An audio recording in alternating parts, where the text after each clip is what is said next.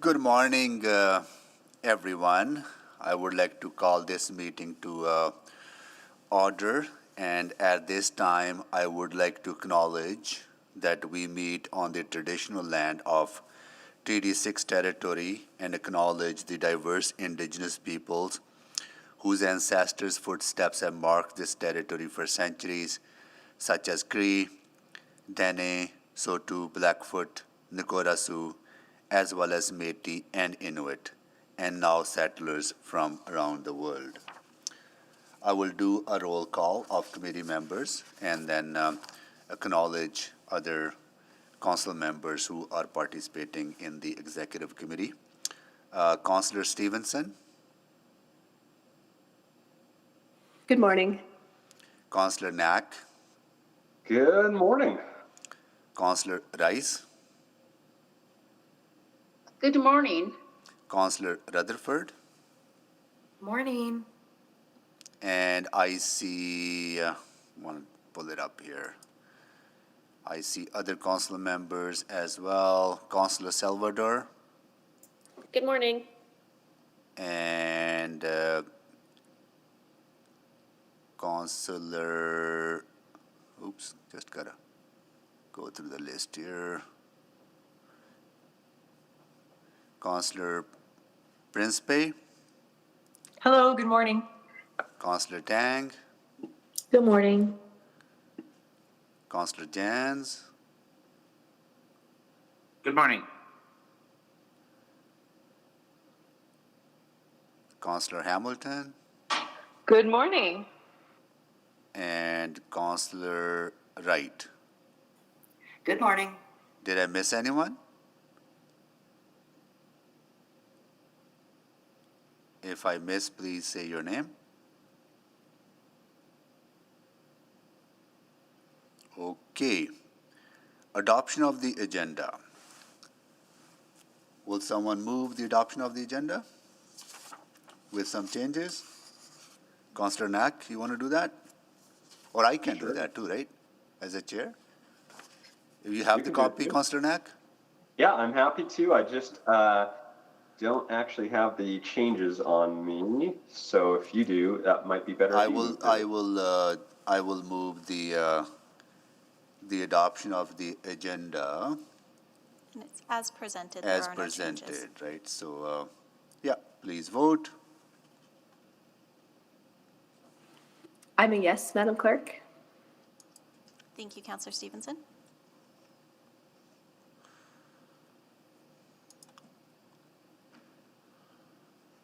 And we have all the votes. Thank you.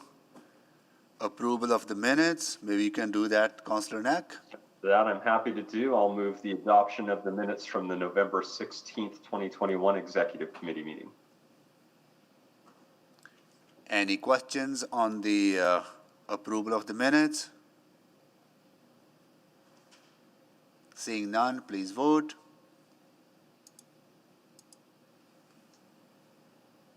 We have all the votes. Please display the votes. That is carried. Any protocol items? Seeing none. Select items for debate. Okay, who wants to click in to select items for debate? Councillor Stevenson, Yes, I'd like to select items 6.2 and 6.4, please. Oh, and 6.6. 6.2, 6.4, 6.6.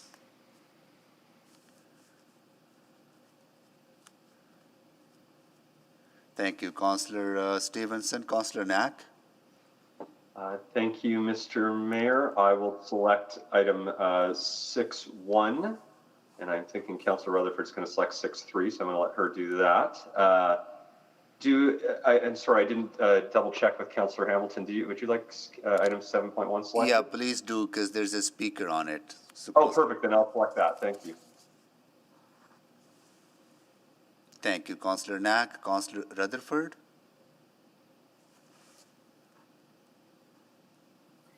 Thanks. I'd like to select, as Councillor Knack pointed out, 6.3, please, as well as 9.1 and 9.2. 6.3, 9.1, 9.2.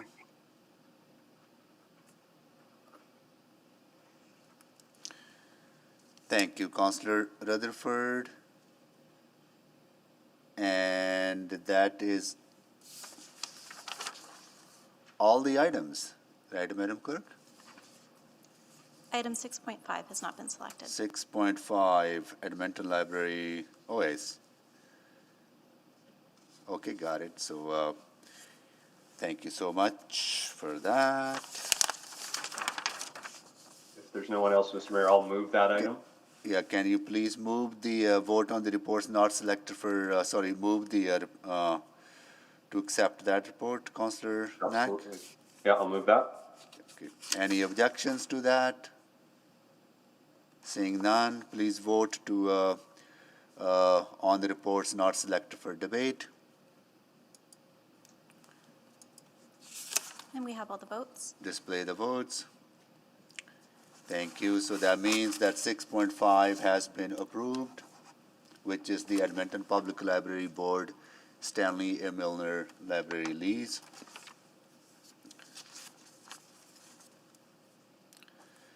Request to speak. I have the list here. I'll move that that executive committee hear from the following speakers in panel when appropriate. On item 6.4, open spaces, benefits, risks, and potential improvements. Speaker is Camille Isa, will be participating remotely. And on 7.1, goods and services procurement policy, speaker will be Curtis Comio and will be participating remotely. Any objections to hearing from those speakers? Seeing none, please vote.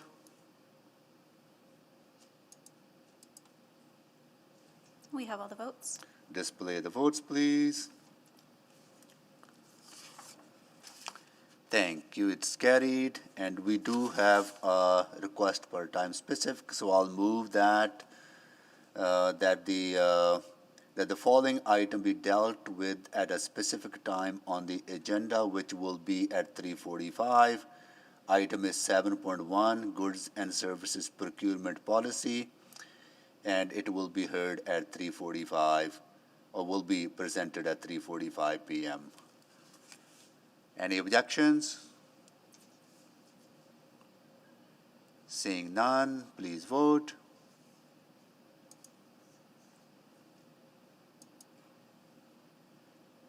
We have all the votes. That is carried. Councillor inquiries. Any inquiries from council members? None. Reports to Point be, of order. I'm sorry, Councillor Rutherford? I guess this question is for the clerk. Would we do inquiries that are related to a public report at the time of the public report, or should we do them now? When we debate that report, Councillor Rutherford, it will be a motion arising out of the debate. Even if it's just an inquiry? Yeah, inquiry will probably be a motion then, right? So it will become a motion. Can the clerk clarify that?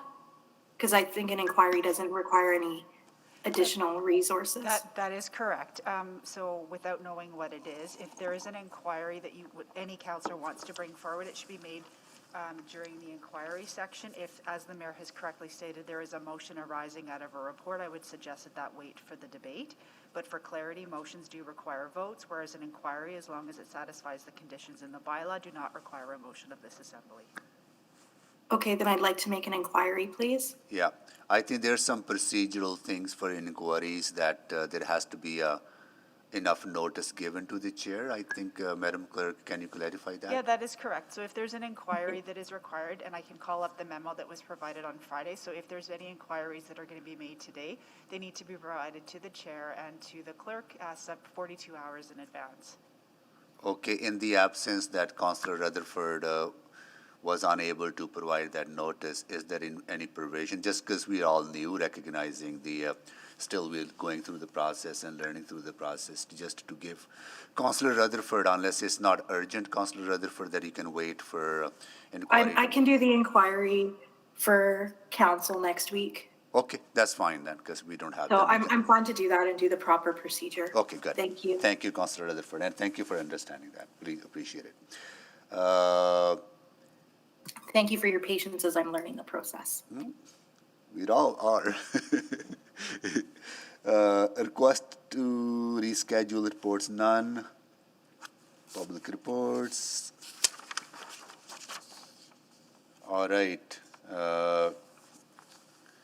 We do have our first item, Edmonton Screen Industries Office, which is our first item on the agenda, which happens to be the first item on the agenda. So that's the item we go into now, right? But Correct, yes, item 6.1, and then it'll be followed by 9.1 and 9.2 as they're also time specific. yeah, okay. So 6.1, 9.1, 9.2. Okay. Okay. Thank you. Administration, you have a presentation on that? Thank you very much, Mr. Mayor. The Edmonton Screen Industries Office is one of our key partners in building a strong film and media sector in Edmonton and supporting the region. And so Tom Vanica, CEO of ESIO, and Peggy Garrity, Board Chair, will be presenting their 2021 reports, and administration is available for introductions and to respond to committee questions as required. I will turn it over to Mr. Vanica and Ms. Garrity. Thank you. Thanks very much. Thanks, Jeff, and thank you very much for the opportunity to meet with you today and spend a little time updating you on the work of Edmonton Screen Industries Office. For those of you that are new to the ESIO and the work that we do, we were set up in May of 2017. We think the city took a bold step then to establish the Edmonton Screen Industries Office to lead the community efforts and take advantage of opportunities to grow the screen industries in Edmonton. With strong support from our industry partners, we were set up as a catalyst to work closely with all aspects of the industry to grow Edmonton Metro's creative screen industries. We operate as an independent, not-for-profit organization with a board of directors and a small but very energetic and dedicated team. As part of our establishment, a $4 million fund that was already in place from a prior film commission and operated under Edmonton Economic Development was transferred to the ESIO as a means of investing in and supporting screen industries projects. We also are grateful for a funding agreement with the city that provides us with annual operating grants and allows us operating funds to support our operations and allows us to provide grants to a number of industry partners for the work that they do. Since we've been up and running, we've been able to invest in a number of projects, support local entrepreneurs, leverage our investments, and build strong connections with industry partners. We're pleased with what we've been able to do in the past, but more importantly, we're very optimistic about what the future holds. We believe there's a growing recognition, lots of talent, and a big opportunity for screen industries to play a significant role in Edmonton's future. Like many organizations, we've taken advantage of the pause, unfortunate pause caused by the pandemic to assess the work that we've done in the past and the success that we've been able to achieve, to meet with people that are engaged in the industry, to listen to them, and to learn from similar organizations, not only here in Alberta, but across Canada. We've learned a lot, and now we're getting ready to launch a new strategy that builds on what we've done so far, but really allows us to capitalize on what we think are tremendous opportunities that Edmonton has to offer. And so now I'd like to hand it over to Tom Vanica, our CEO. Great, thank you, Peggy.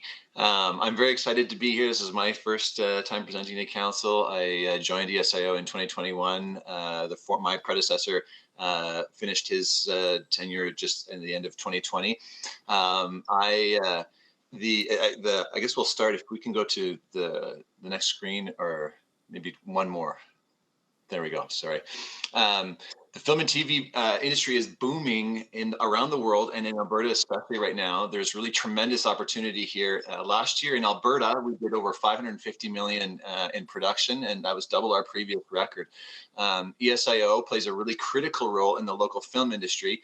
Many of you may remember this past fall when HBO came to town for the production of The Last of Us. They were downtown. This production has an estimated budget of about 250 million for that season alone. They came for only a few days of shooting at that time, and in that time spent about $3 million.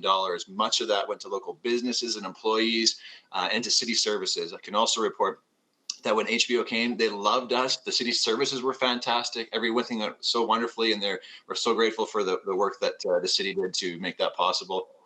This is a key role of our office, is facilitating productions coming like this to our city. Another key role is our selling of the Edmonton product to the world. When we go out to talk to Disney or to HBO or to other production companies, help them understand what we have in Edmonton.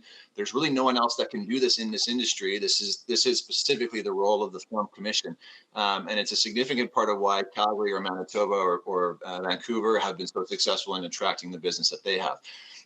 In 2020, it was a really important year in our progress. The ESMF invested about 455,000 in 4 projects that leveraged another 2.9 million in third-party funding. All going to the services that were, things that were spent, production that was spent here in our city. We began the important work of building out our locations database, which is so critical in attracting service production or other producers to come to Edmonton and know what they get when they come here. We've also engaged with the community in workshops and film festivals. Next slide, please. The pandemic has also brought a boom for interactive digital media, or IDM. In Edmonton, we have some of the biggest video game companies in the world, and we produce world-class talent through the U of A, and have much of that talent working here locally. My background is actually virtual reality. There's several VR studios in Edmonton too that have products that solve some of the biggest issues in business around the world. Just before the pandemic hit, I was in France at Airbus installing one of those products at their headquarters. As COVID-19 impacted our business back then, ESIO was able to provide programs for that company to help it to pivot and to be able to manage the difficult times that we faced in 2020 and 2021. The ESIO actually has committed over 200,000 in grants in 2020 that attracted business, protected business, and fostered growth in business in these creative industries. Next slide, please. The world is changing so fast right now. And one of the really great advantages that we have in Edmonton is that we are an entrepreneurial city. We're agile. We find a way to survive even in minus 40 degrees. We're currently positioned to take advantage of these new technologies here if we invest in getting this technology in front of our people. I mentioned I came from VR, and I remember the first time I put on a VR headset. I knew VR would be cool, but I didn't realize the ideas that would come flooding into my mind as I actually got in there and started playing with and using the technology. We started thinking about imagining healthcare and HR apps and entertainment. There's so many different things, but none of this would have happened if I hadn't put on the headset. I think it's so important that we invest in technology, help our community put on the metaphorical headset so that we can be inspired and begin to have these ideas that will shape our future. Next slide. As you can tell, I'm obviously very excited about the creative screen industries and developing, and we are developing right now a new strategy that will takes into account the things that we've learned, all the important lessons and over the past few years, and helps us focus in on exactly what we need to do next. We want to build a center of gravity around the creative industries that pulls the world here and makes them think, let's go to Edmonton. One of our key priorities is collaboration. We're stronger as a united group, and whether that's here locally among the different organizations in the city, or whether it's in partnership with the rest of the province or federally. I've worked really hard to build those relationships so far in my time, especially working with the other cities that are like Calgary within the film industry, and we continue to build those relationships with all of our stakeholders, locally, provincially, and federally, in order to benefit Edmonton in the best way possible. I'm thrilled to have you as partners, and I'm looking forward to answering any questions that you might have.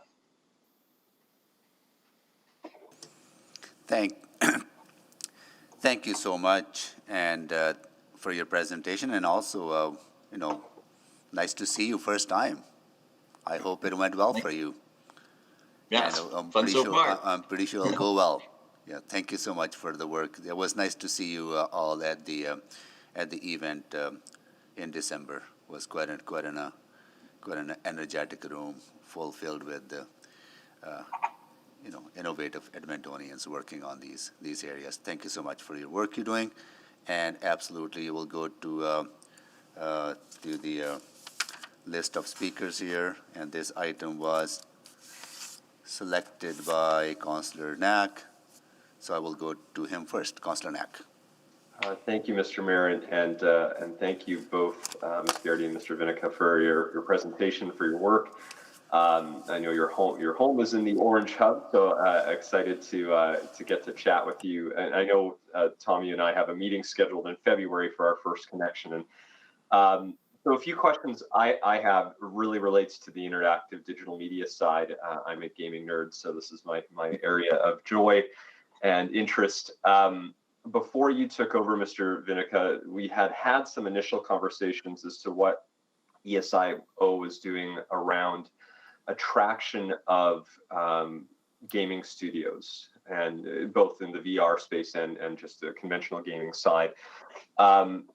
At the time, it was still fairly early days, and of course, we're still in the middle of a pandemic, so I recognize that might be more challenging. But I'm just curious as to what, how you're working to try to proactively bring in some of these companies, and what we can do to support. And I'll give one example, and then I'll let you jump in, which is that I remember listening to a podcast with the Ubisoft CEO, and how they talked about a number of years ago, before they set up Ubisoft Montreal, the mayor of Montreal had been working directly, and like they actually flew out, they went to engage the company CEO, talk about why they should be setting up there.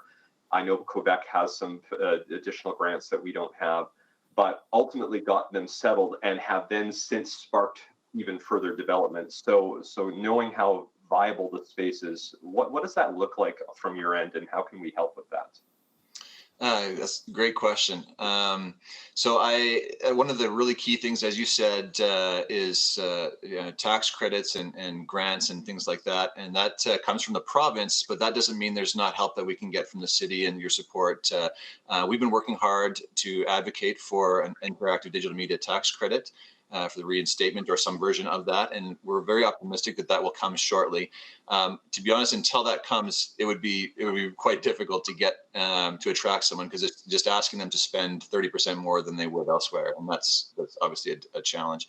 But we are very optimistic that our work and the work of Digital Alberta and other organizations, Calgary CED has also helped with that, and so together, I think we're moving along, and we're very optimistic about that.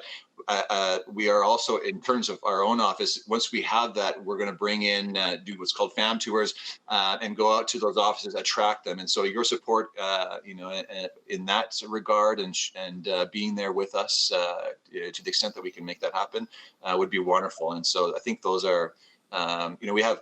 It's also about us working with the other organizations like Explore. There's lots of organizations that have similar interests in attracting this, and we've been working together. So I'm very excited about the coming year, because I think things are going to be quite different in terms of our tool set and how we can go out. But. Okay. And thank you. That's helpful. And so you mentioned that you're optimistic that this might come back. This is through this would be something that Minister Schweitzer would be the one responsible for bringing back, correct? Yeah. Yeah. And I can't recall, and probably not because I don't recall with the turnover in your role, I'm not sure if there was a check-in last year. I can't recall it off the top of my head, but has there been a letter of support from spots like the City of Edmonton, City of Calgary to Minister Schweitzer just to make sure they're aware of the importance of that tax credit and how by removing it, it has impacted our ability to attract studios into our province? I guess I can't say definitively yes to that, to exactly what particular type of letter that might be, or if that went. I know that we've certainly expressed as our organizations our support for that through Digital Alberta, and kind of as a team we've been working together there. And so if we think that would help, or that, I would love to talk about that. Well, and I guess that's the question to you. Do you see value in the City of Edmonton and through City Council, adding one more letter of support to the minister to remind them about the value and the importance of that tax credit for jobs? I think that'd be wonderful. I would love that. Yeah, absolutely. I think if I could jump into, I think it would definitely help. Okay. All the support that we can get is very critical, because as Tom mentioned, we're unable to compete without it. Okay, I might think about drafting a motion like that. I'm out of time. Thank you. Yeah. Yeah, thank you, Councillor Neck. I think it'll be a good idea if you could put something together. I see that Councillor Cartmel has also joined us in the meeting. Welcome, Councillor Cartmel. I don't know if any other council members that I was not able to acknowledge have joined us. Please let me know. Councillor Stevenson, you're next. Thank you, Mr. Mayor, and thanks very much for the presentation. It was great to learn more about the work that you're doing. Just really had a quick question around the interactive digital media, and just wondering if you're connecting with the folks at Health City at all in terms of some of the sort of virtual reality applications from a health lens. Yeah, great question. I actually have had one meeting so far, and we were talking specifically about the opportunities that exist in VR. And I think one of the things that we're focused on this year is really defining our lane and understanding exactly how we can help. And so we want to work very collaboratively and not overlap with Innovate, Startup, and Health City. And so we are very willing and excited to work with in whatever capacity we can, but also really trying to maintain focus and define that lane. So. And just sorry. Sorry, Councillor Stevenson, just to add to that, administration sees that as a very critical role for us through 2022, is facilitating coordination among all of the groups in the space that council funds. Yeah, that's really exciting. I appreciate your comments in terms of having defined roles and responsibilities while ensuring that there's that overlap and that complementary, there's no better word, but synergy between the work that you're all doing. Great. Thank you so much. Those are all my questions. Thank you, Councillor Stevenson. Councillor Rice. Hi, good morning, everyone. So, Tom, it's very nice to see you again. And then I do see how the contribution of ESIO and then from economic development perspective and bring to our city. I'm so glad to see the support the city provided, and for you to for your organization can continue to go to do some good things and bring more economic development opportunity for our city. And so I have two questions specifically related to the financial statements. So by looking at our city support from budget perspective, so I noticed the budget is keep increase, and based on information provided from 2019 and to the new budget 2021 is keep increase every year. Can you give me some description and describe why the budget keep increase, and then what needs for the increase? And from investment perspective, yes, city provided the grants, and then from financial statement, I didn't say how that investment and bring more the benefits and to the city. And can you give me more information about that? Sure. So we this is an organization that we stood up, as Peggy mentioned, in 17, and so naturally there is going to be an increase each year as we ramp up our operations and get things into place. With that, I would say too that particularly in the years that you're looking at, that there is there was I guess over 20 and 21. A bit of a, some challenge in how we deploy some of that capital because of COVID. There was just some difficulties. And so some things that we weren't able to maybe accomplish in the year before, we are trying to do the next year, and that builds up the budget for the next year, for the projected budget for the next year, because we weren't able to completely deploy from the year before. And so there's a bit of a deferral that happens there that pushes into the next year, which creates an inflated or an inflating budget. That doesn't mean that that's something that will continue on. That's more of a temporary kind of shuffling around of COVID expenditure, or during COVID the expenditures. But I would say though, just generally though, there is an increasing or has been an increasing budget as we ramp up to the state that we need to be.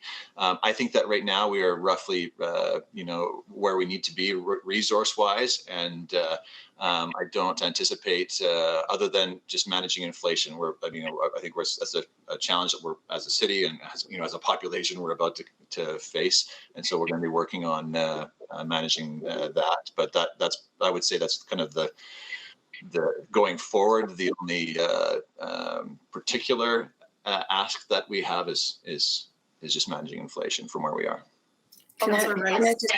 Oh, sorry. Go ahead. I just have a following questions, and thank you. And then let me finish my question first. So the following question is about by looking at the expenditures, and it seems like, and then the more than half expenditures, and it's more about the staffing. And then I do believe, and from like economic perspective, when we put some investment, and do you have like specific plan and how we can use some certain programs and to attract more investment, and then for our cities economic development? And then by looking at expenditures, I didn't see that piece reflected here. Maybe the information I missed somewhere, and can you explain more about that piece? So that's how the staff costs. How the spending allocated. So is there any specific plan and to use this grant from government and to attract more opportunity for our economic development and investment? Yeah, so a big part of our plan going forward is working on selling the Edmonton product to the world, and so there's a significant portion of that is whether it's providing the services that we need to provide when someone like HBO comes to Edmonton, or whether it's going out and spending the dollars on attracting, going out and meeting with them, creating familiarity and helping them to feel comfortable coming here. That's the way our staff will be. Those expenditures will drive economic growth in Edmonton is by again providing the service for when they come, as well as going out and attracting that. Don't have a specific breakdown right now.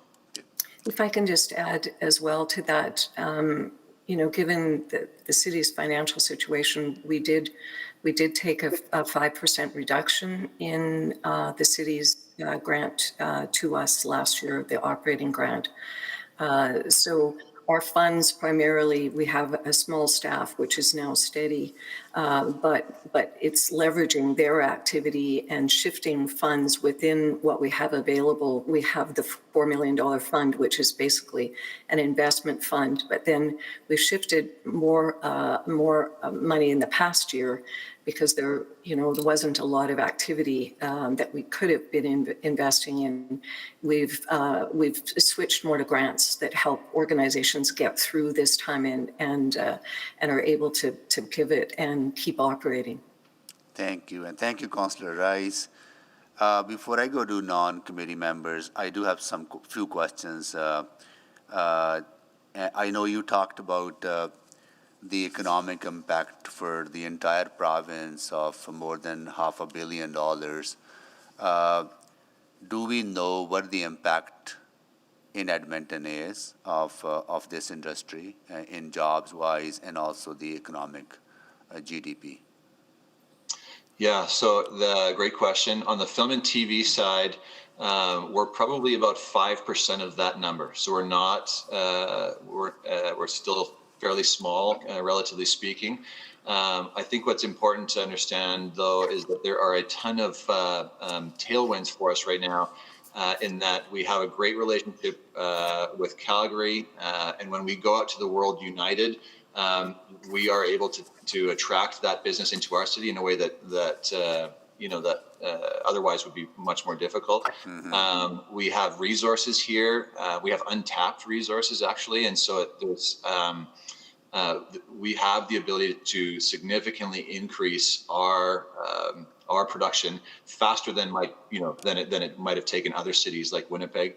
I would also, just as a kind of a rough comparison in terms of what we can do, Winnipeg does about $350 million in production, and Winnipeg, in terms of resources like the city itself and proximity or even accessibility, like our airports, we have everything they have and more. And so like it is completely feasible for us to do an industry similar in size to them. And we have the benefit right now of the momentum in Alberta. So there's great opportunity. Again, we are still in the early stages of developing this. There's a lot of work to do, but the ceiling is very high. It's so you have a plan in place to tap into that growth potential, and you have certain targets that you have in place, say, over the next 5 years. You want to be here, right? You bet. So right now we're right in the middle of developing that strategy and plan, and we should have that in the coming weeks or months, and be able to talk about that more in detail. But absolutely, we're working on exactly that, the relationships we need to develop to be able to accomplish that, the infrastructure to build it out. It's not something that can happen just overnight. There is work that hard work that needs to happen, but we're excited to do that work. We know exactly what to do. We have great partners who have done it and can help guide us through that and support us, and who are actually incented to help us too. So there's really great alignment right now that and a great path forward, and we're excited to plot that out and show everybody. Good. I know you talked about some of the strategy around provincial engagement, and Councillor Knack will develop something and we'll look at it. And also, if you could, not now, but into the future, identify what are some of the potential support we can tap into from the federal government, because I don't know at this time what is available, but if you could do some research and how we can weave that into our advocacy on your behalf and behalf of the industry, something that we should be exploring, and how we can support you do that, right? And we'd love to work on that. And my final question is that when I looked at the report, it was very detailed, and I just want to know, are the reporting requirements put in place by the city, knowing the potential of this industry and the work you're doing, and do you think those does that pose any challenges for you to have that kind of extensive reporting on an annual basis, or can it be streamlined somehow to free up the resources and the time that you can devote on actually attracting the investments and doing the work? Yeah, I would love to. I mean, as we're kind of I'm the new guy here, and so I'm kind of, as I go through everything, I'm trying to learn it and figure out what's best. And so I'm really, I'm actively trying to assess all the things that we do and how we, whether it's metrics or things like that. And I'm looking for those opportunities, and I think I'd love to talk to management about the best way that we can show show our progress and align ourselves, make sure that we are perfectly aligned with the goals of the city. And so I'd like to look at that and see what we can do. I don't feel particularly handcuffed right now, but I do think that it would be great to assess that and to think about what we need to do, especially as we to redefine or refocus our goal of what exactly the next steps are. We've done what we needed to get to this point. It's where we're going from here. We need to think about how that looks. So, yeah. Good.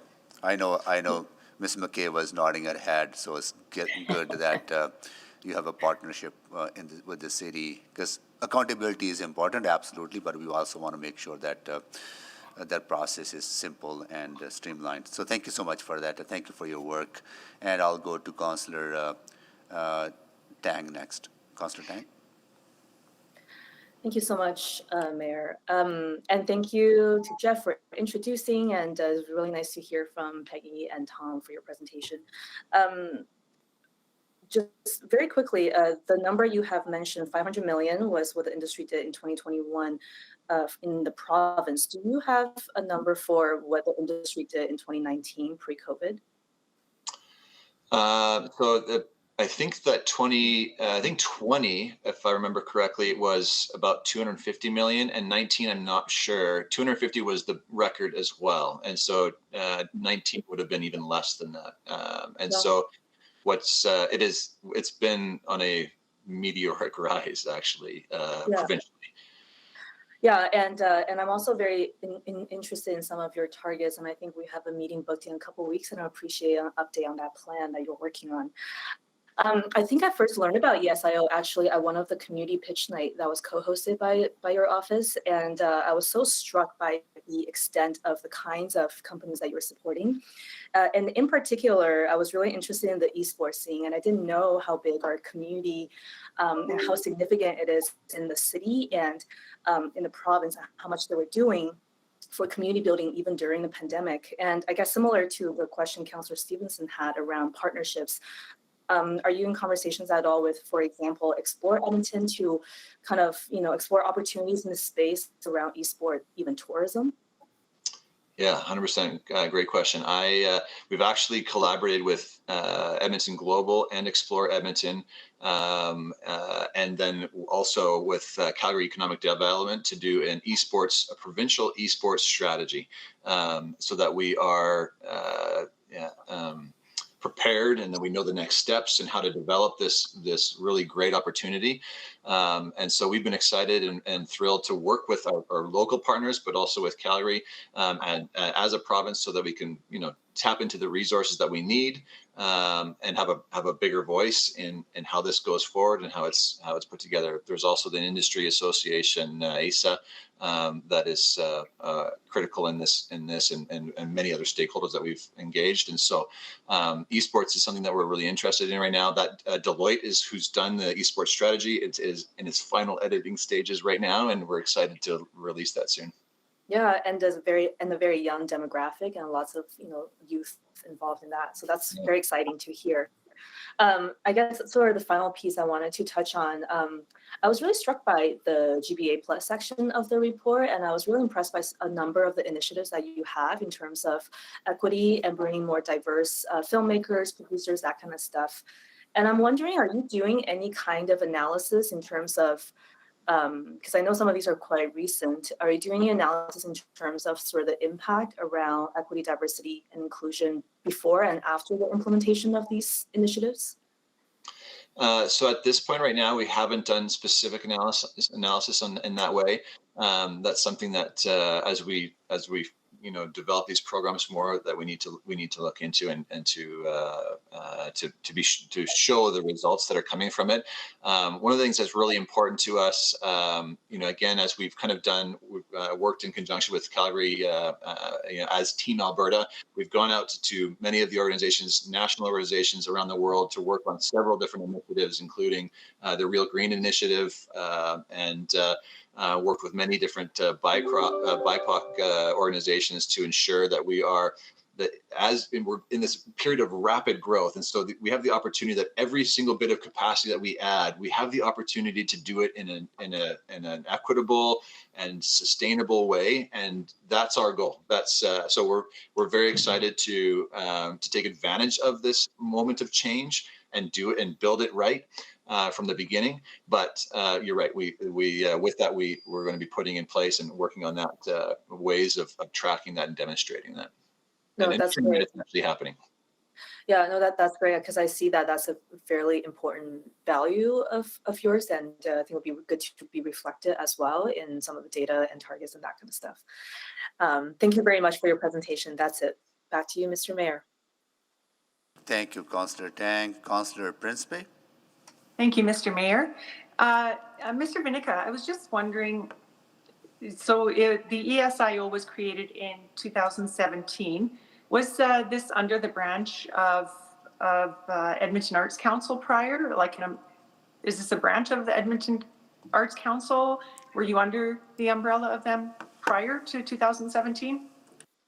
Prior to this, Peggy may want to weigh in on this, but prior to this, we were they're part of Edmonton Economic Development, I think, as under that umbrella. And so, do you have anything you can add to that, Peggy?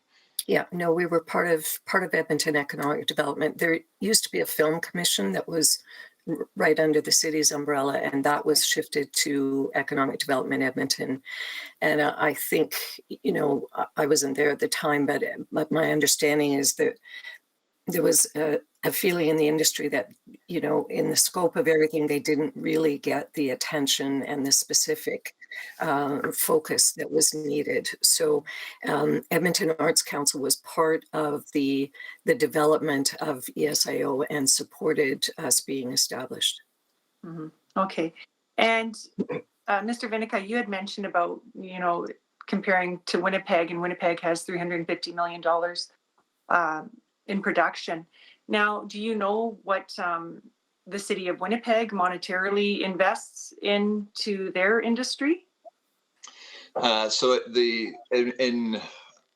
I guess specifically the city, I don't know the details of what they put in.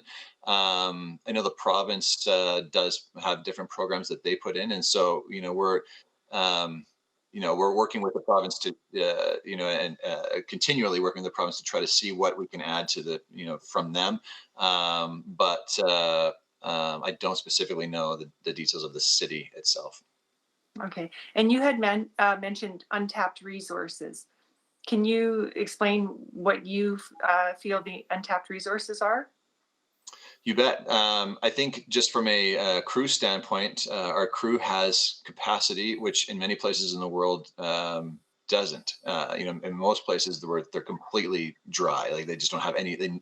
They're booked completely out, I guess. And we have crew that isn't necessarily working, and so or isn't working as at full capacity. So that's spare capacity there. We have spare capacity in terms of sound stages. We have a purpose-built sound stage in Edmonton that is not utilized at the level that it could be, or that would be if it was in Vancouver right now, or if we so there's a few things that we need to do to kind of rearrange and kind of utilize those assets, but they are highly sought after and coveted assets that is exciting that they're here. We just need to unlock it and make sure that it's that it's getting out there. Yeah, it's great to hear that you're working with areas like Explore Edmonton, bringing in maybe when COVID settles down, like a gaming event or something like that would be, I kind of see that's kind of popular now. So, or was. So yeah, maybe it's good to hear that you're working with Explore Edmonton and other industries trying to further this. Thank you very much. You bet. Thank you, Principe. Councillor Wright? Hi, thank you very much. Tom, it was nice chatting with you there a week or two ago, and I just wanted to know if you could maybe expand on a bit of the, and I think you sort of alluded to it with Councillor Principe's questioning about the post-production resources that we have here in Edmonton, and maybe how that compares to Vancouver, Calgary, and how we can leverage those resources. Yeah, so we do have great companies here that can do post at a level that would be acceptable for any of these production companies that want to come. The key is that if they're not going to come do post here if they haven't done, for the most part, they're not going to do post here if they haven't done the rest of the production here. And so it's key that we are able to attract the production in the first place, and then pair them up and make sure that they understand that they can stay here and use our post as well, and use the entire the entire vertical. And so that's an important part. We have a tax credit that actually supports that as well, and so there's lots of really great things in place to help boost that. But it is about getting the work initially. We need to get the production in, and then help them use all of our resources. Thank you. And so if the production was going on in Calgary, does Calgary have as good quality post-production resources as we do, or? Yeah, they do, and they have bigger, because their industry has expanded, faster or earlier than ours has, and so it's not when I don't think of Calgary as competitive or a place that we should compare ourselves necessarily to, because their resources actually help us. When we have someone like Calgary that is well resourced nearby, we don't feel like we're off in the middle of nowhere to these production companies when they come. They know that if they can't find exactly what they need here, there are options around. I think all of us, if we're looking for a job, we'd feel a higher level of risk if we were going to a city where we were the only job that we could possibly have was the one that we have. If you have multiple options, multiple customer or multiple vendors, all of these things are good for us. And so Calgary's resources are actually wonderful for us too.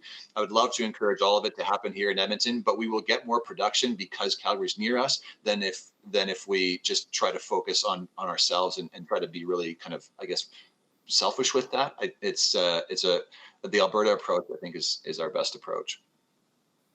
Okay, that sounds great. Thank you very much. You're welcome. Thank you, Councillor Wright.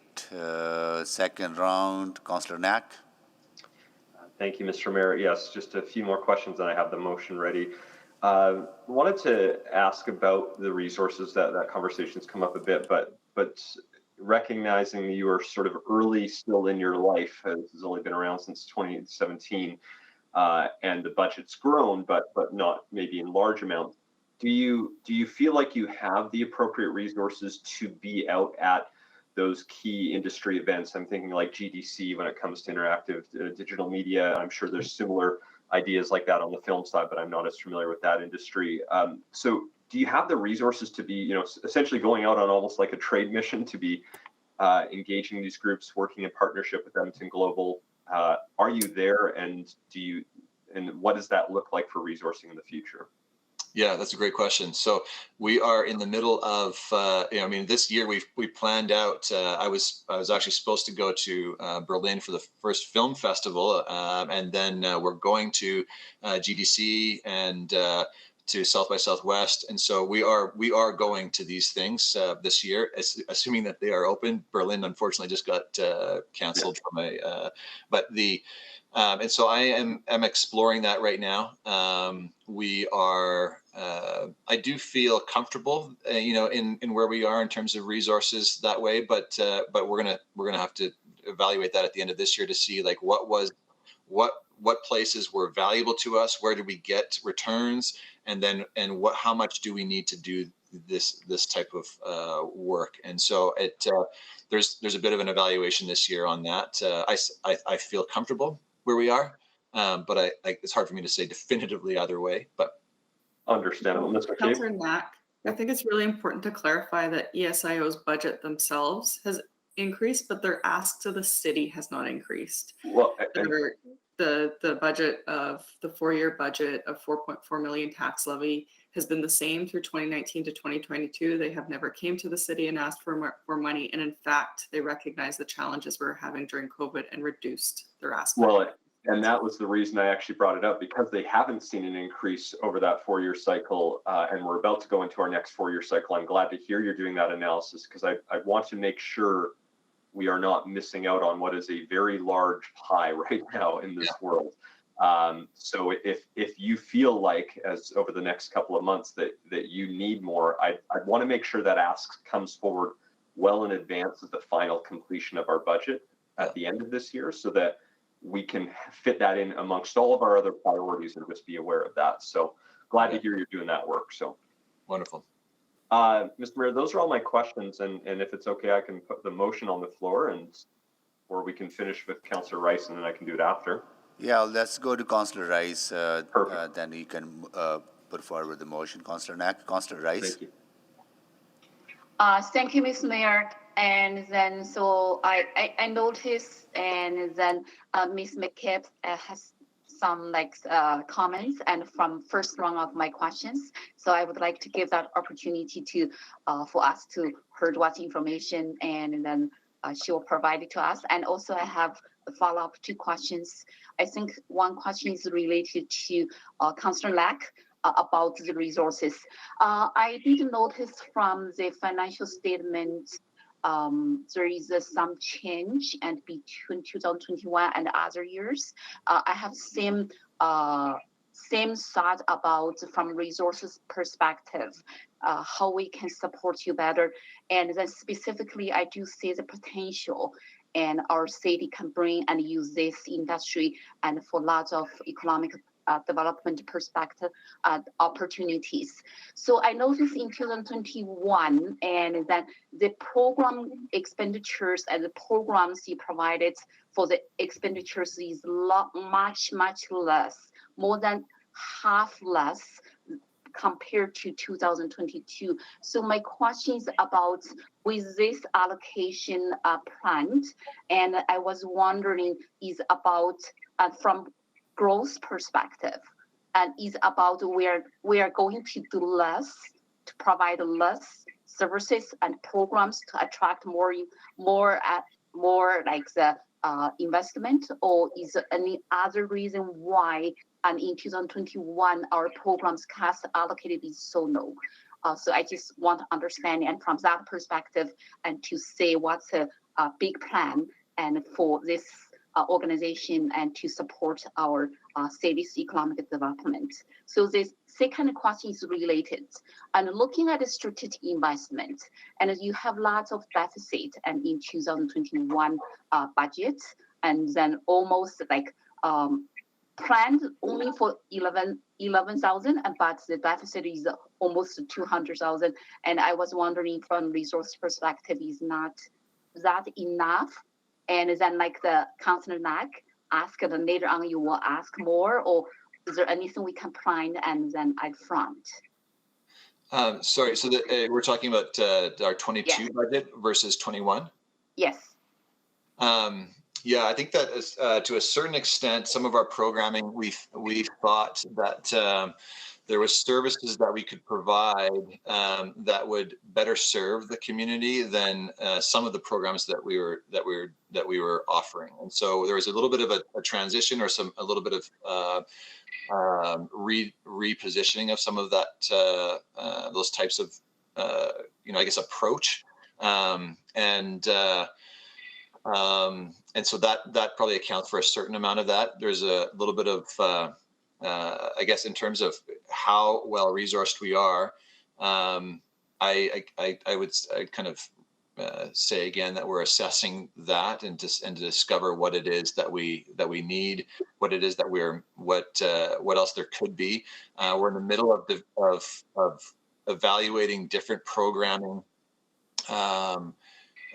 or the needs, and how we can address those needs through programs, whether that's grant programs or whether that's through investing or stimulation of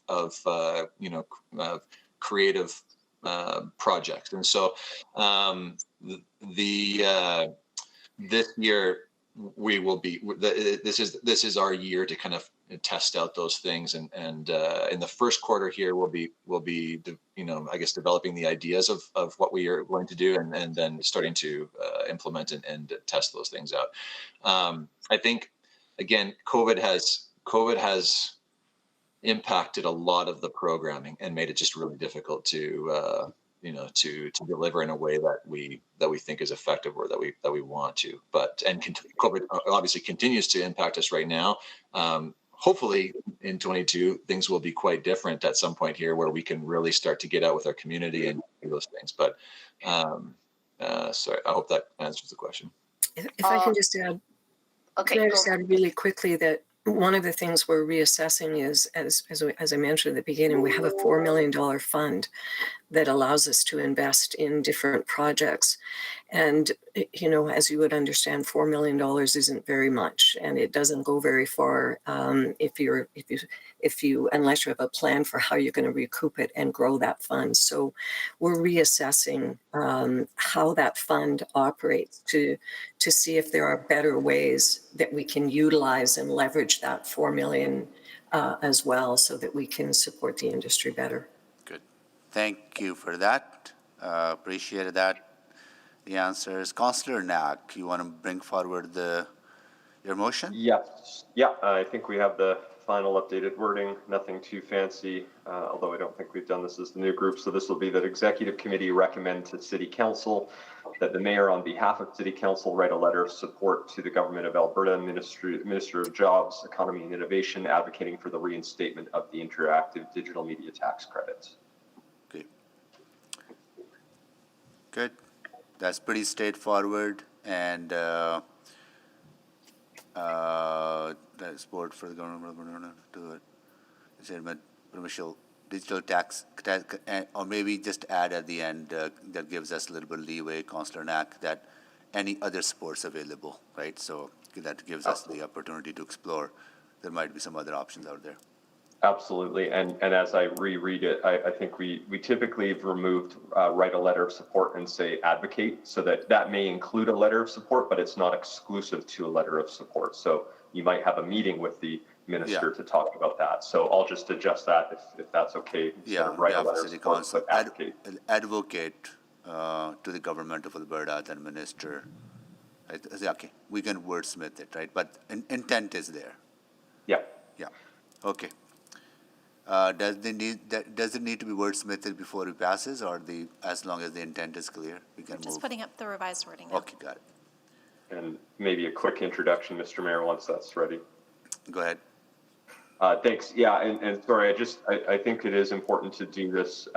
Just a few quick highlights from the gaming space that I think are really worth discussing. I mean, it was about a year ago where, you know, I think a lot of folks who follow gaming closely who thought, like, Microsoft bought this company called Bethesda for $7.5 billion, and that was this game-changing acquisition that, you know, it put in pale in comparison to anything that had ever happened in the gaming space.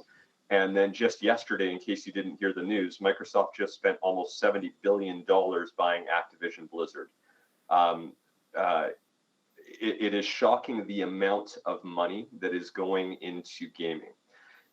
With the current generation of consoles that came out about a year and a bit ago, they have not been able to retain stock. Once they are available, they're selling out within minutes. And so, in fact, the pandemic has really heightened this industry in a way that I don't think anyone expected. And every studio, every major publisher is seeing huge success. And there is money to be made, and there is opportunity for cities. And we have really missed out in Alberta without this tax credit. We have seen almost every other province that has some type of tax credit be able to attract some type of gaming studios, and typically some from the larger publisher. And once you get one, that starts to form a coalition. You start to see other publishers go there because they know talent's there, and so they can attract, and you see folks move from within studios. So when the Ubisoft Montreal studio was formed, suddenly other groups started to go in and form around them. So this tax credit, you might ask, what's the importance of a tax credit? Unfortunately, we are not competitive with the rest of Canada without it. And once it got removed, we really missed out on opportunities. So that's why I think this is so important for us to be doing this. The industry is, and yes, I'm a gaming nerd, so this is an industry that I love generally, but it's something that I think we are missing out on, and hopefully I think the province has started to understand the maybe error of removing it, but it's worth just a final push to hopefully see it introduced in this budget cycle. Thank you. Thank you, Councillor Knack. And when we attract that gaming conference in Edmonton, we'll make sure you're the honorary chair of that conference. And maybe do a 24-hour session that you did last a couple of weeks ago. Absolutely. No, thank you so much for all the work, and we have a motion on the floor. Please vote. And just quickly, I think we have the know-how. I think we have the capacity. We have the will. Let's make it happen. And you have a stronger partnership with our administration, and they're really keenly focused on economic growth and diversifying our economy. I think things are aligning, and let's tap into that potential and work better with our provincial government, and where our relationship is also getting better. So good. Please vote.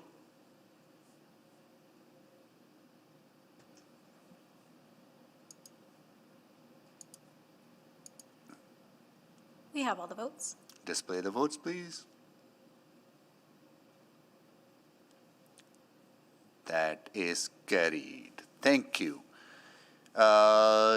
We need to go into private for the next two items. So please, I can move as a chair to go into private. Point of order. Sorry. Do we not have to do a motion to accept that for information, that report for information? Good question. I think if we pass a motion, then that is accepted as part of it, or Correct. just to Okay. Madam Clerk. We do not need to pass a motion to receive for information, as it doesn't constitute direction, and the recommendation to council is direction, so it kind of overrides the information, receipt for information. Yeah, got it. Good.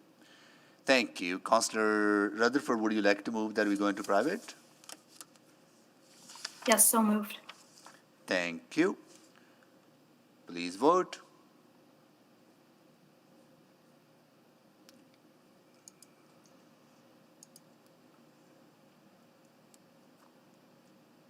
We have all the votes. Please display the votes. That is carried. We'll give you a minute to make sure that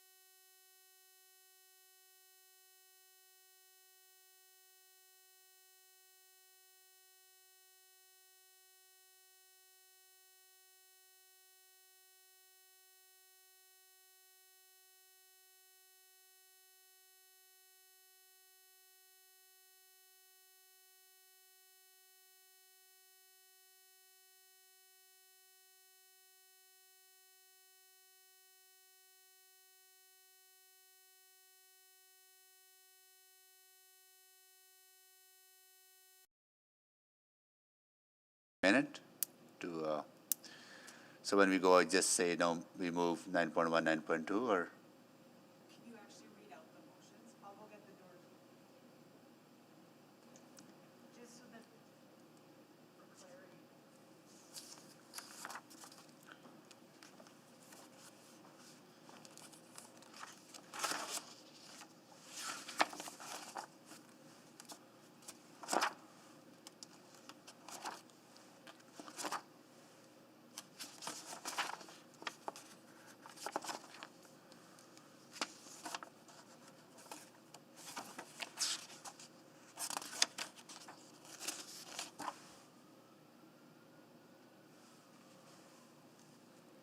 So I will read the, sorry.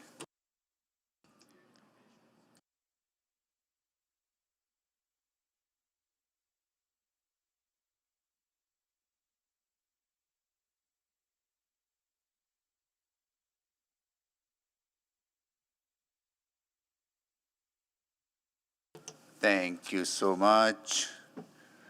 I'll move that the proposed settlement as outlined in that attachment 1 of the January 19, 2022 Office of the City Manager Report OCM 00887 be approved. Number 2, that the January 19, 2022 Office City Manager Report OCM 00887 remain private pursuant to Section 16, 24, and 25 of the Freedom of Information and Protection of Privacy Act. Any questions? Seeing none, please vote.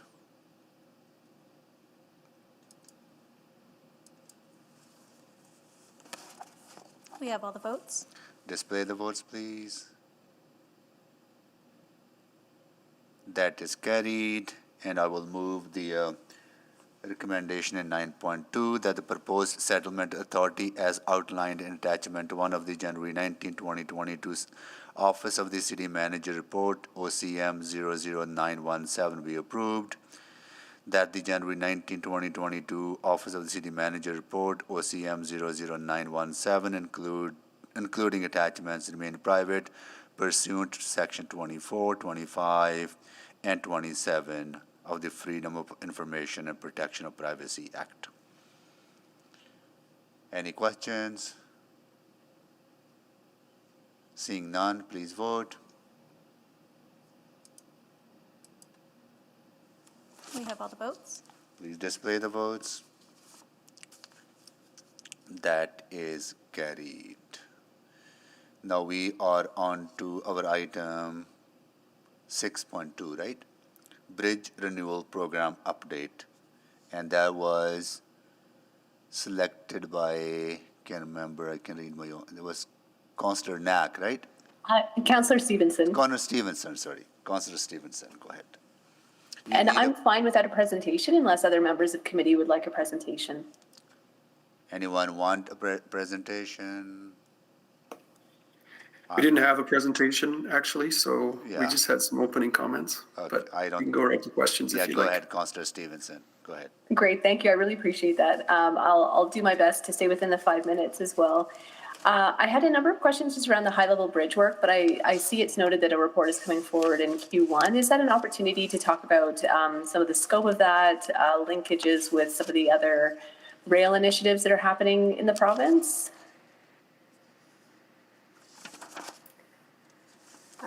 Hi, Councillor Stevenson. It's Pascal Dussard, Infrastructure Planning Design. So the report will mainly focus on the scope of work that is planned for the renewal project, along with information on alternatives that we considered and some of the initiatives that are linked to the high-level bridge, so the high-level line, for example. We can certainly bring some information related to rail projects, but it was not the main purpose of the report. Thank you. I was thinking just specifically the potential either high speed or a conventional rail link between Edmonton and Calgary. Just if that had been in consideration, if some information around that could come back as part of the conversation, that would be great. Yeah, I would just add to that, we've done the assessment on the high-level bridge structurally. Doesn't have the capacity to support much beyond what's there today. So if we're considering something like that, it would have to come with a different approach for the high-level bridge.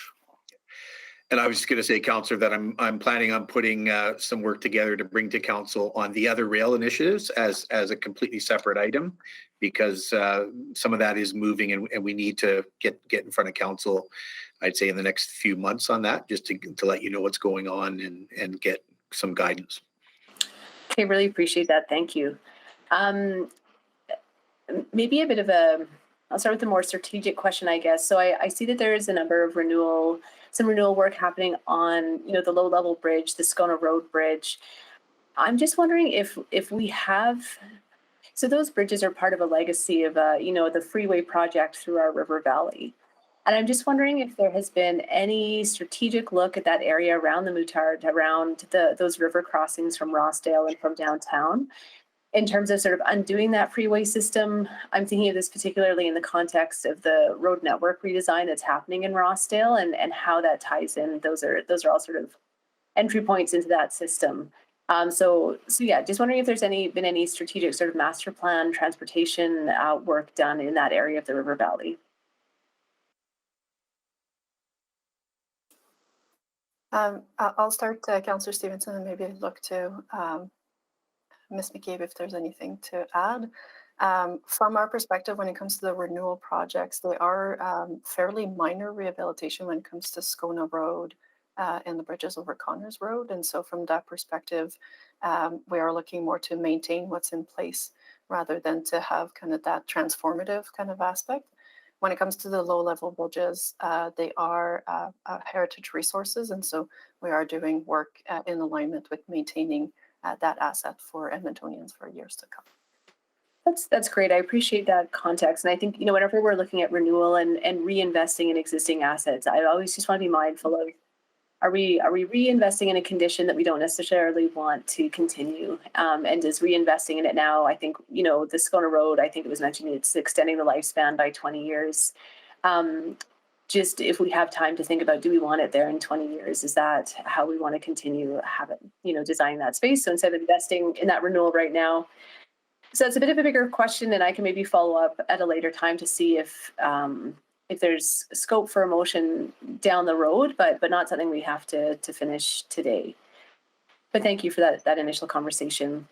The only other one is just around a specific project question. And again, apologies if there's a better forum for these, like if each project is coming forward to discuss, but just with the 97th Avenue under CP Rail, again, this is a really strategic intersection and linkage for my community in terms of access to the legislature grounds. And that bridge right now causes some really considerable constraints in the pedestrian space. So the berming and also the footings of the bridge really pinch that sidewalk in a very high volume pedestrian area. So just wondering, as it stands right now, if that project includes any changes to the footings or the berming of that portion of the bridge, if that's something that can be brought into scope as one of the options that we discuss moving forward. So the project is at its very initial planning stages. And so right now it is set for a minor rehabilitation, but we are very much aware of the concerns related to the pedestrian realm in that area. And so as we move forward with the project, we can certainly consider that context and see what the scope of the project will be as we gather more information. Great, thanks very much. Thank you, Councillor Stevenson. Councillor Rutherford. Thank you. I have actually quite a few questions on this one, so I might need a second round. In the report, it says the bridge network should be maintained and proactively renewed before structural conditions require the most costly investment of major rehabilitation and replacement. So I'm just wondering, because we did also just recently receive that memo on the McKinnon Ravine pedestrian bridge, which seemed like in a very dilapidated state. So I'm just wondering how that happened in the context of this. So I'm just trying to understand and rectify those two. maybe I could start and Pascal could jump in with specifics. I think there's an inspection process and an assessment of timelines for substantial renewal, or as Ms. Ladouceur said, minor renewal. In the case of that pedestrian bridge, our understanding is that at the last inspection point, it identified that it would need renewal. However, it was deemed that it had some more life in it so that we could prepare accordingly. At times, conditions accelerate the deterioration. In this case, this one did accelerate from a deterioration perspective, so it required a quicker response.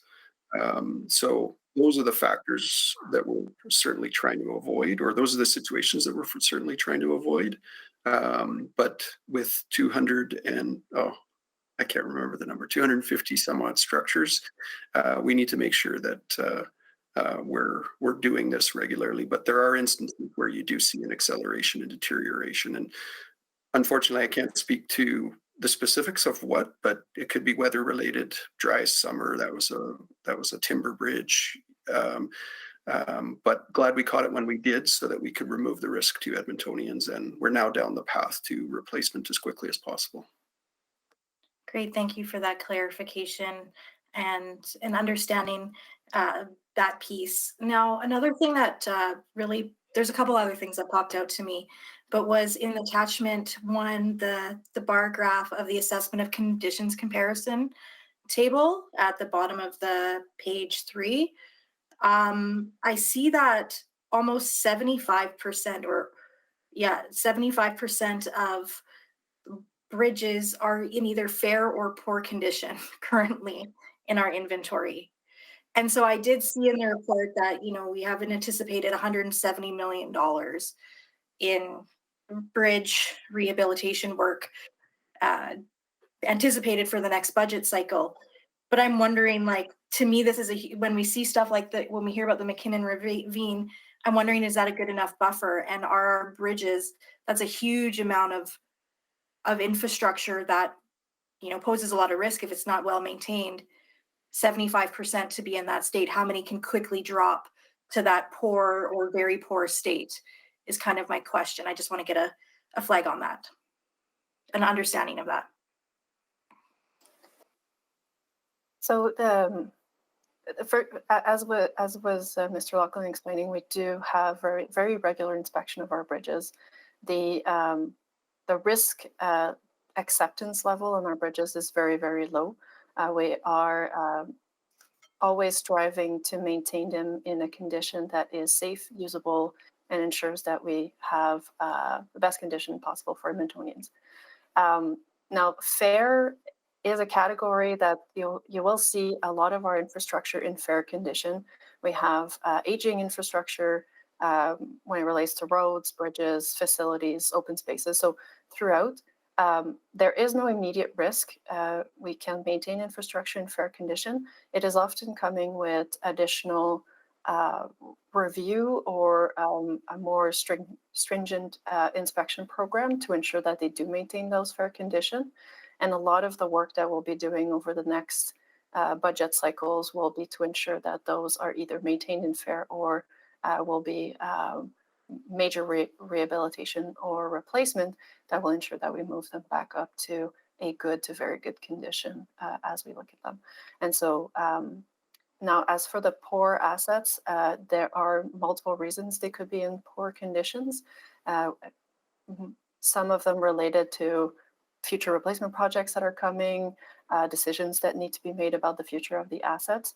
But we can assure the council and the public that they are safe and usable.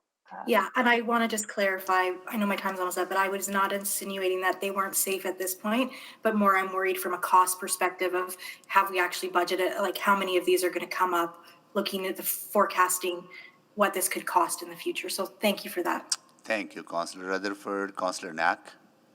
Thank you, Mr. Mayor. And just on that point, because I wanted to double check if I remember, because bridges have such a long lifespan, it is not uncommon for this category to have a large percentage in fair, where that might not always be the case in our other infrastructure categories. because if it, might still have 40 years left of life, but it would be probably fair for, 30 of them still. Is that a correct understanding? I feel like that's been talked about before, but I'm trying to remember it too. Yes, absolutely, Councillor Knack, you're right. Bridges can have a lifespan of 75 to 100 years, and so they can spend a lot of time in that fair category, absolutely. Okay. I wanted to just go back to Councillor Stevenson's questions a bit and really make sure I understand, because that was the main reason I wanted to talk about this late last year is if we are planning on doing work, that is meant to give 20 years of life or more, 10 years of life, or an extended period of time, how we are truly incorporating other modes of transportation into the thinking of those pieces of infrastructure. And so I guess I want to make sure with the policies now in place that should provide clear guidance that when we're trying to develop budgets, we are thinking about that up front. We're not sort of reacting at the end when a budget profile is coming forward and say, oh, hey, can we add in a multi-use trail? We're thinking about that from the very beginning if we're trying to do long-term work now, right? Absolutely, Councillor, especially when we are looking at work on the road right of way. And that's why I would just make that caution that if the work is on the abutments or minor repairs, it may not be the opportunity to review how we distribute the road right of way. But a good example is the upcoming replacement of the ladder bridge. We are absolutely enhancing the shared use path on the bridge as part of that complete streets policy and our ability to improve that. Absolutely. That's really good to hear. The other question is around how we're accommodating other modes of transportation during construction. I don't want to dwell on it too much, but I think the Grote Road, he's not the 102nd Ave one, but the one connecting University to both sides of the river.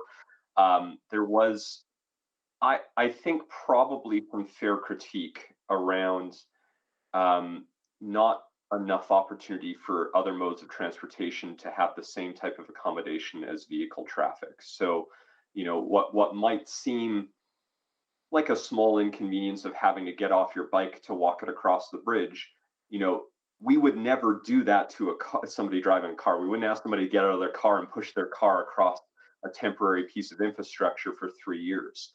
And I'm wondering if we've thought about that a little bit more from that particular project and how that might inform our future thinking to make sure that, and I might even argue that those other modes of transportation are treated with the top priority, because when a bridge is closed, even the one on 148th Street now, I've seen a bit of conversation about should we just have people go to 149th and go around. Again, that would never even be in the mindset of any other roadway that we would close. So how do we make sure that isn't being dealt with in the future, or how do we make sure we're thinking about that going forward? Yeah, Councillor Knack, that's a fair point, and certainly lessons learned on Grote Bridge, and I think we've evolved a lot around kind of our approach to from where we started around just looking at traffic management to transit management to now active modes, and trying to kind of complete our whole approach to how we do that. And we are obviously working within some constraints around trying to kind of balance the space available to be able to provide some efficiency for the work, to help with some of the timelines and some of the safety requirements of the construction and the contractor. But certainly we do understand that there are a multitude of different users, vulnerable users that actively use bridges, and context is a big piece of it. And when you're dealing in the river valley, certainly we need to provide some privilege towards those types of users, whether they're recreational or commuter users and bikers. But certainly that is something that does inform our process when we're going through that analysis for our bridge renewal projects. Okay, great. And so just in closing, particularly on that 148th one, since I've got everyone here and we've had that recent conversation, are we pretty much assuming we're going to be doing some type of replacement and not asking people to go on a longer detour? We're still early, Councillor Knack, on that one to understand exactly the best solution moving forward, but we are absolutely considering the replacement as a key solution to ensure the bike path, the bike network is maintained. Thank you. I'm out of time. Thank you, Councillor Knack. Maybe Councillor Knack, just to be clear, a bridge will be there. It'll be a question of whether it's new or whether it's a rehabilitation of the existing structure. I just wanted to make sure that that was clear. Thank you. Thank you, Councillor. We have two more speakers, Councillor Stevenson for second round. We could actually finish that if committee is okay. We're extending 10 minutes. Okay, I see the nods. Okay, Councillor Salvador. Thank you so much, Mr. Mayor, and I'll be really quick. Just going to pick up where Councillor Knack left off and just take that into a conversation about scoping in particular. So when we are scoping our bridge renewal projects, I guess, are we giving consideration to the interface between where that bridge ends and sort of the pedestrian pathways and cyclist pathways that are getting people to that piece of infrastructure? So for example, I'm thinking about, 112th Ave over Wayne Gretzky Drive, where if we were to do, a renewal of the actual bridge, that would be fantastic. But do we give consideration in our scoping to those potential missing links? Absolutely, Councillor Salvador. We do look at the renewal of the bridges in their broader context, and depending on the scope and scale of the renewal, that's why we'll look to identify those best opportunities to integrate into potentially like enhancement of active modes or missing links or all of the consideration around access to that bridge. And so that's part of the work that we do during the planning phase. Now, the reason for the work is the rehabilitation of the bridge, and so sometimes those opportunities are not as great, but we will be absolutely looking at them throughout the program. Okay, fantastic. Yeah, I really appreciate that consideration given to sort of the broader context, not just stopping right at the end of the bridge. And one other question, just in particular about Kennard Bridge. I know that my understanding design was supposed to be shared in spring of 2021. Is that delayed just because we're trying to line that up with LADA? Is that the correct understanding? I'll see if Joanna can help with that one.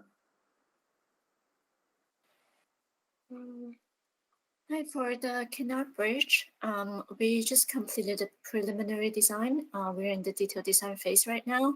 For that project, is classified as a minor rehabilitation.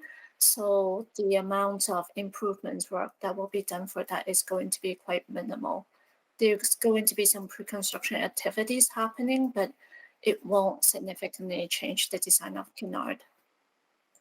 Okay, and when it's in that category of minor, I guess, does that venture into the world of improving pedestrian realm at all? I know that bridge in particular, to be quite honest, it's quite hazardous, just given how narrow the sidewalks are. Lots of people cycle there, and there's a lot of close calls and near missing. So it would not venture into that territory then, since it's minor?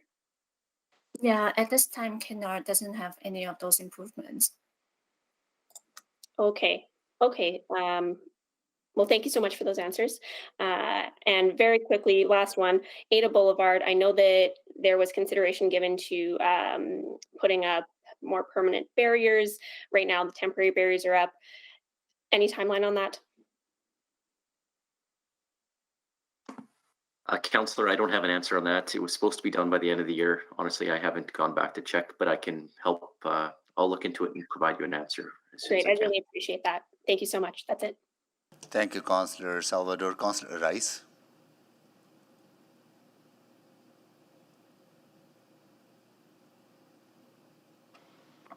Thank you, Ms. Mayor. I only have one question. This bridge renew program is very important for our city, and then I think that's our Edmontonians want to see some improvement. So another thing is about the voice I heard from Edmontonians, specifically in my words. There are so many voice concerning about the construction sites everywhere across city. And so I try to find the information in the report to say, do we have any plan and how to address this concern during the construction period for the bridge renewal?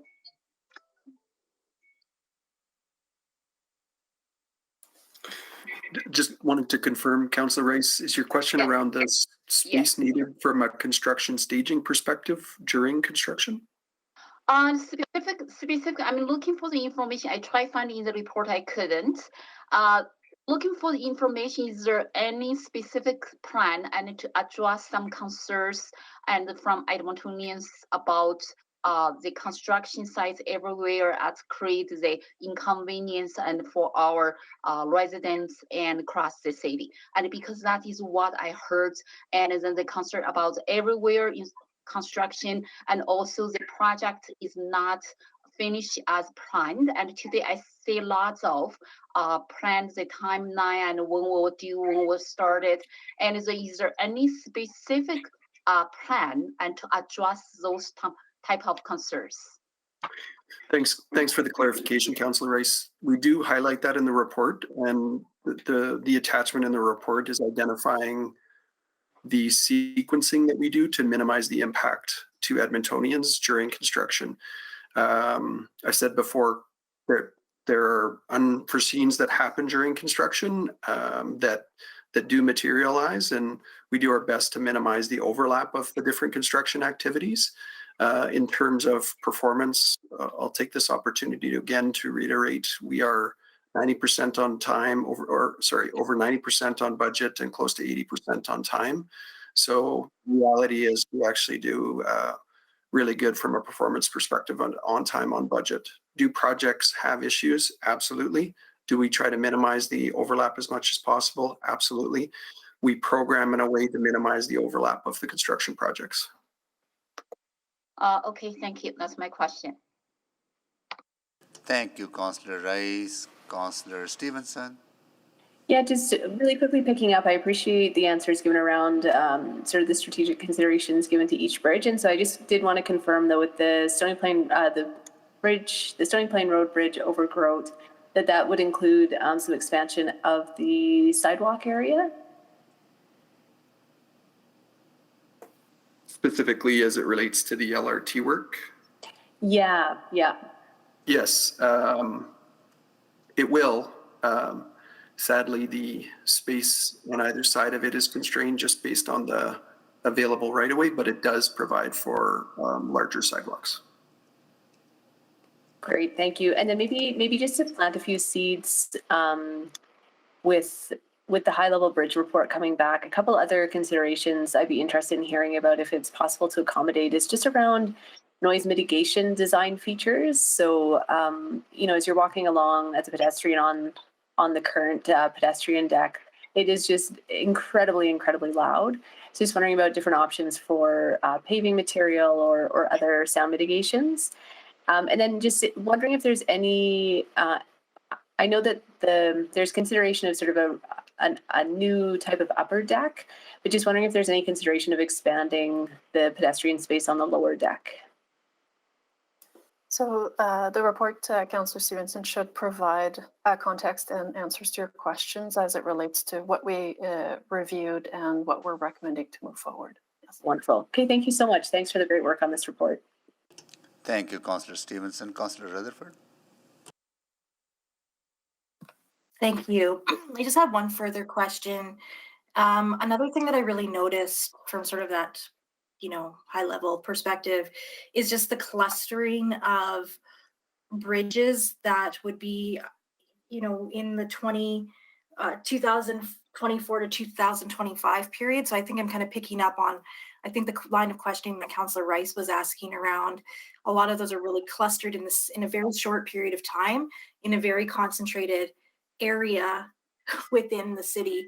And so that is concerning from a how do people move around, how do we keep things flowing perspective. So I was wondering kind of why those are all kind of coming up in the same time period. Is it because of where they are in the current PDDM? Is that what it is? PDDM? Thank you. two pieces of that, Councillor Rutherford. It's not so much where they are in the PDGM as strategic alignment of some of them. And so I'll give an example of we're looking at the high level bridge along with the 97th Avenue under CP Rail Bridge, along with the Saskatchewan Drive Tunnel. So that when we impact a corridor, we will do it in a single timeline, so that we are looking at what the impact overall to the connectivity both of vehicles and pedestrians and cyclists. So you can see those clusters, but they are on purpose and to ensure that we impact that corridor only once as much as possible. But even as an example, I see like the high level, and then I see the low level bridge southbound. So both of those are traffic going south across the bridge, and they're both in the same year. So as an example, that seems like it could cause a lot of, like I said, that reputational problems that we're already seeing. And it's not so much that we're on time or not on budget. Is it our scheduling? Is that the problem here? Right? Because I'm looking at this and I'm foreseeing a lot of challenges around how people get from one side of the city to the other from that downtown core in that time period, or get out of, I should say, the downtown core to the south side. So absolutely, there are a few things that are coming up that will cause challenges. So we have a lot of aging infrastructure that we want to address and ensure that we do maintain them. And so there will be, as was illustrated by the report, a significant amount of work and investment that will be happening. The timelines are still in the works. And so as we continue to advance the work and understand better each of the project, the detour or traffic management strategies, there definitely could be some shifting of those projects to ensure that we are providing for alternative to all modes of transportation and ensure that we consider that. So, absolutely. Great, thank you so much. I appreciate that and look forward to that being a part of future reports. Thank you, Councillor Rutherford. Councillor Rice? Just a further question, so very quick. I look at attachment 2, we only have the map about the bridge renew program around the downtown area. Is there anything I'm missing? Is there anything I'm missing in somewhere? And do we have the citywide map about all the bridge renew program? Councillor Rice, we didn't provide a map of all the bridges, but attachment, it's attachment 3 that provides the list with all of the locations. But we could certainly follow up with a map of the city with all the bridges. Yes, that would be really helpful because that table, thank you for that table, yes, for all the list and then very detailed information. And so map will be helpful and to look at and cross city from north to south. Thank you very much. I'd also encourage Councillor Rice, all councillors to utilize the Building Edmonton site as well, because it does provide specific projects within your ward and you can slice the information to best serve your needs as well. But we'll absolutely, as Ms. Ladisser said, we'll absolutely provide that information. Okay, thank you. Thank you, Councillor Rice. Councillor Rice, would you like to move the recommendation in 6.2? Okay, so I moved recommendation for 6.12 to approve. Yeah, 6.2 for information. 6.2, yes. Yeah, good. Thank you. Be received for information. Yeah. Thank you. Thank you, Councillor Rice. Any questions? Please vote.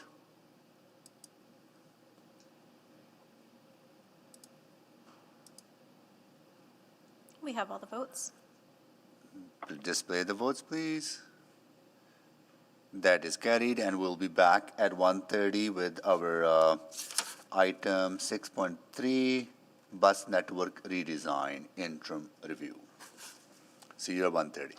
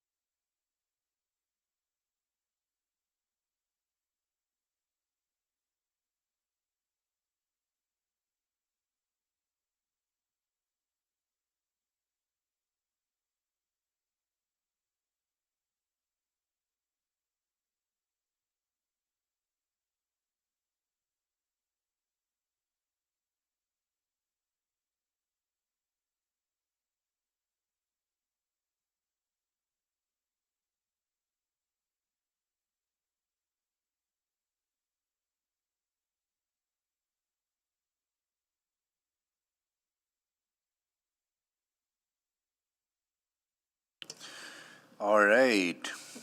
I would like to call this meeting back to order, and I'll do a roll call of committee members, and then see if other council members are joining us as well. Councillor Stevenson, Good afternoon. Councillor Knack, Good afternoon. Councillor Rice, Good afternoon. and Councillor Rutherford.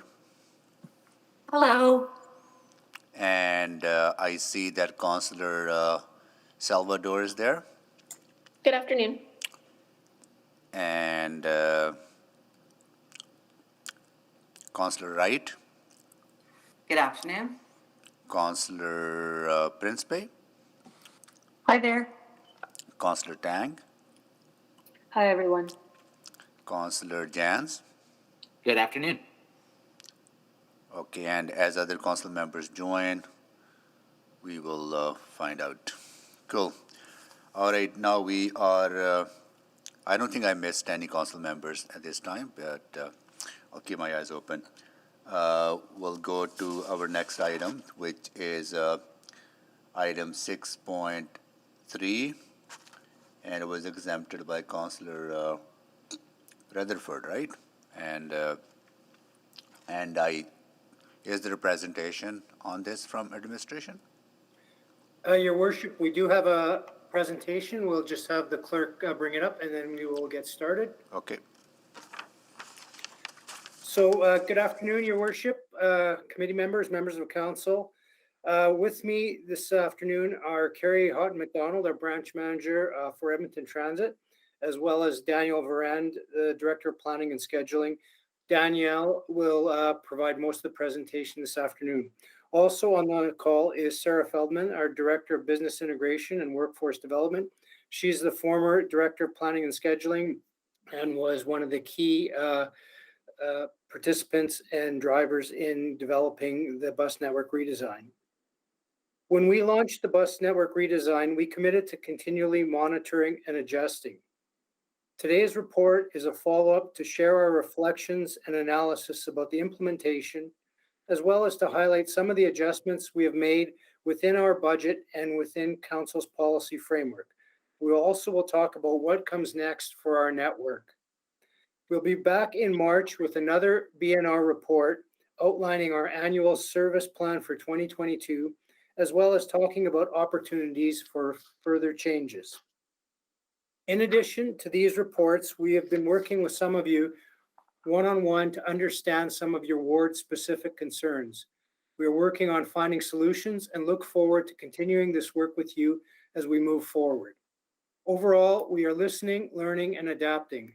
The revised network is an important foundation for our mass transit network, as well as future growth of the system.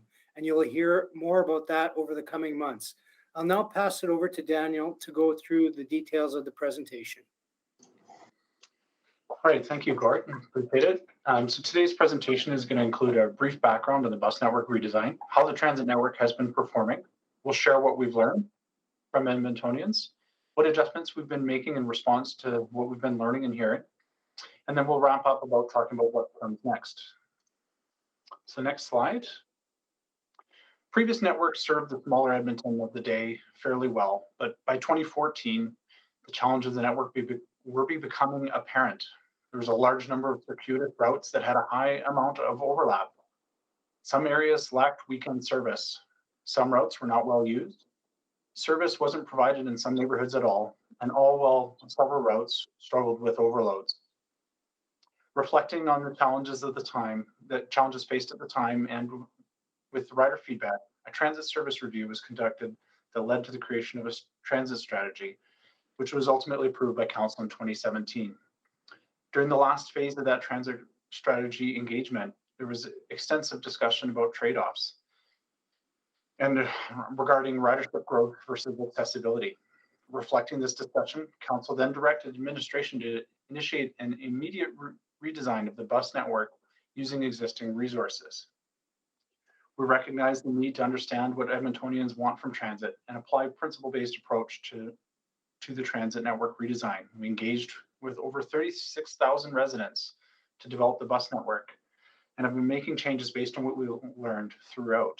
As an example, during the bus network redesign, we heard from people that was a significant need to relook at some routes. As a result, we changed approximately a fifth of the first draft based on this information received.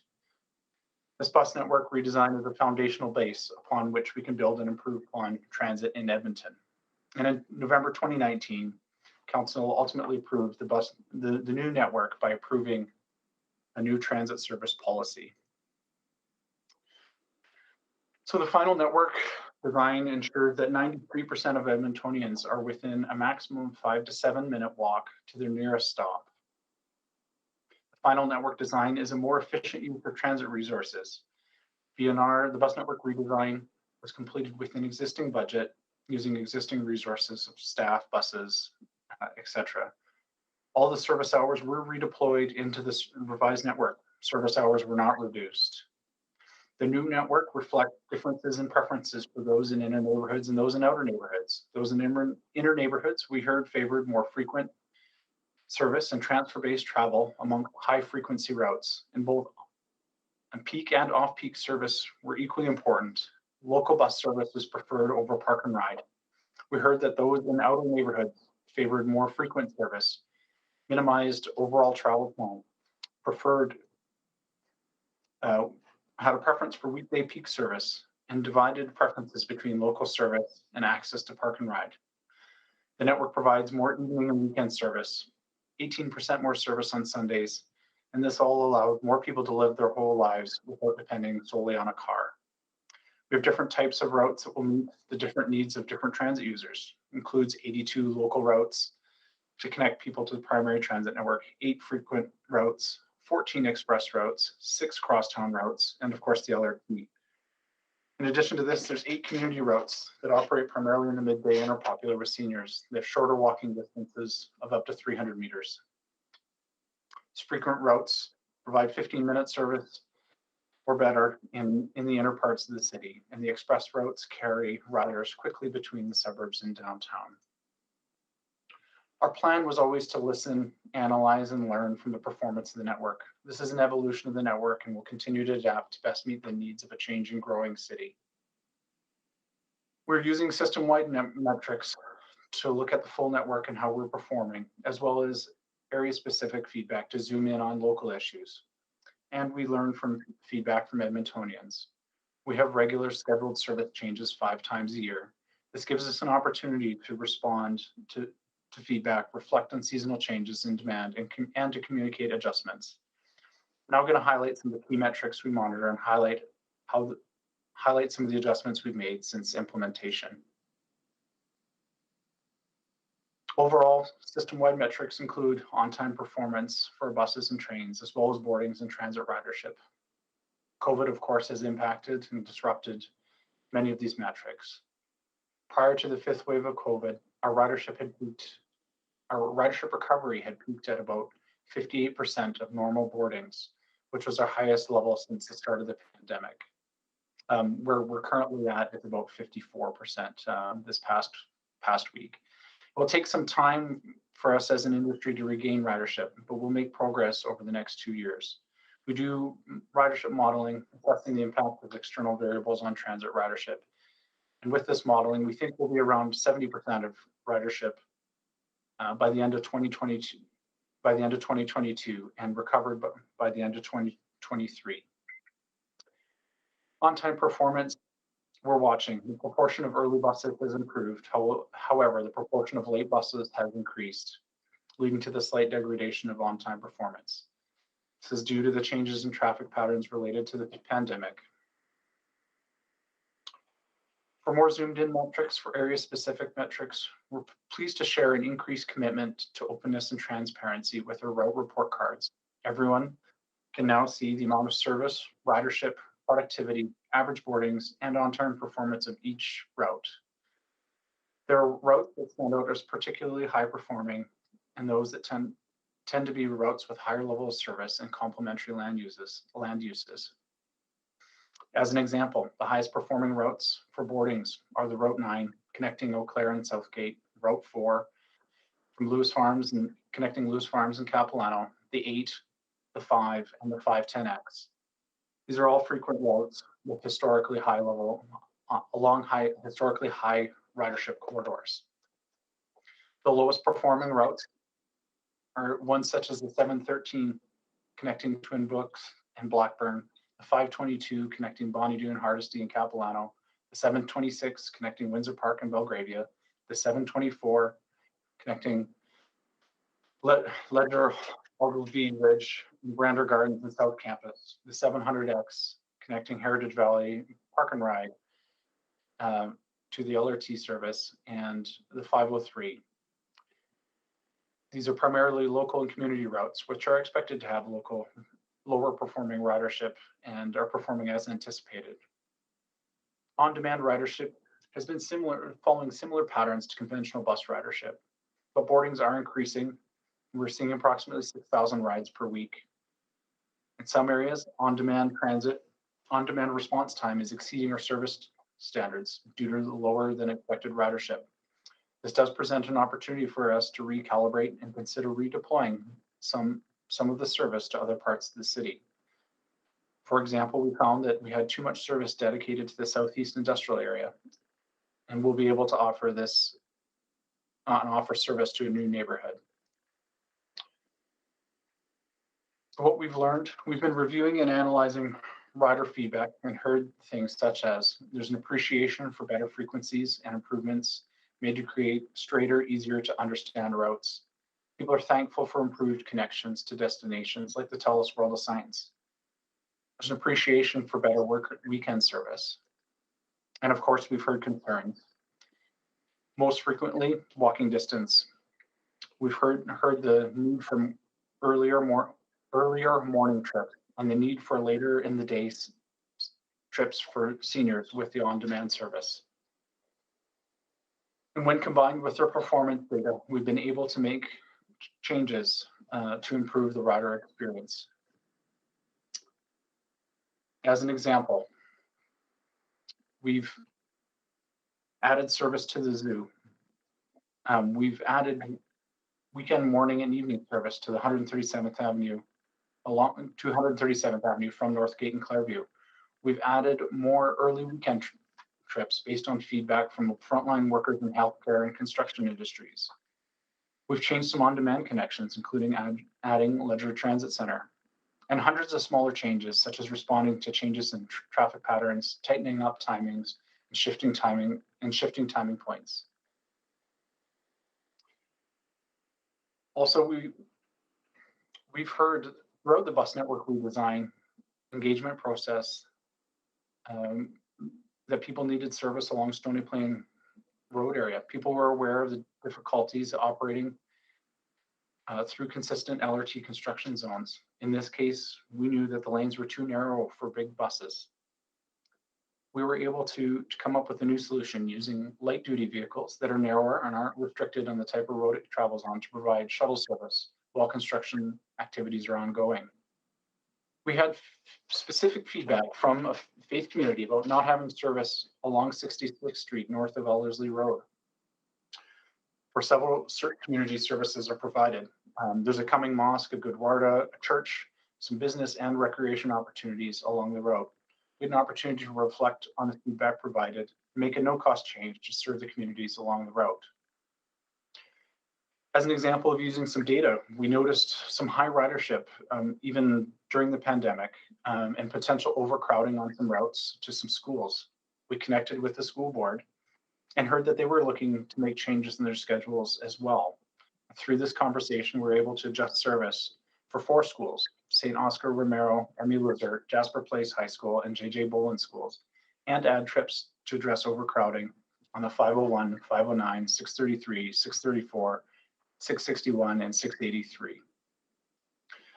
And relating to walking distance, we're continually looking to solve excess walking distance issues in our existing and growing communities in a cost-neutral way by looking for efficiency, growing ridership, and honoring our service standards. For growing communities, we're monitoring growth that cannot be resolved in a cost-neutral way. And of course, we'll bring forward options for council's awareness in the annual service plan in March and consideration during the budget process. So this is an ongoing journey. we're learning from feedback and performance metrics and continuing exploring opportunities to improve.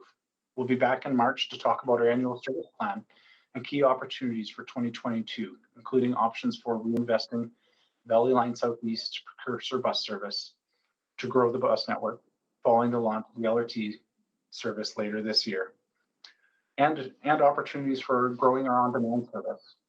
We have other upcoming related reports related to sustainable funding and service growth, mass transit network, transit garage discussion for service growth, mobility network assessment, and bike plan implementation. We'll be discussing the opportunities for expansion and growth of transit following these formative reports that will help build a foundation for which we can grow our service. The bus network expansion opportunities report will be on status on February 15th, just to ensure the sequencing of the report will come after these other formative reports. In the fall, we will be back to present the results of an equity analysis, as well as an evaluation of our service delivery model for on-demand service, promotions from previous council. Our team is committed to open collaboration with City Council and Edmontonians. We look forward to these upcoming touch points and discussion. To sum up, the bus network redesign is a foundation element to support future growth and our mass transit goals related to the city plan.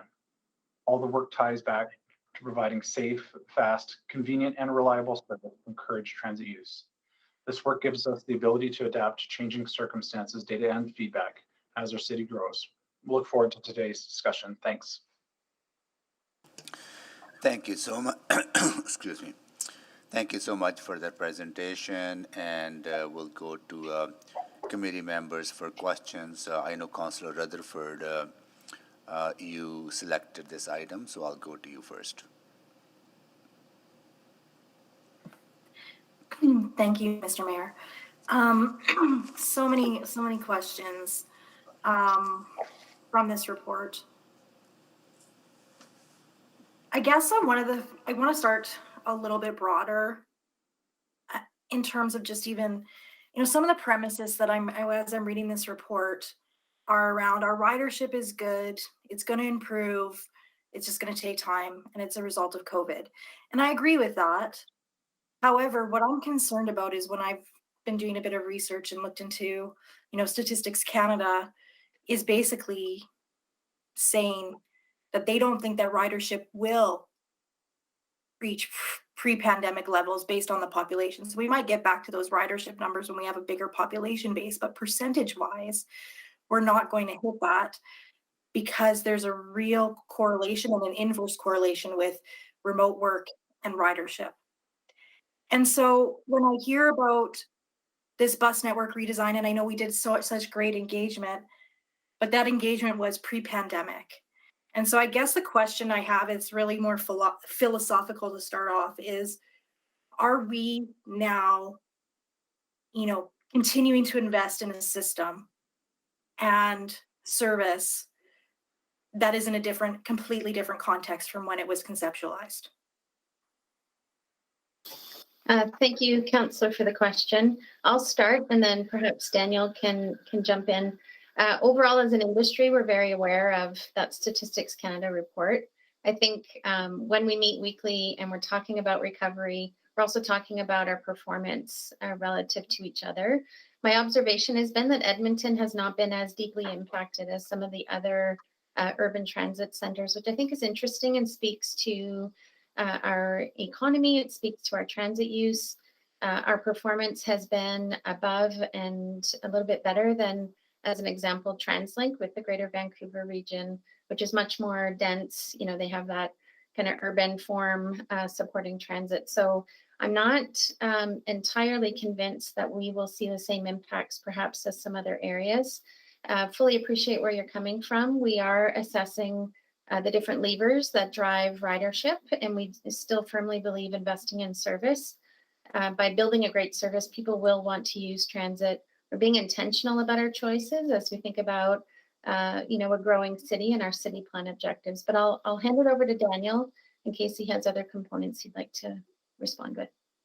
Yeah, thanks, Councillor Rutherford, and thanks, Carrie. And of course, we are continuing to monitor, and our do have a commitment to transparency and want to ensure that the councillors, the public, and administration are all looking at the same data to monitor our performance so that we can track performance issues along with you.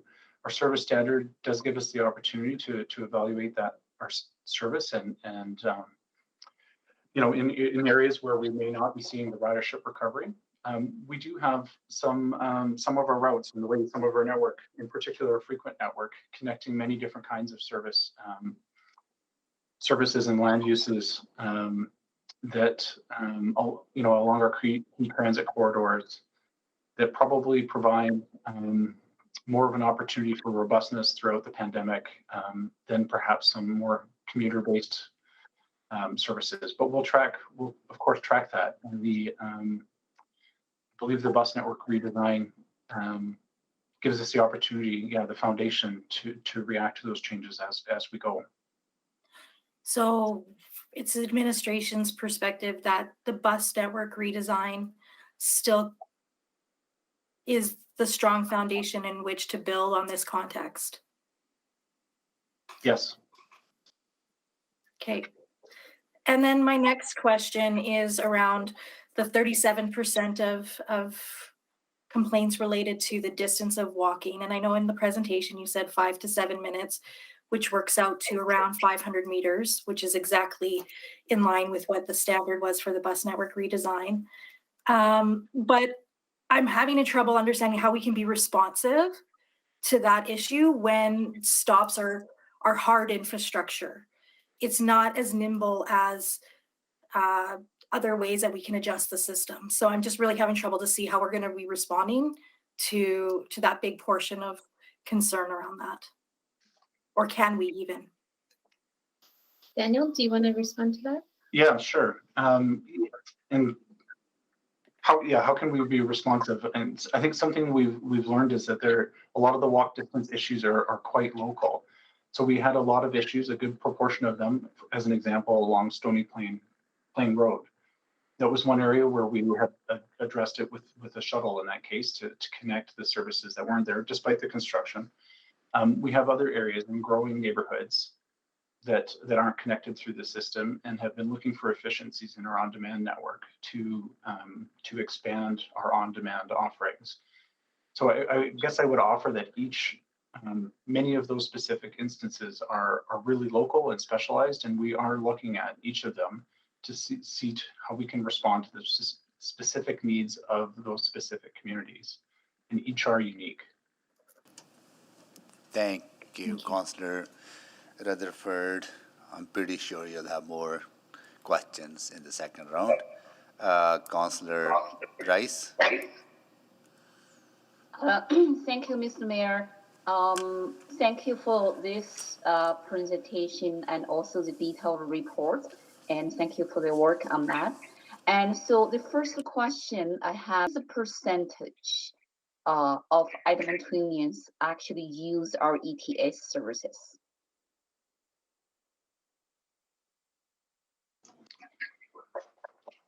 Yeah, that's a good question.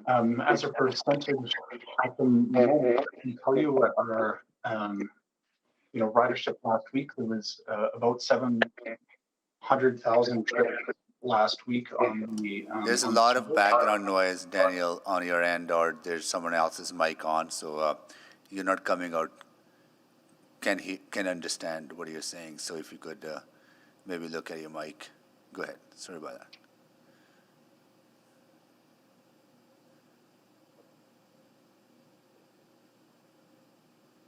I'm looking for the percentage of the Edmontonians and then to annually or even monthly to use our ETS services.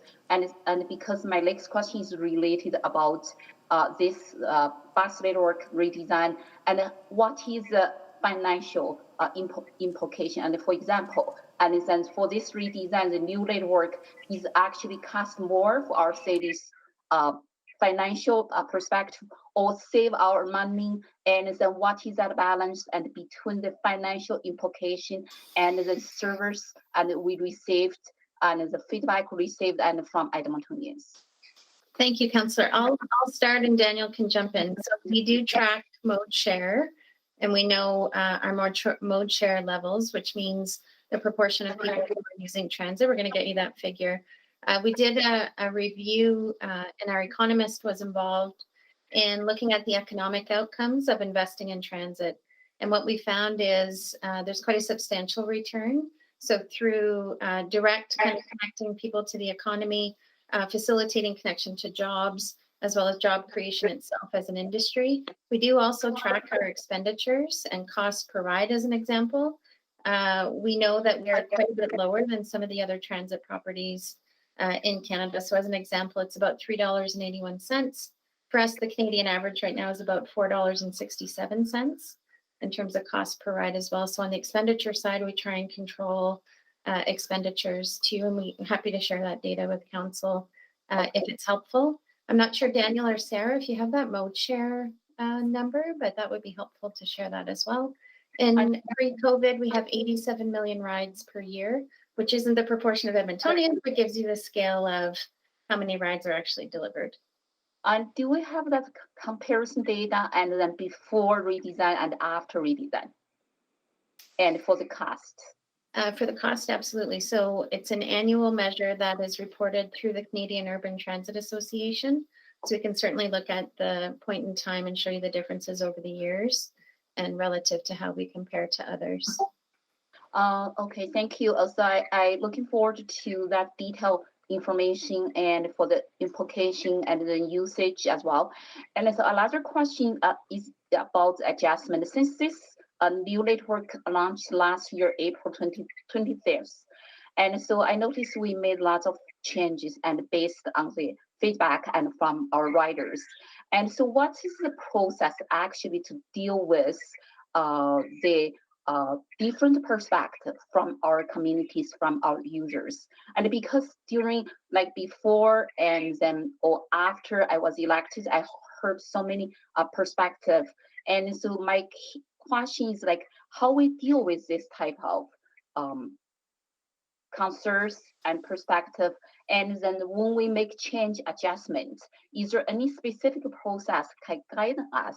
And for certain adjustments, we can do in the timely manner, and or we can do the efficient way, or some like adjustment we need to have like policy change. So is there any process specific outlined and in somewhere, and how we can get that information and for us to communicate back and to our constituents? Thank you. Perfect. I'll start and then Daniel can talk about the process his team is following. I'll just say we have a policy framework, we have a budget. That's our first step, is making decisions within the policy framework and the budget that we have.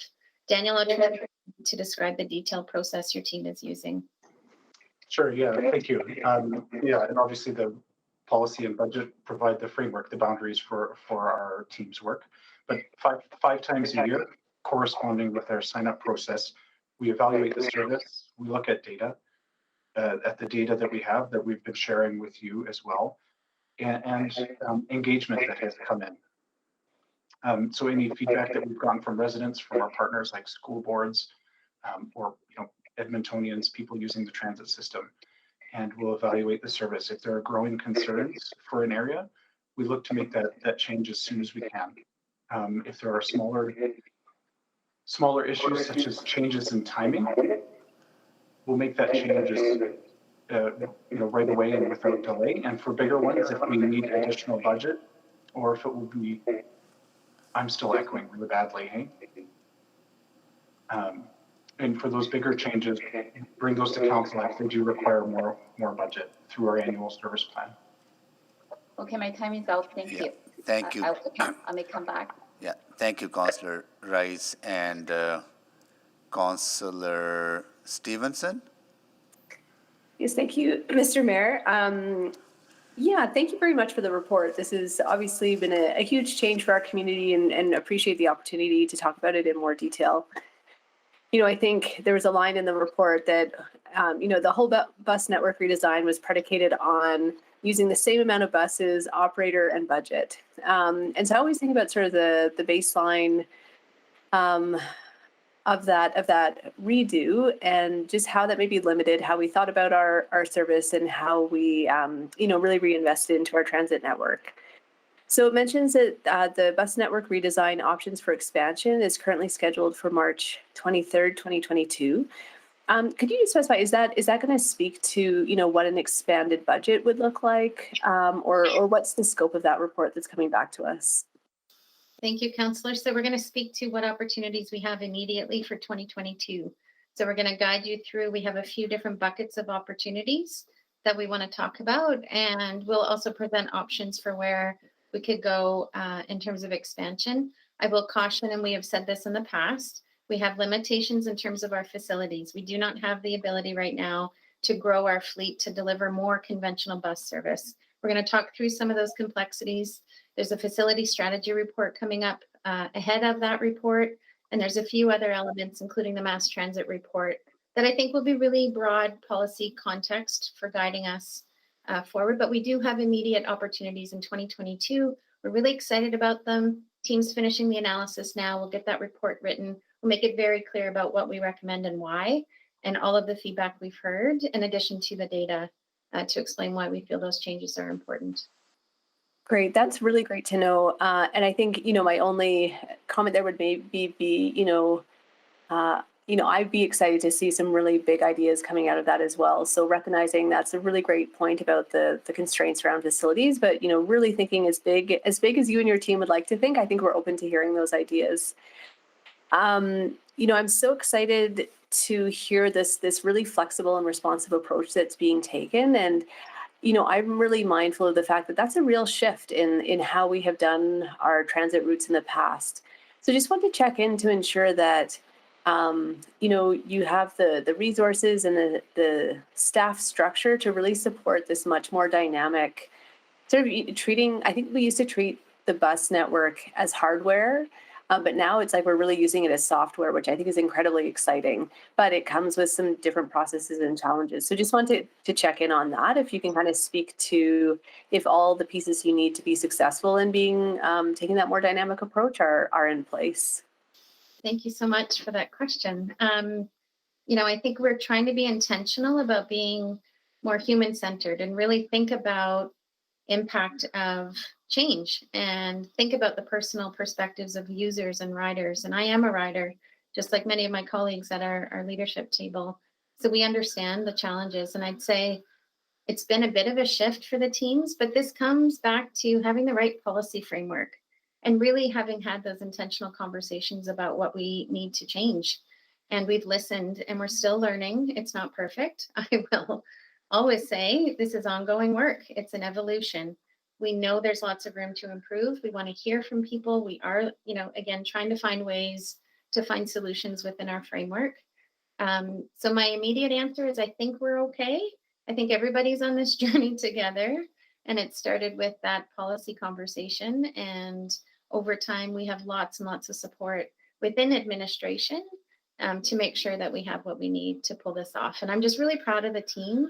And I'm proud of the direct feedback that people are sharing with us and the work that council officers are doing with us to be collaborative and share those stories, even the really difficult ones, so that we can try and work together and figure this out and find those solutions. Yeah, well, I really want to applaud your team too for taking that really micro scale approach, because I think, it is a huge system and it's a huge network. And I think that human-centered approach really informs that local level, really granular intervention. And so, do want to give a shout out. And I know my colleague, Councillor Knack, was really instrumental in getting the Stony Plain Road service up and running. So really grateful for that, and think that really drilling down to that local issue, that local connection is going to be what makes this successful. So thanks very much to you and your team for doing that. Similar to Councillor Rutherford's question, well, I'll follow up. Thank you. Thank you, Councillor Stevenson. Councillor Wright. Well, Mr. Mayor, I'm sorry to interject as a point of process. And that would be that in this conversation, I should remind committee that we're not debating the BNR. That's already done. And what we should be looking forward to is appropriate policy and budget moving forward, and maybe how the BNR and how routes and all of those things, these updates are impacting us today, and what we can do moving forward. Just simply as a saving time and also staying on the agenda. Yeah, no, thank you, Councillor. Just that thought. No, but I thank you for that, but I think it's also important for us to ask questions. Absolutely, Whether BNR is we can't turn back the hands of time. Well, I think it's fair to ask in the context of COVID, as Councillor Rutherford was asking earlier on, if the BNR is still relevant, right? So I think it's, I would think those will be appropriate questions for us to ask as a chair. Absolutely, I agree. I just want to remind people that we have lots of these discussions coming up very, very soon. Yes. Okay, and maybe let's keep our powder dry until we can actually do something about it. Okay, thanks. Thanks, Mr. Mayor. Thank you, Councillor Paquette. And okay, who was it going to go to? Councillor Wright. Thank you very much, and thank you, Councillor Paquette, for trying to keep us focused here. I do have some specific issues with different neighborhoods in the ward, the Maple Ridge Mobile Home Park, and also the Tamarack area, and maybe I'll just bring those forward separately. But I did just want to mention that. I'm just wondering, I'm always surprised when we look at our community engagement in a city of almost 1 million people, and I think I've referenced somewhere in the report 1,800 comments made. To me, that seems like a small percentage, and I'm just wondering if we're also looking at, part of it was talking to the riders on transit. Is there anything that's being done to sort of expand that engagement and encourage others that don't ride transit, what they would need to get on a bus? Thank you, Councillor, for the question. Sarah, would you like to talk about the research that we do in this area? Yeah, absolutely. So I think that just specific to the 1,800 comments, that is really just the comments received on the feedback form that we created when we launched the network for specific concerns or feedback that Edmontonians wanted to share with us. But we also do regular customer satisfaction research on a monthly basis and survey our riders on all different elements of transit service, including the BNR. And we have some really great feedback on the network redesign for what, how it's been going for them and their overall satisfaction. So that's another really important point of information that we use to inform our decisions going forward. And I would also just harken a bit farther back to leading up to the launch. We did very extensive engagement on the design itself. So we had really lengthy engagement in 2018 and 2019 to design the network with lots of different tactics to hear from Edmontonians. And did that went beyond just the current ridership, is that right? Yes, absolutely. We did surveys. We had drop-in sessions in public places where we would encounter people who do not use transit. We've always had this really intentional approach of speaking with riders and non-riders. Okay, well, that's good to know. Then my other questions sort of center around the expansion of the on-demand service. So I understand that it's being piloted right now in just specific areas. But there was also mention in the report that currently it's a free service. Who determines what the cost will be when there is going to be a cost assessed to it? Is it the private contractor that we've got? Is it the city? Is there any details on that? And what would be the anticipated guesstimate on what the cost would be? Yeah, great question. We have a fare policy that governs these types of decisions. And Sarah, would you like to explain some of the conversations we had about that? Absolutely. So as Carrie mentioned, there's a council policy, our transit fare policy. It's one of our 2 governing policies, in addition to the service standards. And when council approved the on-demand service launch, it was proposed as fare integration, meaning it wouldn't be an additional charge to our regular fare, in the same way that all of the services integrated: bus, LRT, paratransit, and on-demand. Right now, we're not collecting fare on the on-demand, and that's in part due to the launch of Smart Fare and having the infrastructure in place to do that.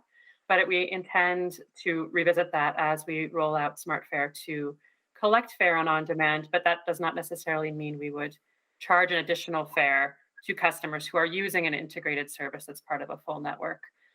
So that's our thoughts moving forward. Councillor, if I could just add also, when we talk about pilot, what the pilot actually is on how the service is delivered, either using internal or external sources. So right now, the service is being delivered using an external service provider. The pilot was intended to determine which methodology is the best way, internal or external.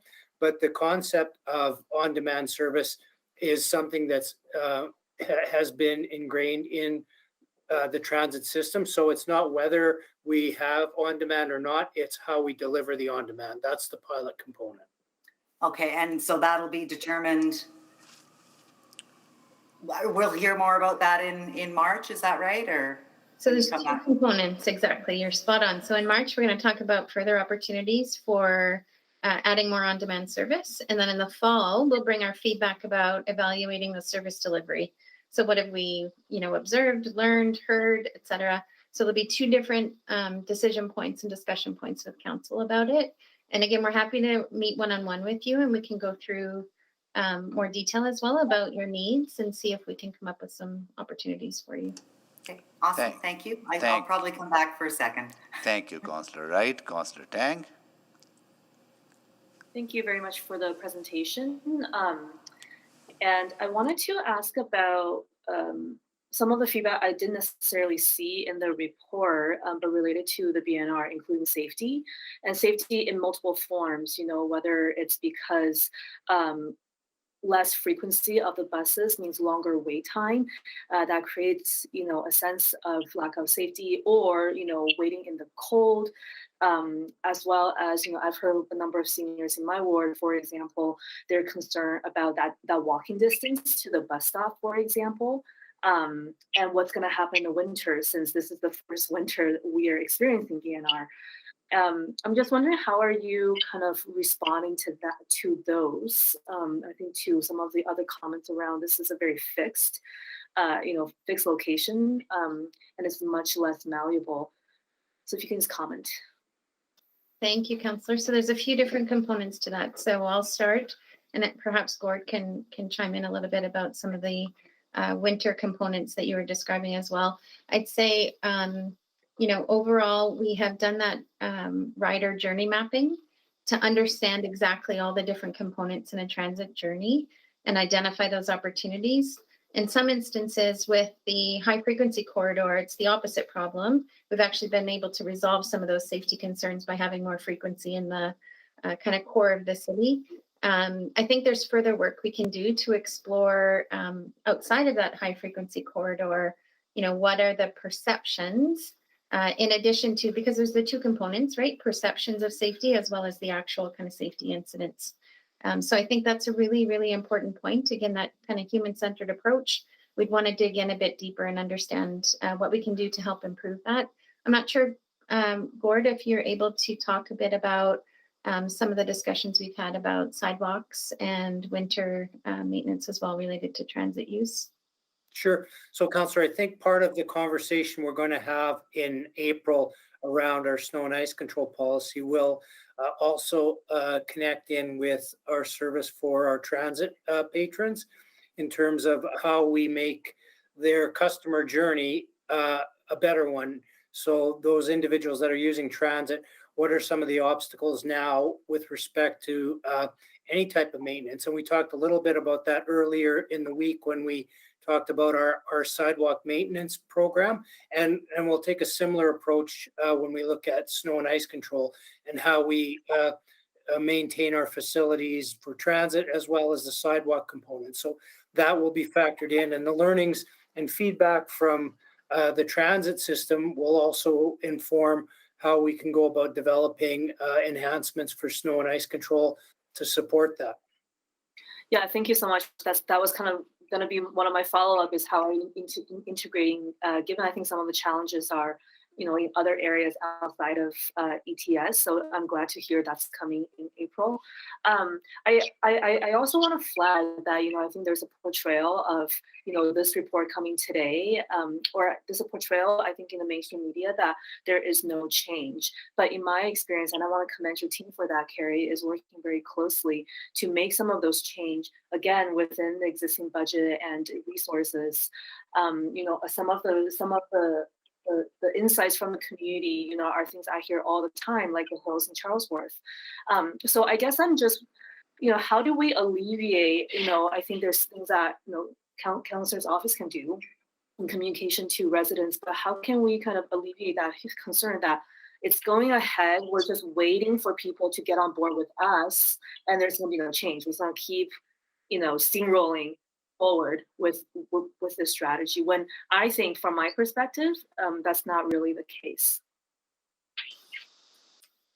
Thank you for that. I think, there perhaps are some more proactive things we might be able to do to communicate the types of changes we've made and the approach we take. And I love the earlier question about what's your process, because maybe we need to be a bit more transparent about how that works. I think I have some communication colleagues on the line. I'm not sure if they wanted to add any thoughts in terms of that communication piece. I just want to check. Happy to also follow up with you. I think we can take that back and chat with them and see if there's something more intentional and deliberate we can do to help combat some of that perception. Yeah, absolutely. Thank you so much. I am here, Councillor, if you wouldn't mind just restating the communications portion of your question. I was just called away momentarily. Oh, no, that's okay. I think we address it in terms of more proactive communication about the changes that we are doing as part of the BNR. Otherwise, we leave the public with this perception that there's no change and we're just waiting for Edmontonians to get on board with us. And I don't think that's the case. And that shouldn't be the case. That's all. Yeah, we will absolutely be working proactively to ensure that the adjustments are made clear to Edmontonians. Thank you. Yeah. Thank you, Councillor Tang. Councillor Principe. Thank you, Mr. Mayor. And I wanted to say thank you to the entire team for helping out and collaborating with my team to try to make some improvements. I just wanted to discuss the Heritage Valley Park and Ride. I see that it was low performing, and it actually was a separate line item in the budget. So, and there was a significant amount in 2020. It was almost $3 million for that section. And for next year, or actually for this year now, is $63,000. Will some of that money maybe be going back into the system and maybe lesser service for the Heritage Valley Park and Ride? I'm not sure, Sarah, if you have background on the budget component, if you wanted to jump in. Yeah, so I'll attempt, and then Daniel might want to add in terms of what we might do going forward. So Heritage Valley was funded, the transit center and the buses were funded through grant dollars from senior levels of government. So, but the service hours themselves came through a service package from City Council. So I think there definitely would be potential there to look at the operating dollars and redirect them. We might have to, though, look into the ability to use those buses for other purposes in the short term, because they were intended to be funded to provide that shuttle, which was designed to mimic the LRT until that capital line is extended to Ellerslie Road.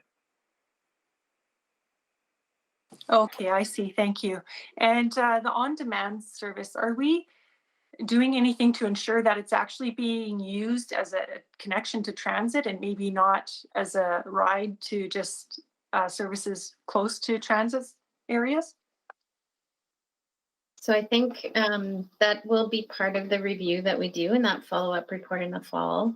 So we knew that was part of the consideration of if we went with this design, that there is potential someone could arrive at a transit hub, not make a transfer to your point, and instead, kind of go about their journey. And that was part of the conversation. So I think we can acknowledge that that probably is happening in some instances, but the overall objective was trying to connect people with their city and give them another transportation option, particularly for neighborhoods that didn't have access.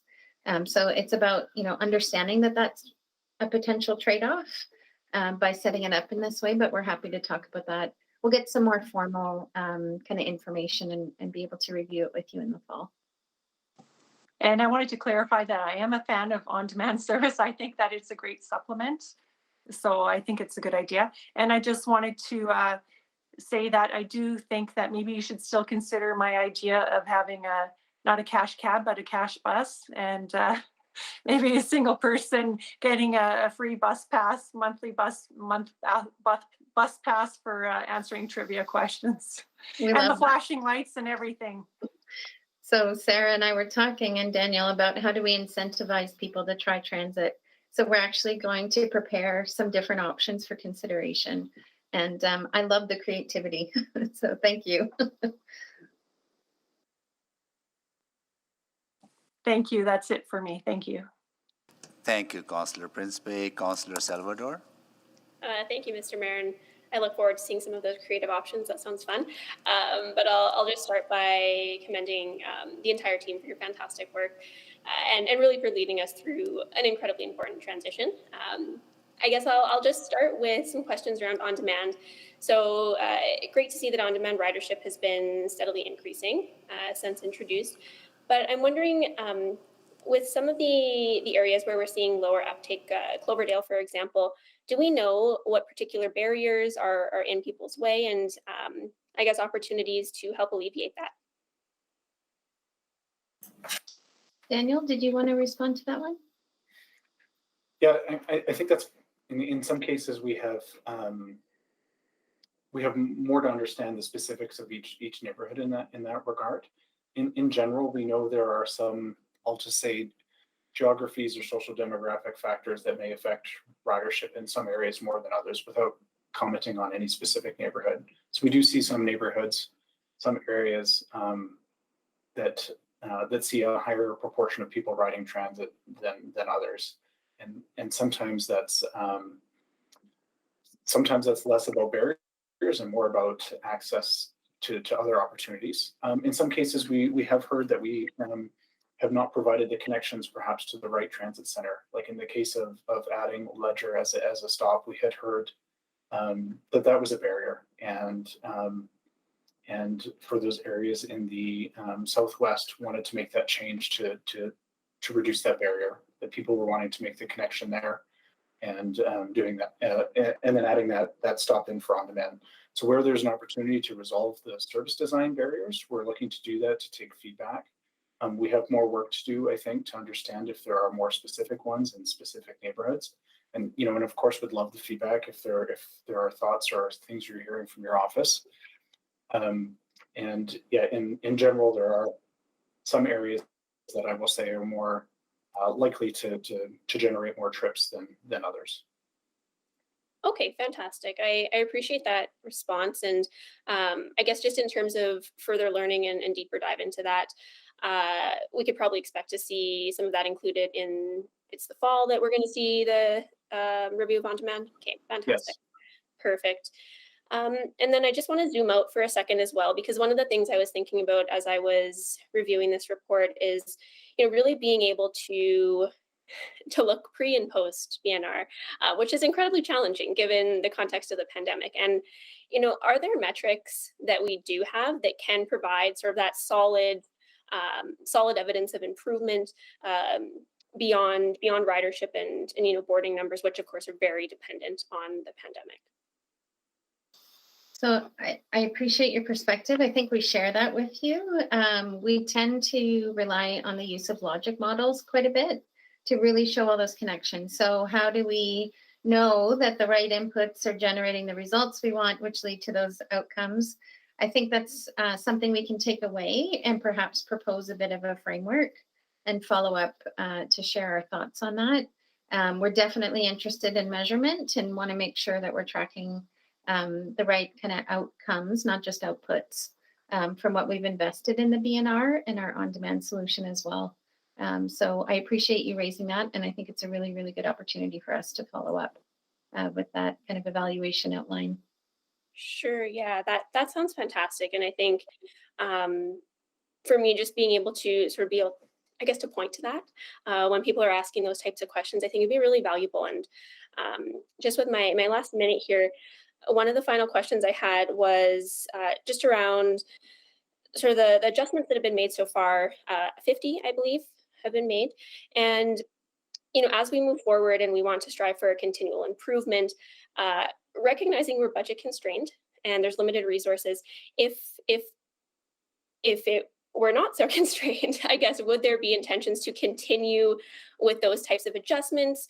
You already mentioned that facilities is one of the other top priorities. I guess, could you speak to some of those high level top priorities if things were not so constrained? Sure thing. So we have an annual service plan, and that plan within the industry, not just Edmonton, is really articulating the bigger changes that are planned for the year. So it's an annual cycle of adjustments. Then you have ongoing smaller adjustments that can be made throughout the year. But again, it's all about being transparent about that. I would say if we had the garage capacity, we would be looking at where can we actually grow service based on the data that we have today. So we do know that there are pockets deserving of kind of, I'll call it the big bus solutions. And that's definitely our constraint, is what can we do in the interim until we can actually get access to grow the service to meet some of those needs. So that's one big component, I think, is having the right facility with the ability to achieve that. The other part is obviously our climate adaptation and thinking about our goals. And I know it's a shared interest for all of us to look at, you know, new technologies, electrification, and we've got potential with hydrogen. Like, how do we reduce our dependency on diesel and make that transition? And that's also relying on having the right infrastructure supports. So everything seems to come back to that facility strategy and the need for that conversation, I think, because that's our biggest kind of constraint right now. Okay, fantastic. We'll look forward to that conversation. Thanks. Thank you, Councillor Salvador. Councillor Paquette. Yeah, thank you very much. And to follow up on that, just for anyone who's listening who isn't aware, the BNR was designed because the old system was like an old Frankenstein's monster. We just kept adding things to it until it was ungainly, and it was unsustainable for the coming decade. So we had to do something. But the constraint you had was that you had to do it with an existing budget for a city that was growing rapidly and still is. So we went from a 400,000 person transit system, and now we've got 1 million plus, but you haven't seen the attendant increases in your budgets, which is why we're here today, which speaks to the frustration that the public has for service levels. So I wonder if you could speak to that a little bit, the idea that you want to provide the service that Edmontonians are demanding, but you're constrained by your budget and infrastructure as it is right now. Thank you, Councillor. Yes, that's accurate. So we are working with existing resources. I would say we also want to be confident in telling people we are as efficient as we can be with what we have and making the best use of what we have to lay a foundation for future growth. And it's not to say that, you know, we don't see potential for improvements and we'd love to do more. We absolutely would. But it was an important foundational shift. And when we think about moving towards that city plan, you know, we needed to do this work. To your point, we needed to update the network to reflect the population needs today and then thinking about the future. Yeah, and I would suggest that the budget you currently have, with the budget you currently have, you are delivering the absolute best service you can on that budget. The bus network redesign was the entire effort of it. But the demand for service levels among Edmontonians is only increasing year after year. And but that demand has to be met with an attendant budget. And so I guess when I'm looking at the bus network redesign and the alterations you're making, I think to myself, how much does it cost on average to add even one route? It's got to be pretty substantial. So I think that's maybe something that's missing in this conversation, that you are doing what you can with what you have, but what you have is not going to deliver the service levels that Edmontonians are demanding. It's just impossible. It's like saying, I want more food for my family, but I'm never going to increase the budget to buy food. And I will look into every nook and cranny to get every deal I possibly can. But at some point, reality hits and you can't go any further. Thoughts on that? I think that's a fair point. I would say our objective here as a collective would be to apply the right type of service for the right circumstances and types of needs. And we did get a lot of support for that on-demand solution. And I think the largest Sure, on-demand. that was my motion. Yeah, exactly. So By the way, largest. when's that going public? Coming back to be in-house when the pilot's over, or we're still looking at that? Well, again, we're going to have constraints based on our facilities. So we will present options. We are absolutely happy to follow direction. We'll just need to consider when we can realistically actually contemplate that option of delivering it in-house and bringing those vehicles in-house. We need a place to store them. But we'll talk about that in the fall when we come back with our follow-up report. Okay, and sorry if I was setting the stage there. It probably sounded like I was lecturing. I'm not. But the next question I have then is, and maybe this is more appropriate for the city manager, but as far as our transit budget, you know, our snow and ice removal budget, all these things, they're all interrelated, as we heard. What I'm hearing from Antonio, I think what all of council and committee is hearing is that people want a higher level of service. And I'm happy to say that our tax levels are actually quite low compared to like cities. In fact, we're probably near the bottom rung for like-sized cities with like-sized challenges. And so at what point do we sort of have this frank discussion about, you know, maybe what people are demanding, maybe the budget that we're delivering to people aren't matching?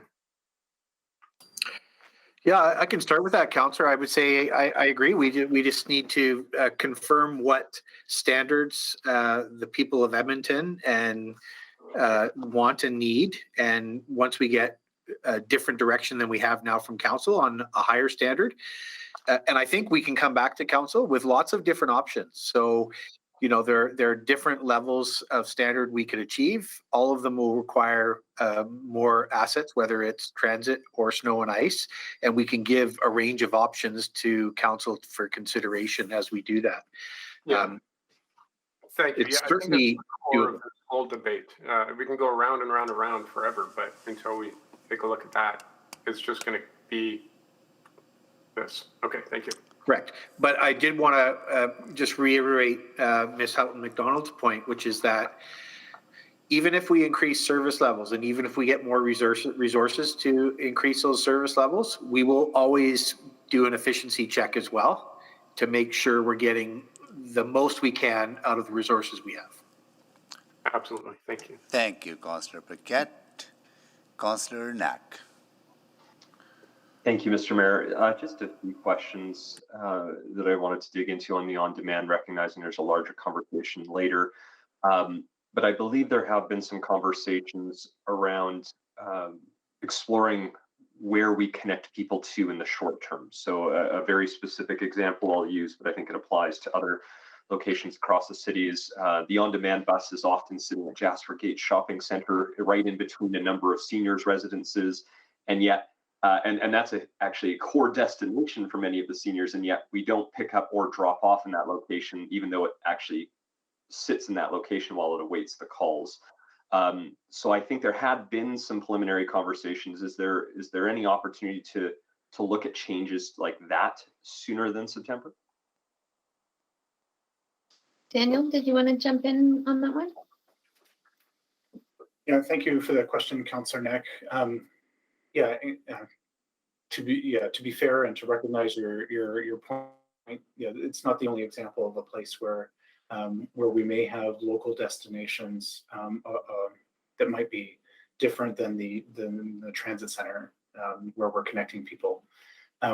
We have been working with the direction of connecting people to the transit service where that's appropriate, and we can add those in to bring the connection, and and follow council's direction. We will absolutely do that and look for those changes. And in other cases that may bring us further away from council's direction if they're not connecting to other transit facilities, other transit centers or major stops. So where we Where we can't do that, I expect that there should be a discussion that we'll have with council, or an evaluation that we bring to council for, to have that conversation of is that still the direction that council wants, and have that discussion with you all. So just for making sure I understand. So, for example, I can think about the Big Lake route, which has been one of the best performing routes, which was a brand new one, and great that we have it. I can see why we wouldn't want to, even if there's a potential spot in between where the service is going, even adding that in could further impact the overall route timing. Where the seniors routes are maybe underused right now compared to what we might have expected. Is that something we could look at more within this year as potentially something that hopefully wouldn't really impact the scheduling? Because again, anecdotally, I see that bus sitting there a lot, which suggests to me that it's not actively in use at all times, and therefore adding in that destination at that location, which is in between the routes anyways, shouldn't impact its time of service or its ability to deliver an on-time performance. So is that something that can be looked at in the short term, or is that still something that we'll only talk about this fall? Yeah, we are of course reviewing the senior service, including timing of service, and want to recognize that we've had some feedback on locations and time of service for seniors. That is something that's ongoing, and want to ensure, I guess, that where we have the ability to make those changes, we absolutely will, and where we need to bring that back to council because we're hearing feedback that's outside the direction from council, we'll bring that back. But we are reviewing the service. We have, we'll be making some changes shortly that will increase our ability to provide some service to seniors, and can expect to see some of that conversation soon as well. Right. Okay. Because I'm guessing with the other changes outside of the seniors routes, that is more of a budget conversation. I'm guessing, and that's why I just want to make sure I'm setting realistic expectations as to when certain things may or may not change. And so for the rest of the routes, maybe we could do that if it's really underused, but unlikely. Like the Big Lake route, we're not going to be able to stop in Westview Village right now, which is a demand area, but probably requires a budget adjustment. Fair? Is that? So I think what you'll find in March when we come back, we're going to talk about the annual service plan for 22. On demand is that we have a couple of buckets of analysis and content we're going to recommend in terms of where we might be able to make some positive changes. The first bucket is within existing budget. So where can we just do some realignment and serve more with what we already have without impacting negatively anybody? We think there's some room for some tweaks. Second bucket will be, hey, if we feel that there are some, other needs that go beyond what we can pull off within this envelope, what does that look like? What are the options? Let's talk it through. Doesn't mean we have to proceed with everything right away, but at least it's on the radar. And then we can do the more follow-up kind of work with everybody to see what's possible from a budget perspective. That sounds great. Thank you. Last question, just looking at that chart of on-time performance on the on-demand, do we have contractual requirements about what percentage that should be at? And if so, what is it? And if not, is that something we'll evaluate as part of the next body of work? I'm not sure if Sarah or Daniel know that detail. Jump in if you do. I can start. It sounded like Daniel had an answer, but we do have various performance metrics in the on-demand agreement that we hold the contractor to, including a minimum frequency, like round trip time or response time. So that's, I think, more what on-time performance means in an on-demand situation is when you're ordering your trip, what's your wait time to have your trip request accepted and delivered, and then what's your travel time from your origin to your destination. So we do have metrics around that in the agreement. The only thing that I'll add there is that we had, work closely with our vendor to make sure the service is distributed in a way that reflects council's priorities, as already stated, and meets those metrics. So we have been it's not a hands-off approach where we give them the metrics and they decide where it happens, but we've been working closely with them to determine how we're working together to meet those metrics.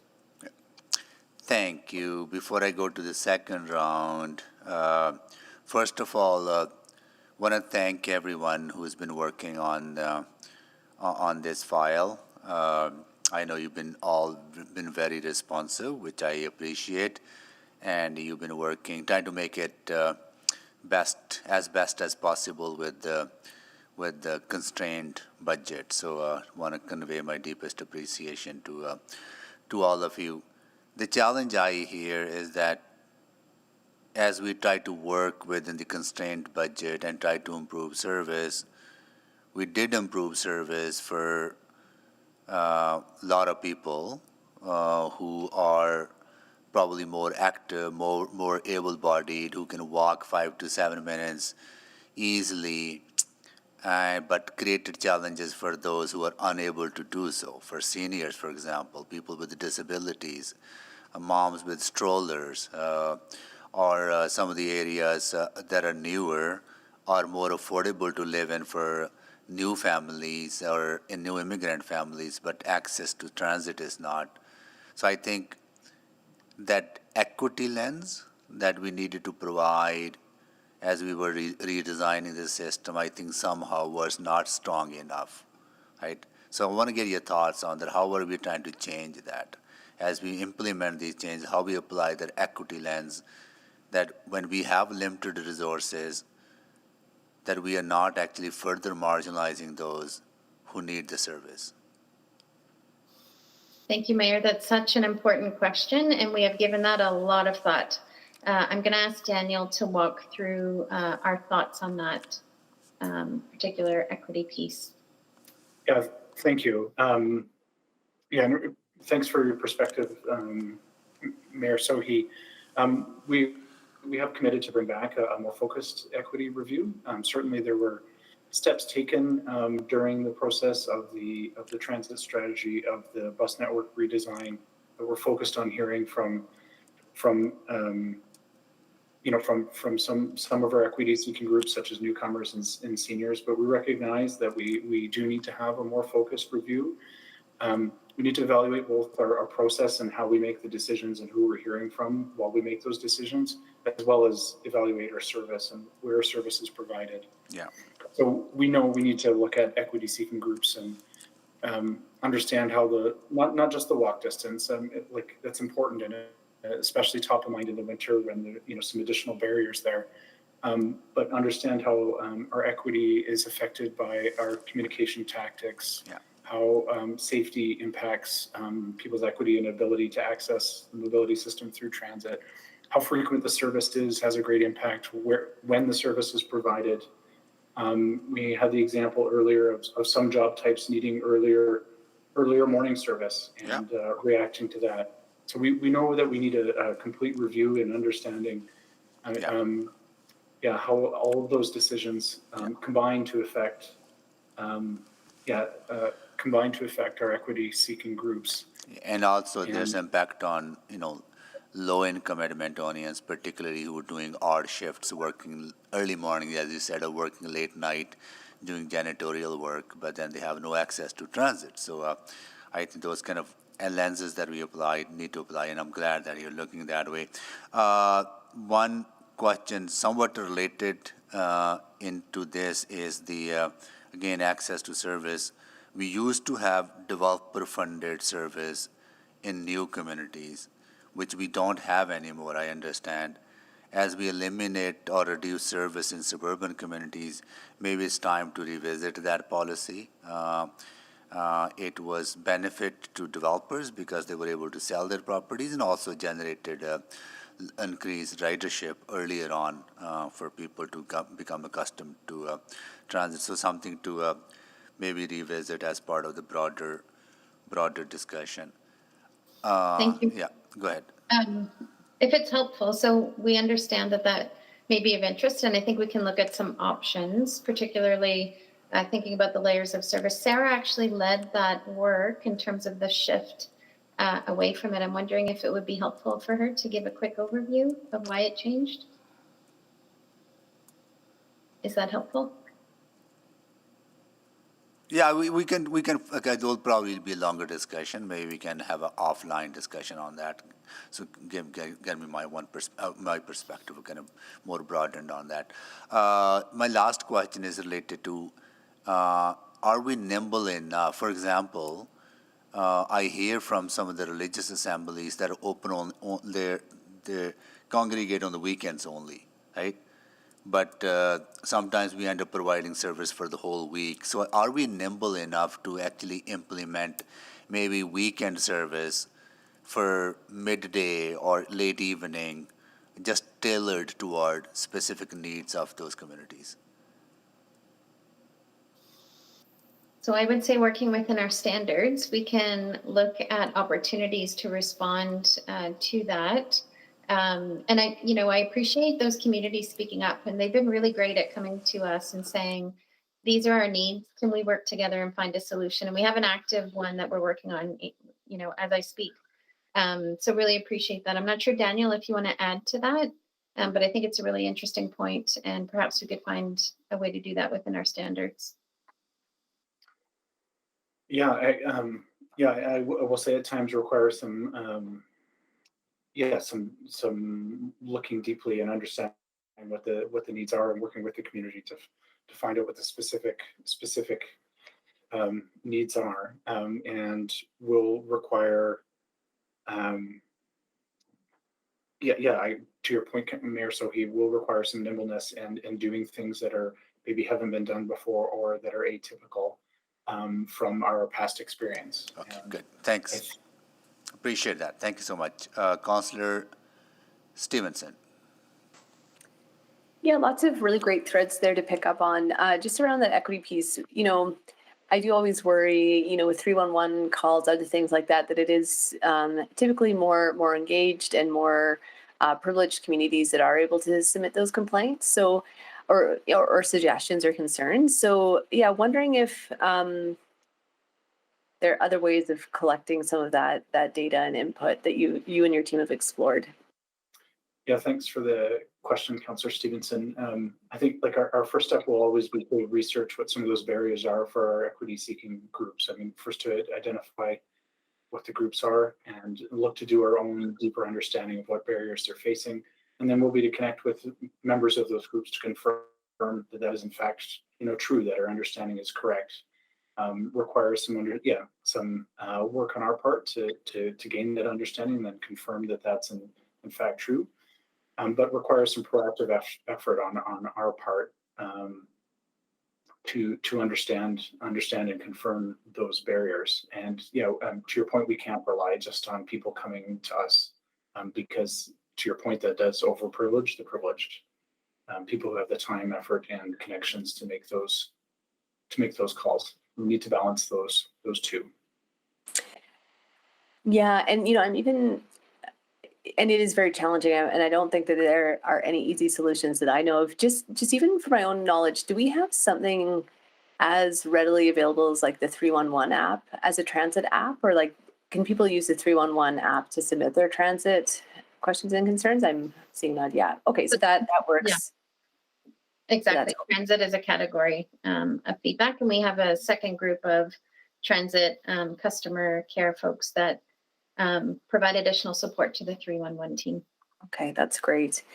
Yeah, and just sort of on that notion of engagement, just thinking really creatively about some of the other ways that we could get people engaged and even onto transit in terms of ridership there. So I think actually Councillor Jans and I were kind of talking about this idea of having free transit so people can test things out, that cost barrier is taken away and they could try things out, or running weekday services on the weekends so that people can test out their, commutes potentially without having to worry about actually being late for work, but being able to kind of try it out.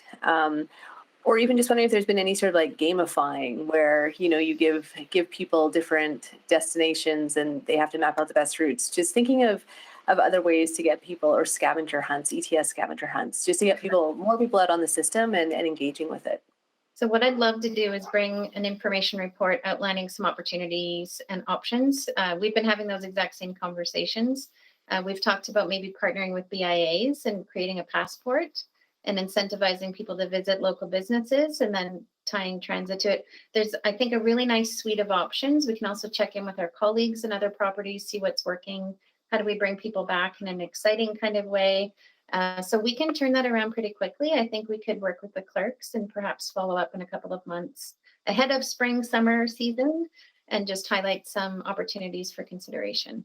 Yeah, I think that would be fantastic. And it sounds like you wouldn't need a motion for that, but yeah, would love to see that come back, especially as you say, is hopefully a bit of a welcome back celebration tie-in kickoff idea. Wonderful. That's great to hear that that's already in motion.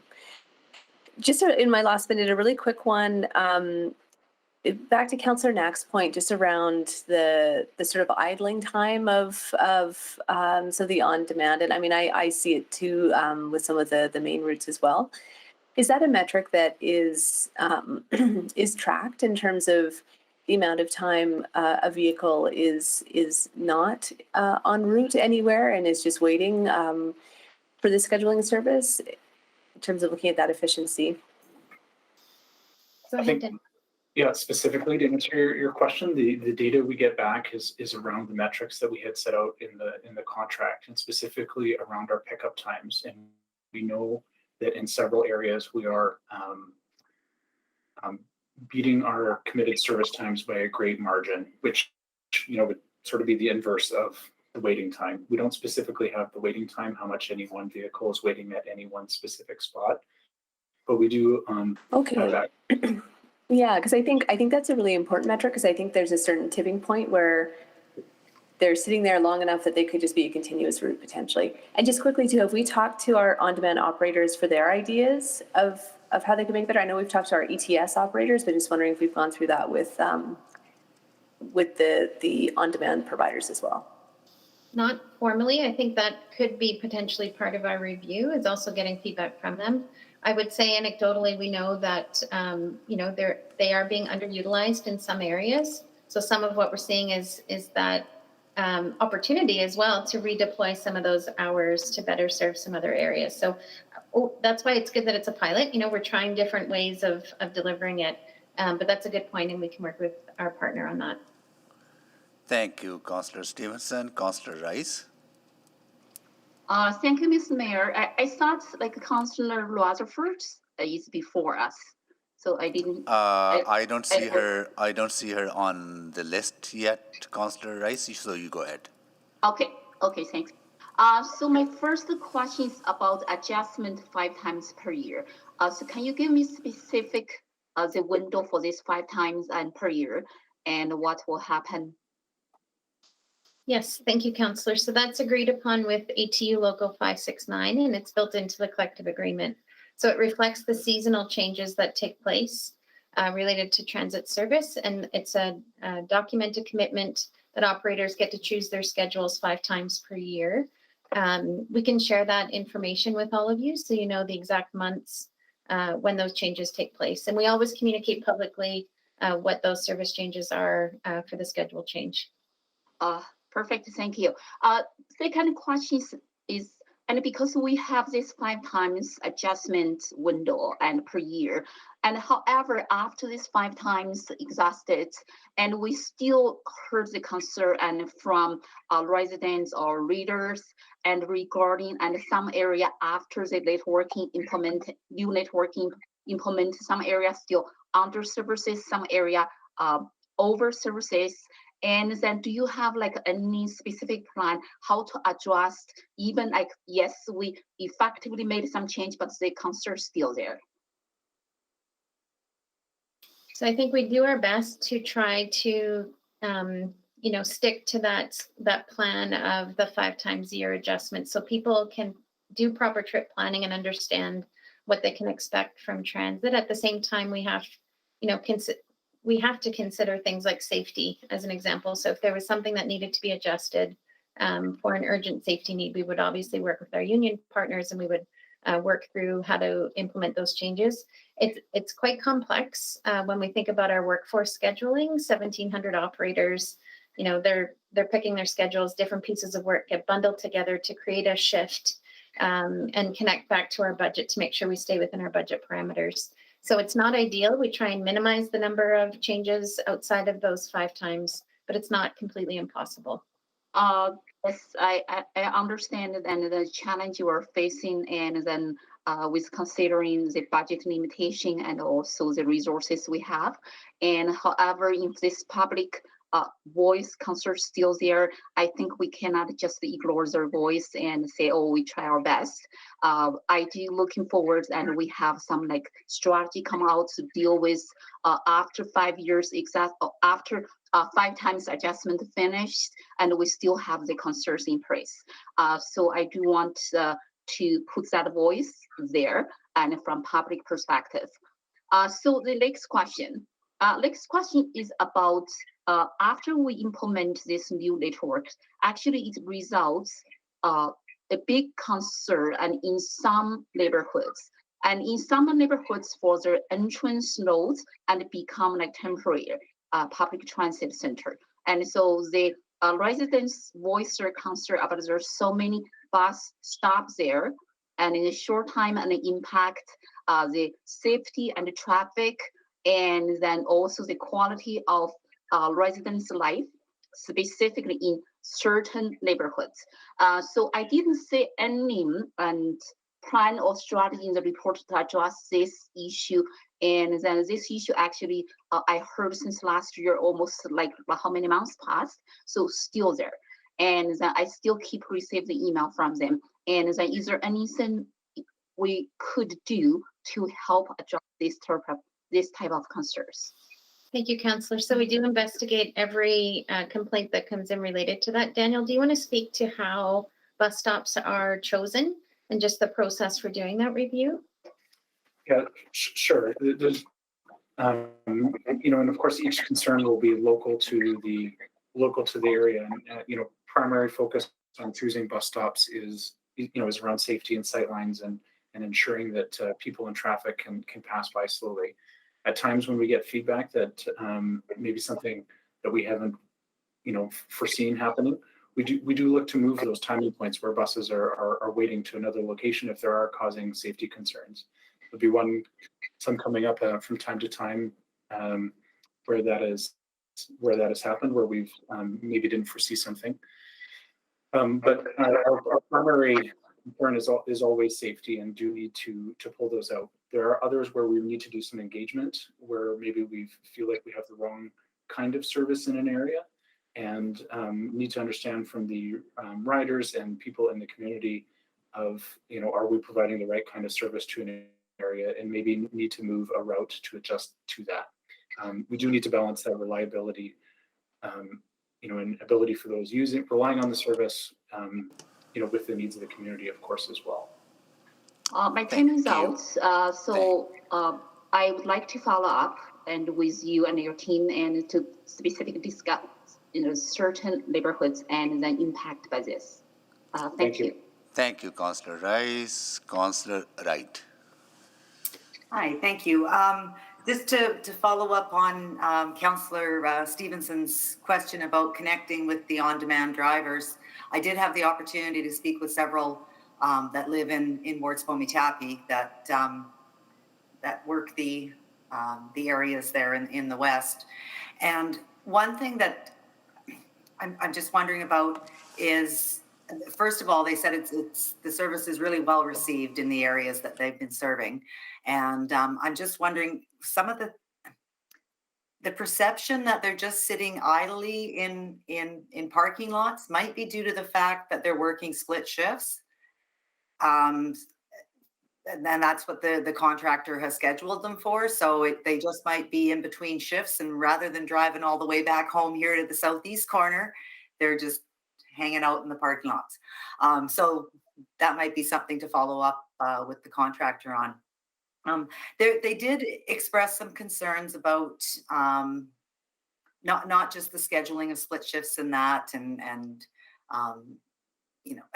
having casual workers taking some sort of the prime times, but also sometimes the treatment. And I'm just wondering, I understand that it's part of our regular contract, I guess, with contractors, that they do sort of, the contractors should be holding themselves up to higher ethical standards, as what the city does for its own direct employees. And I'm just wondering, could that be part of the conversation as well with the contractor when you do a review? Oh, thank you for that, Councillor. Absolutely. Any feedback along those lines, we're happy to bring up with them. We have regular communication and, meet with them regularly to talk about the performance and how it's going and share feedback. And we're happy to do that. Okay. Yeah. And it is a service that they do love to provide. And then the other question sort of I have on that is,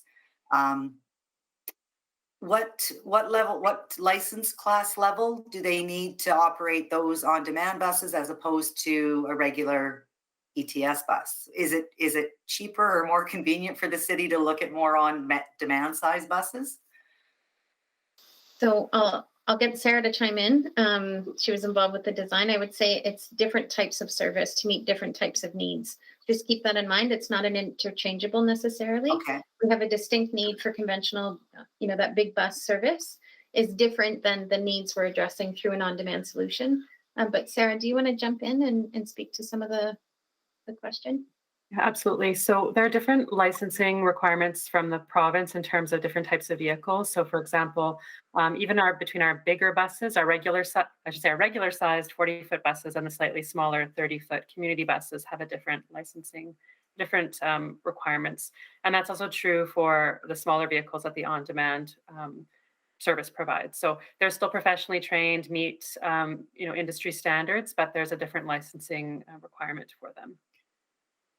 But there's no cost savings, or if you were to, in sort of an area that was where there was less ridership, replacing some of the larger buses that look like there's only 2 people in them, replacing them with the smaller ones? I would say the higher paid work is the higher salary within our own workforce is with the larger buses, whereas the 30-foot buses have a lower wage. We don't directly influence the wage of the on-demand service. We pay an hourly rate to our contractor, and they determine how they pay their employees. So that's in their purview how they're paid for based on their qualifications. Okay, thank you. And I'm glad, Mayor, so he brought up the service in the new developments, because that would be something that I would like to look at. And Carrie, maybe we'll talk about that in our one-on-one. Thank you. Thank you, Councillor. I think there's some creative options there for sure. Thank you, Councillor Wright. Councillor Paquette. Thank you, Mr. Mayor. Okay, so a few questions. First, I just want to, so I understand that the reasons we went with a privatization model for on-demand, so I'm going to circle back to that. But first, I want to clear the air a little bit. I'm wondering if you could talk about the overall equity of the network across neighborhoods across the city, because you hear from every corner of the city people saying, "Oh, my area got it the worst. No, my area got it the worst." And I'm just thinking, like, all things being equal, no one could have got it the worst. Just wonder if you could speak to that. Thank you, Councillor. Sarah, did you want to describe our approach for that? Yeah, so when we design the network and we set the service standards, we want to be consistent across the entire city, apply the same standards and the same network design principles. So there was no, intent to serve certain areas more than others, and I don't think that's what we achieved. Now we have different types of routes that serve different areas of the city, and we intentionally designed a frequent transit network that served the core of the city with pieces reaching outward, because that's the type of demand and what was asked for through the transit strategy, and then more express routes for outer areas of the city. So we do have different service types in different neighborhoods, but the idea was to reflect what Edmontonians told us that they wanted in the network. Yeah, and so my assumption is that actually everyone has pretty much the same level of service. Yes, I think that's fair. And I think Daniel could comment on this more. I think through the. Well, I'll just mitigate that question because I know that, for example, in Quarry Ridge, there is no bus service. The reason being is that no one was using that bus. Well, that's not fair. Maybe one or two a day, if that. But so it was getting some use, but certainly not enough to be able to justify the cost of an entire route for the actual use it was getting. And so those were factors, I would assume.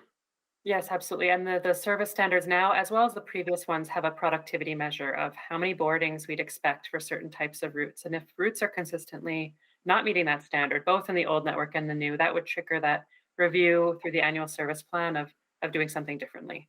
Okay, and so but I also want to mitigate that. If a person walks a few hundred meters, there is a stop at Evergreen. So the next, but obviously we want to have as complete a service as we can, but we are facing certain constraints and very practical ones. So maybe I'm wondering if we're talking about next steps, could you identify maybe just one or two key investments that would come next related to the bus network redesign that council can sort of like take away and ruminate, and so we can actually get things moving in the direction that the public is asking for? Thank you, Councillor. So I think the upcoming reports with the facility strategy, there's some immediate next steps that we would recommend if we want to entertain any type of growth. Investing in that facility support so we can actually add more buses is a pretty critical step. I think what we'll hear in terms of the mass transit report from administration, we'll also talk about a little bit longer horizon and some of the intentional kind of choices that we're going to make. I would say on demand, when we come back in March, thinking about kind of opportunities for that on-demand service, we'll work with our contract provider to see what they can entertain and how quickly. But that might be another opportunity to look at addressing some of these issues that are out there. So garage space and opportunities with on-demand.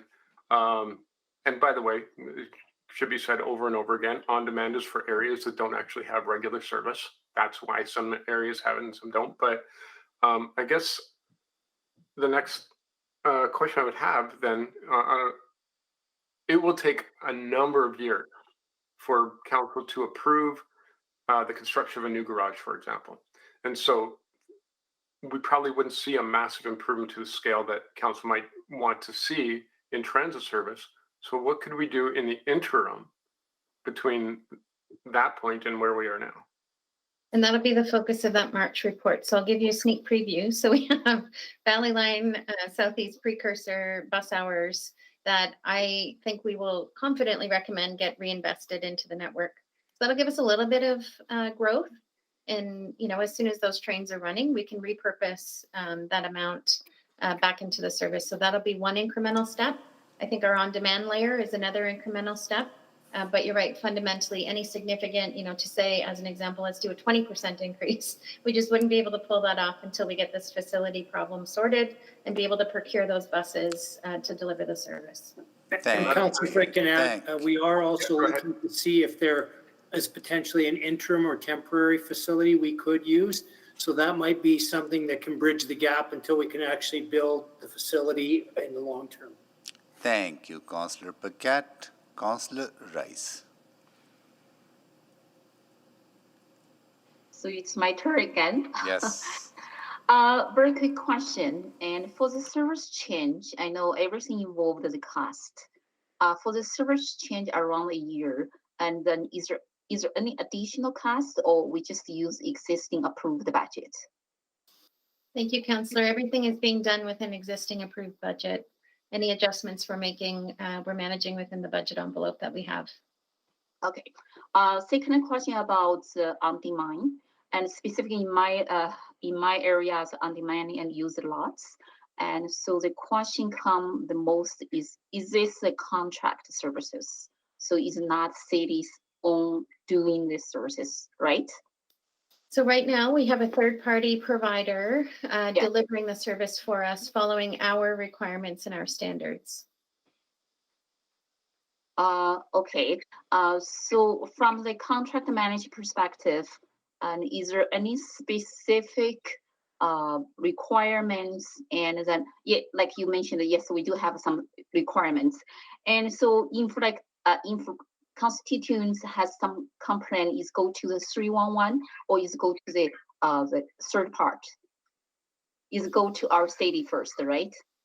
So Sarah, do you want to jump in on that piece and talk about the process? Yeah, absolutely. So the contractor has their own call center and a process established to take in customer concerns. And this was intentional so that we're not adding more work directly to our own 311 and call center staff, but also so that they can respond quickly to concerns. So if they hear something, it can be much more flexible and responsive to feedback. But we also have, through the contract management, the ability to audit and understand what concerns are being registered and make sure that there's follow-up. So we have a good process in place to make sure we know what the complaints are, but that they're going directly to the contractor. Thank you for that clarification. And so related question to this is about, and is there any work has been done to compare any like city doing their own services and then for the third parts to do these services? So I think we can include that in our follow-up report in the fall that talks about evaluating the service delivery. So we'll give those benchmarks and comparators and talk about how other jurisdictions are delivering it. And hopefully we'll make a recommendation for what comes next in terms of service delivery for that layer of our service. Okay, thank you. That is my question. Thank you, Councillor Rice. Would you like to move the report to be received for information because we don't have any more questions on it? Okay, yes. I move 6.2 reports as the information received and provided by administration. Yeah, 6.3. Oh, 6.3. Yeah. I keep saying 6.2. No worries. Good. So we have a motion to receive 6.3 bus network redesign interim review report for information. Any questions on it? Seeing none, thank you everyone. Really appreciate all the hard work you've been doing, Carrie, and everyone else in your area. So please vote.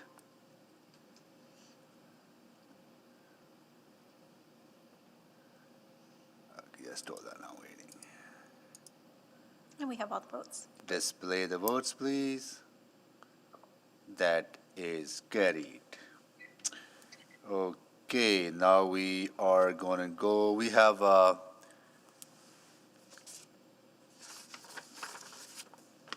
just hold on. Time specific at 3:45, but we do have 6.4 that we probably be able to listen to the speaker on that before we take a break. Councillor Stevenson exempted that. Any presentation on it, administration? Yes, there is a presentation, Mr. Mayor. Go ahead. Great. Well, thank you very much and good afternoon, members of committee. Administration is here to present an information report on the process improvements of how neighborhood parks are assessed and acquired in mature neighborhoods. You will note that in particular, the report focuses on surplus school sites, which are the sites that are earmarked for a school to be built on but are no longer needed. With me here today are Kent Schneider, the branch manager for Planning and Environment Services, Lindsay Butterfield, the director for Urban Growth and Open Space, Bart Drakowski, acting branch manager for real estate. I apologize if I said Bart's last name incorrectly. And Ms. Butterfield is going to provide the remaining of the presentation for committee today. Over to you, Ms. Butterfield. Thank you, Stephanie. Next slide, please. So we're here to respond to a motion that was made on June 8th, 2021 at the City Council meeting, I should say at the public hearing. You can see the motion in front of you on the slide. We'll start today by providing information on the process currently used to prioritize acquisition of open space in mature neighborhoods. The process applies to both private property as well as to land managed under the joint use agreement with school divisions, but either way, the city would retain these for public use. We'll also present some ideas for new and potential process improvements which will help meet the district planning goals articulated in the city plan and better align our acquisition priorities with the city's broader goals for social equity. Next slide, please. Development of an open space network that meets the needs of Edmontonians is crucial to implement the big city moves of greener as we grow and a community of communities. An equitable distribution of investment in quality parks across Edmonton is essential to successful implementation of a district network approach, and that is at the core of the city plan. The need for thoughtful and targeted investment to increase and improve amenities as our population grows and neighborhoods intensify is also a critical component of the growth management framework. Council makes all major funding decisions for park development and guides the pace to bring the city's network of park spaces online. The information heard today will be further assessed as part of an update to the capital investment outlook and used to inform budget recommendations. Priorities in the forthcoming capital investment outlook will align with the city plan, and we will apply growth management principles to the priority-based budget process to ensure development funding supports the goals and objectives of our MDP. Next slide, please. Before a parcel is acquired by the city for a park, a clear business case must be established for acquisition. For private parcels, administration reviews the relevant neighborhood plan to see if additional parkland is a stipulated goal for the area and assesses the property being offered, considering both Breathe and the Urban Parks Management Plan. The process is somewhat different for school properties that are declared surplus because those are subject to the joint use agreement. In these cases, other school boards have first right of refusal for lands, followed by the city. When a joint use school site becomes available, the city undertakes an assessment to determine whether the land represents a priority acquisition. But for all cases, an assessment begins by evaluating all neighborhood open space to see if minimum standards are met. Both the Urban Parks Management Plan and Breathe support strategic decision-making to consider both quantitative and qualitative aspects of park space. So in terms of quantitative assessment, the Urban Parks Management Plan benchmarks green space adequacy in developing neighborhoods, so that's new areas being developed. And that management plan has a target of 2 hectares of parkland per 1,000 population. In our mature, already developed neighborhoods, however, this standard is considered along other more qualitative measures, including the functional categories of ecology, celebration, and wellness, which are identified in Breathe. Those categories consider how green spaces within a neighborhood contribute to the quality of life. Publicly owned park space available to residents within a 400-meter radius is also considered, as well as unique geographic features which hinder access. So something like Yellowhead Trail, for example, would be an obvious barrier.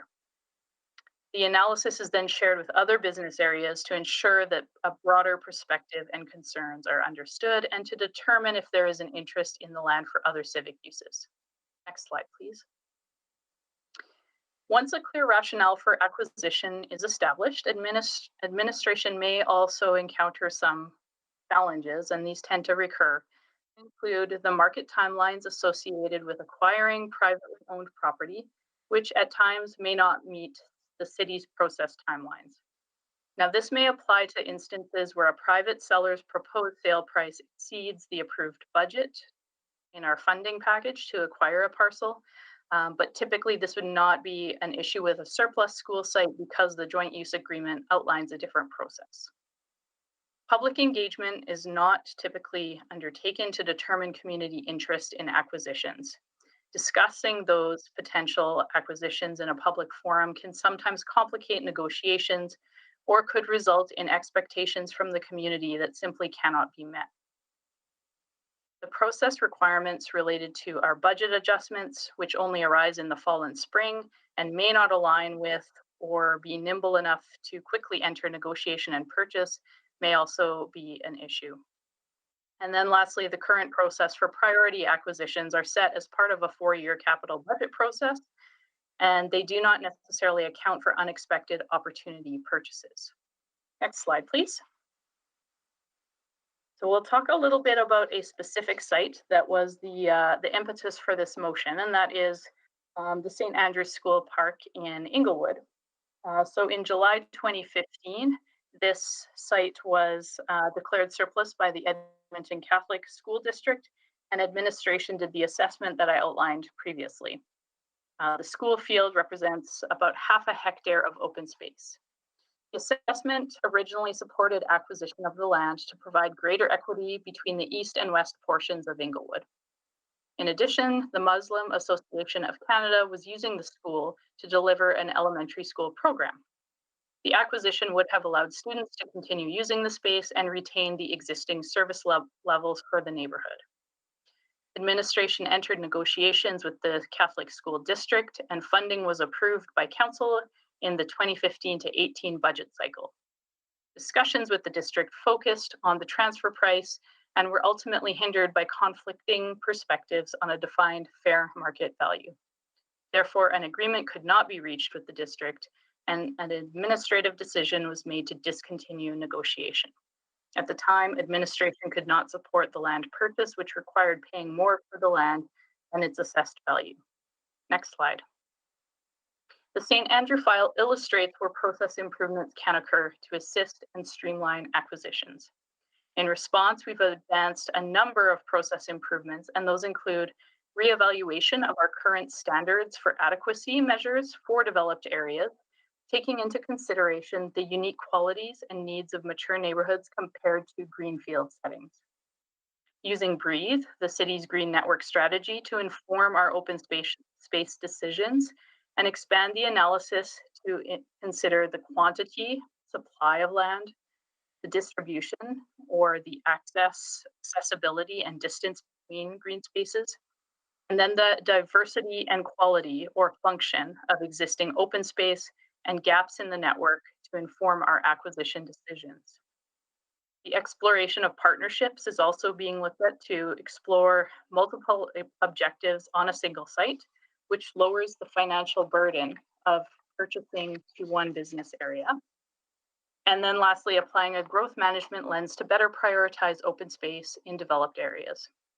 In addition to those process improvements, there are other opportunities which may better position administration to respond to requests, including discussions with school divisions to reconsider the timelines in the joint use agreement related to transfer of lands. This could end up providing more time for administration to check in with council and seek direction on specific parcels. We're also looking at the potential of a periodic increase in funding to support acquisition in mature neighborhoods. And lastly, the establishment of a new land purchase composite profile to provide administration with the appropriate opportunity and authority to move forward and take advantage of opportunistic land purchases. Next slide, please. And that concludes administration's presentation today. We look forward to comments and discussion. Thank you so much for the presentation. And we do have one speaker, public member, to speak on this matter. So I'll ask Kamal Isa. Are you still there, Kamal? Yes, I'm here. There you are. There you are. Thank you for waiting all day for this item. No, you're welcome. And so you have 5 minutes to make a presentation, and after that we will take a break, unfortunately, at 3:30, unless council members may have questions to you after that. So go ahead. Okay, I'll be quick. I am the owner of, I am the one that ended up buying that property in St. Andrews. And I tried to rezone it twice into an RF5 and an RF3.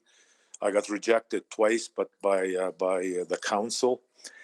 And I am stuck right now with a property that it's a U.S. zoning, which is it's pretty much for a use that like the city, the city of Edmonton would use, or a school board. So what I'm asking you, I want closure. It's been over 2 years and 3 months since I've owned it. I'd like to solve this issue either by the city reacquire the property or allow me to rezone it to the ARP, which is supports an RF3 and an RF5, what's allowed under the ARP for that neighborhood. So please, I don't want to be stuck between the community league that wants it to stay as a green space, which is I respect that, but in the city passed on it, I ended up buying it, and now you see my predicament. So that's all I have to say. If you have any questions, I'll be happy to take them. If not, I'll just sign off.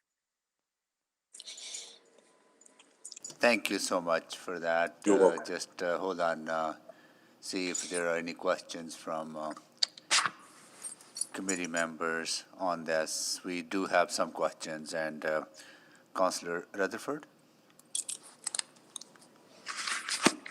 Great. Thank you for being here today. Camilla, it's nice to meet you virtually. I'm the councillor for Inglewood, and so happy to chat further about this with you. I did have a question on the process of acquiring the site in the first place, and how that came to be from your perspective.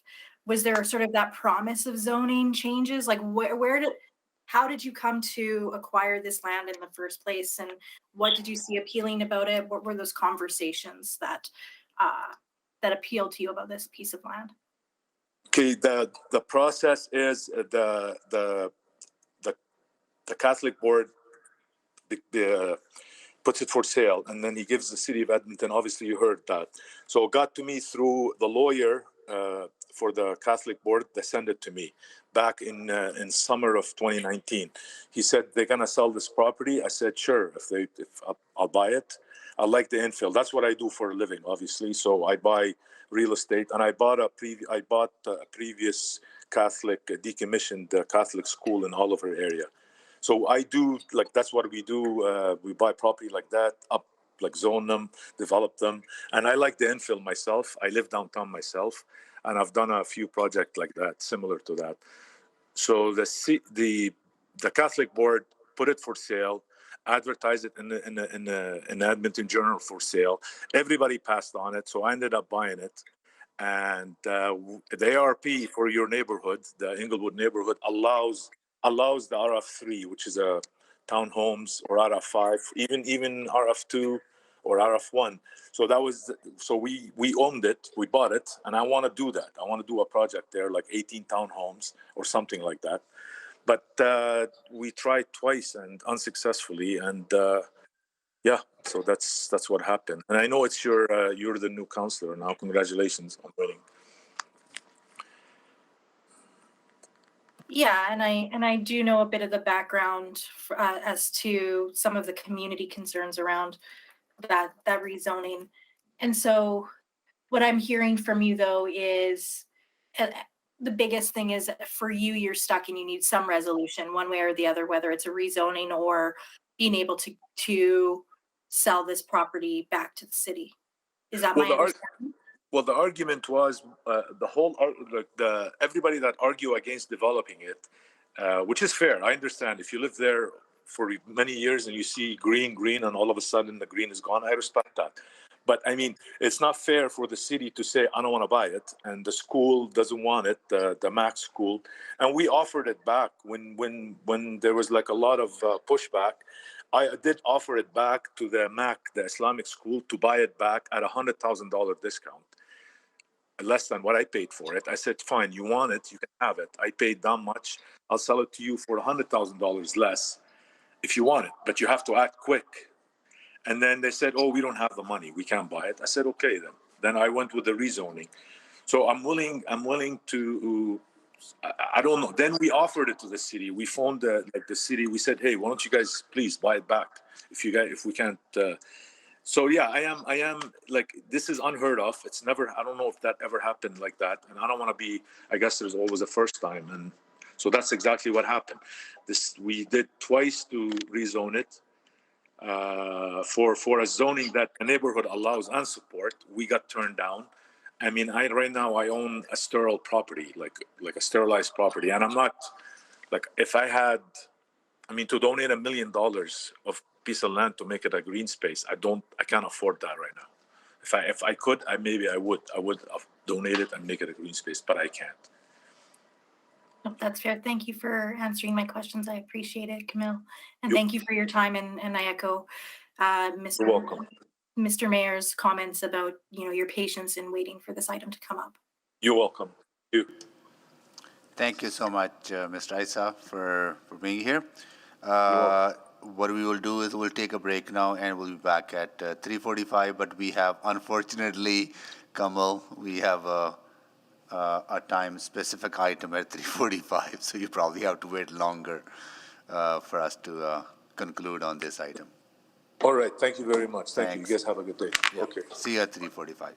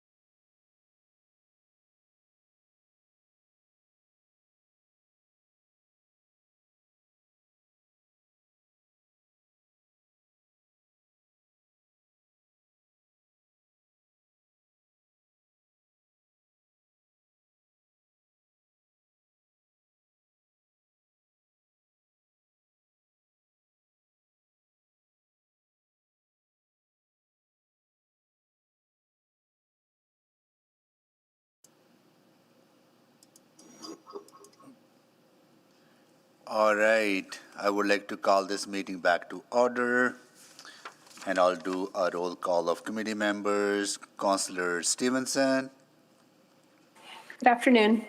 Councillor Knack, Good afternoon. Councillor Rice, Good afternoon. Councillor Rutherford,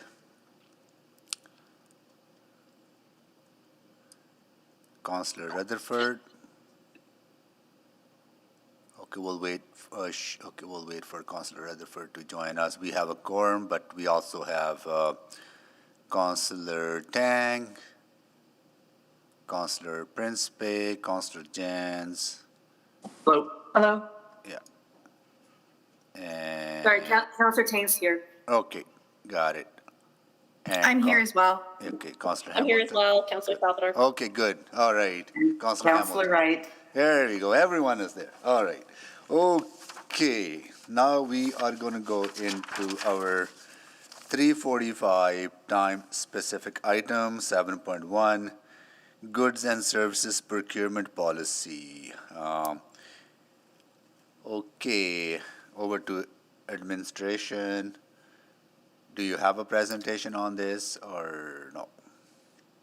So good afternoon, Mr. Mayor. We don't have a presentation on this as it was a response to a motion, but happy to answer any questions you might have. Okay, we do have a speaker on this item, and Member of Public Curtis Como. He's joining us remotely. Mr. Como, you have 5 minutes to make your presentation, and council members may have questions to you after your presentation. So over to you. Thank you, Council, and congratulations on all your recent wins. So what I'm speaking on is the procurement policy report that was issued about the procurement process in the city of Edmonton. And I'm speaking on behalf of myself and several colleagues who are in the creative industry. So I'm an advertising photographer. I've been in the city for 22 years. And I believe what's happening in the city of Edmonton recently, within the last 4 years, is with the policy changes in procurement, it's kind of left a loophole for creative people like myself to be able to bid fair and competitively and in a transparent environment. And I'll just give you, don't have much time, so I'm going to give you a little bit of a background so you can all understand where all this has come from. So for the past 3 terms, I've actually photographed the city council portraits, as well as various other city jobs with many other colleagues in the city, from ETS campaigns all the way to, parks and even sanitation we did some work for. So quite a bit. About 4 years ago, or 3.5 years ago, the calls stopped coming to myself and other colleagues. And it was odd. And we heard that there was this phantom pre-approved vendor list for creatives, and we couldn't find anything on it. And I mean, I'm a very busy person. I have many streams of revenue. So I didn't really pay a lot of attention to it. And I'd heard rumblings that there's just no work going out to any of these photographers that we know. And when it came up to council, obviously the elections were coming up, so I reached out to my contact, Judy Wilson, a senior protocol officer for the city, to request to be able to quote on the new city council portraits, all of yours. And I was informed by Judy, yep, no problem, you have experience in it, we're gonna get 3 quotes, standard process. And then I got an email back from Judy saying, sorry, you're not eligible to quote, you're not on the pre-approved vendor list, and that's it. And I requested to Judy, can you give me more information? Nope, you're not on the list, that's it. Okay. Other colleagues got a similar email. So I did some investigation. After about a week of calling procurement offices, nothing came. I'm actually a partner in Greenhouse Eatery, the restaurants for the city of Edmonton golf courses, and I found a number through Creative Services and did some digging and found an individual named Ray Au. And Ray is the creative director, and this isn't about pointing out individuals. Anyways, I found out through this that one individual is in control of procurement for photography specifically, also graphic design and videographers. And the list had been closed for 3 years, 3.5 years. There was no plans to reopen the list. He wouldn't give me the names of the photographers, only to say that there were 4 to 5. So for the last 4 years in the city of Edmonton, it's been 4 years now, there's been 4 to 5 photographers shooting everything for the city of Edmonton. This isn't about Curtis Como getting on a list. I teach at MacEwan. I mentor 2 photographers a year for pro bono. And right now, I have to tell all of them that they're unable to get on a procurement list for the city that they live in. They pay taxes, they register for business licenses, and they're not available. In the executive summary of the report, it says quite clearly that the City of Edmonton procurement offices uses best practices, industry best practices. It doesn't. You can't find anything on Alberta Purchasing Connection about applying for this list. One individual controls it. It's not fair. It's not open. It's not transparent. Do I think the individual is doing anything wrong? No, not at all. I think there's a loophole in the procurement process, specifically regarding creative, that allows an individual or certain individuals in the creative services department to choose who they want and keep the list closed. I don't think they're doing anything wrong. I think they're doing everything that the rules allow them to do.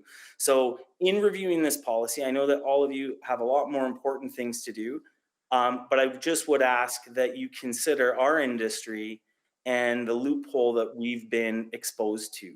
And I hope at some point, as these practices get reviewed, you might follow along the lines of AHS or other cities like Calgary and Wetaskiwin in allowing the procurement list to be open and transparent on places like Alberta Purchasing Connection.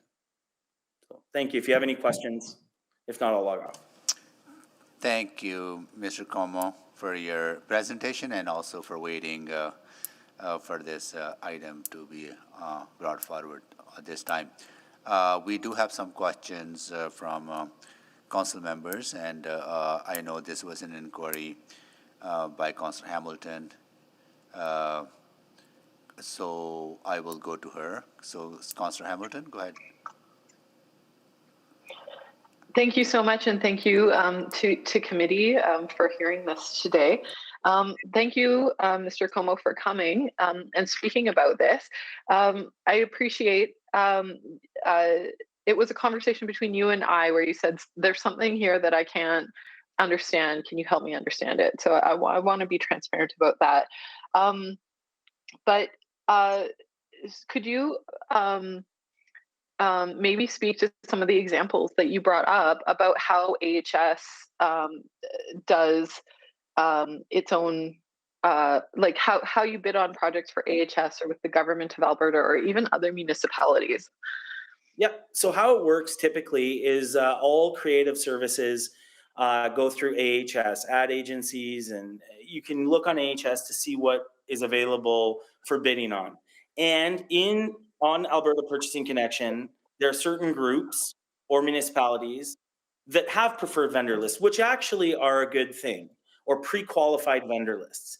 And in there, generally they're open. So a new person decides, I'm going to leave Toronto and come to the city of Edmonton and try and make my living there, can look on Alberta Purchasing Connection and can apply to get pre-qualified, saying my standards are, XXX, and then they can quote on the project. But right now, so in AHS, it's generally open, it's indefinitely open, and you can keep applying for it. Now, there is a cost to that, and I understand the logistics of constantly reviewing new applicants.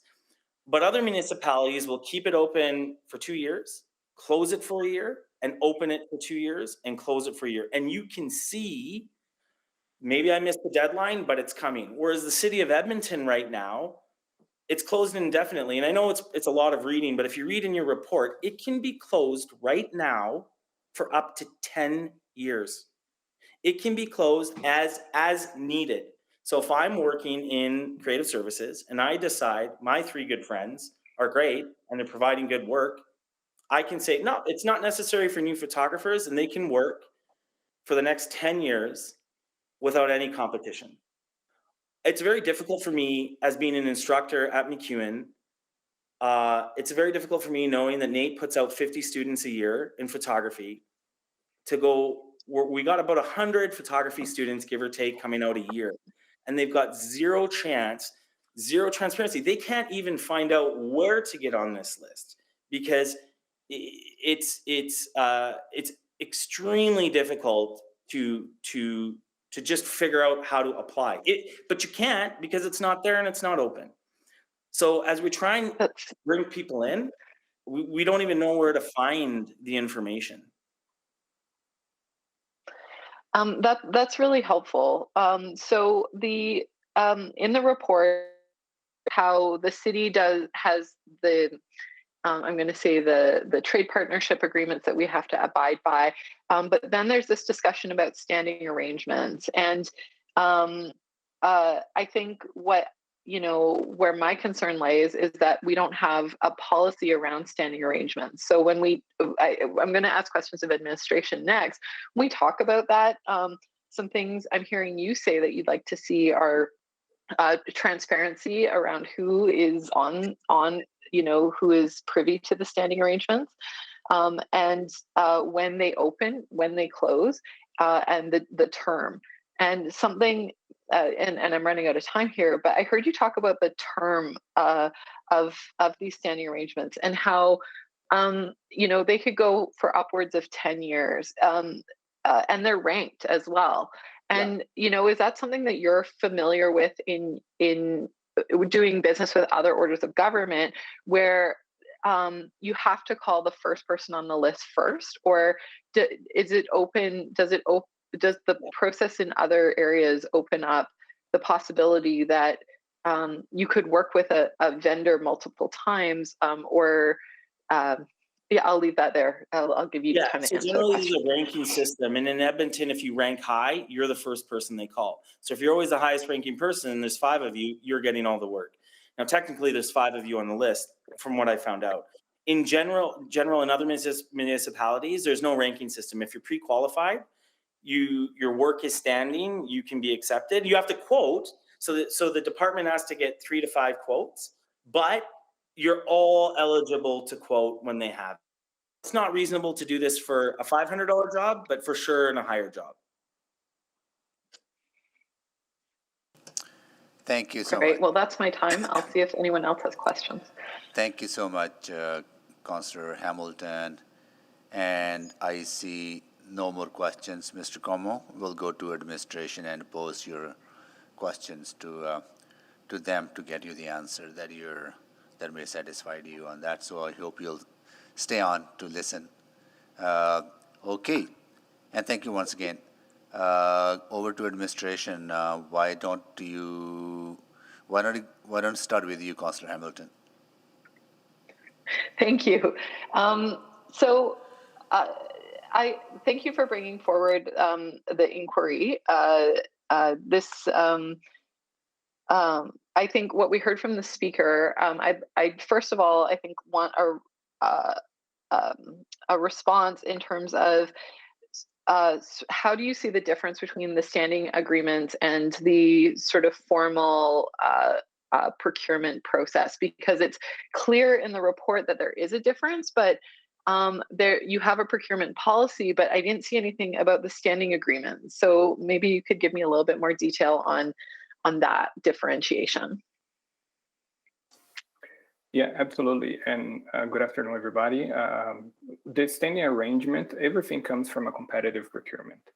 So when we talk about preferred agreements or preferred vendor list, we do not go into that direction, as other municipalities also do not go into that direction, because we have to comply with trade agreements. Trade agreements require from us equal, open, fair, and transparent opportunity and equal process for everybody. So how do we accomplish that through the standing arrangement? Instead of saying upfront, here it is, a list of 5 organizations that we work with in a particular scope, we post that RFP, which is a competitive process in Alberta Purchasing Connection and also Ariba Discovery. And in that opportunity, we say there is already a process. It's going to generate a standing arrangement. We will award up to 3 or 4 or 5 companies, depending on the scope and the spend and the complexities. And that'll be for an initial term, which may be postponed or extended if there is good reason for it. Now, at the end of the day, everything becomes a contract. So what we're doing is we're using a competitive process, transparent, with all the rules on how we're going to call out, and that call follows a best practice, which is, if you are the highest ranking in that RFP, you would get called in a priority.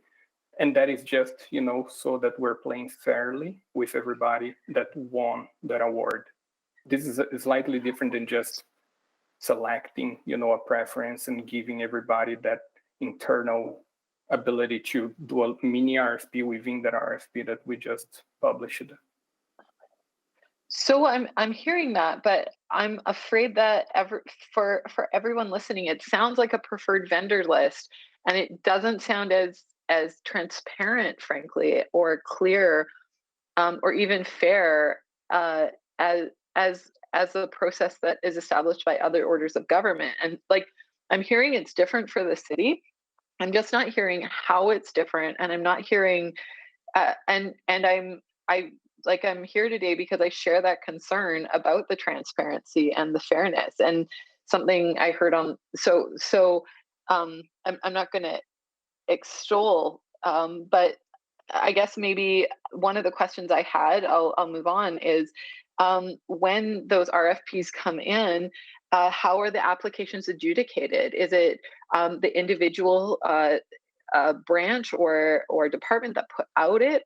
Is there a checks and balances process to make sure that that transparency and fairness is abided by? And I know that applies to formal procurement, but again, I'm not seeing anything in our documents relating to these standing agreements.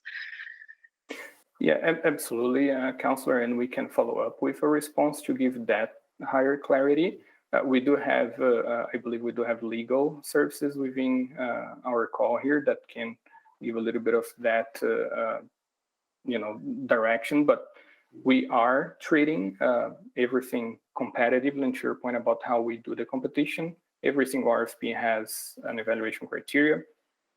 That evaluation criteria has different folks from within the organization, commercial people, technical people, business people, part of an evaluation committee. So that is not just residing in one person to make a decision on the process. It is very fair. And I even say that, for suppliers that didn't win on that package, they do have an opportunity to have a debrief in terms of, hey, here's where you could do better to, get into more of the business of the city. I'll stop here just to see if Sarah Hills, I don't know if you are with us, Sarah, but maybe there is something that you would like to add on. Actually, if I can jump in first. So, Councillor Hamilton, the process for standing arrangements is consistent with the process for any other RFP. The difference is that after the evaluation, we might award contracts to multiple vendors. And then, but other than that, the evaluation process is consistent. Okay. Thank you. I'm out of time, but I'll be coming back. Yeah, thank you, Councillor Hamilton. Councillor Stevenson. Yes, thank you. Just to carry on that thread of questioning. So, Mr. Braga, you mentioned the trade agreements, and my understanding is that we're subject to those trade agreements, particularly with something like creative services, only when it's above $75,000. Is that correct? Correct. Yeah, so I think I may be hearing concerns for some of those smaller contracts. I know just from my experience when I was at the city, I can recall, if I was doing a public engagement process and I required creative services, my colleagues in communications would say, great, we've got our 3 preferred vendors. We'll put this out to them and get the proposals back. So I don't believe that that would have ever been a public RFP. And I think this is the question I'm hearing, and I'm still not clear on the response, is just how does that preferred vendor list get established, and what's the openness to that for vendors that do want to be part of it? Yeah, absolutely. And what I would say is that anytime when an RFP will be published, we have a scope of work. Into that scope of work, we'll say we need for photography, videography, creative, different scopes within that agreement that we're planning to issue. We will have an expenditure that internally we, assume that should be the contract value. So we're going to say, hey, we're going to spend $200,000 or $300,000, and that is why we are doing competitively instead of doing the little chunks under the process, under the 75K. On that, once we do have an award, then the smaller pieces get, basically depending on the ranking of that RFP. If I have a $10,000 or $20,000, but I already have that agreement in place, it follows the ranking system. Could we create something different? I do believe that there is some flexibility, and that's why maybe Sarah Hughes could also add on, but that is how we come from a process perspective: contract value, ranking system, clear rules, and then the smaller pieces of work get called out depending on the highest scoring bidder.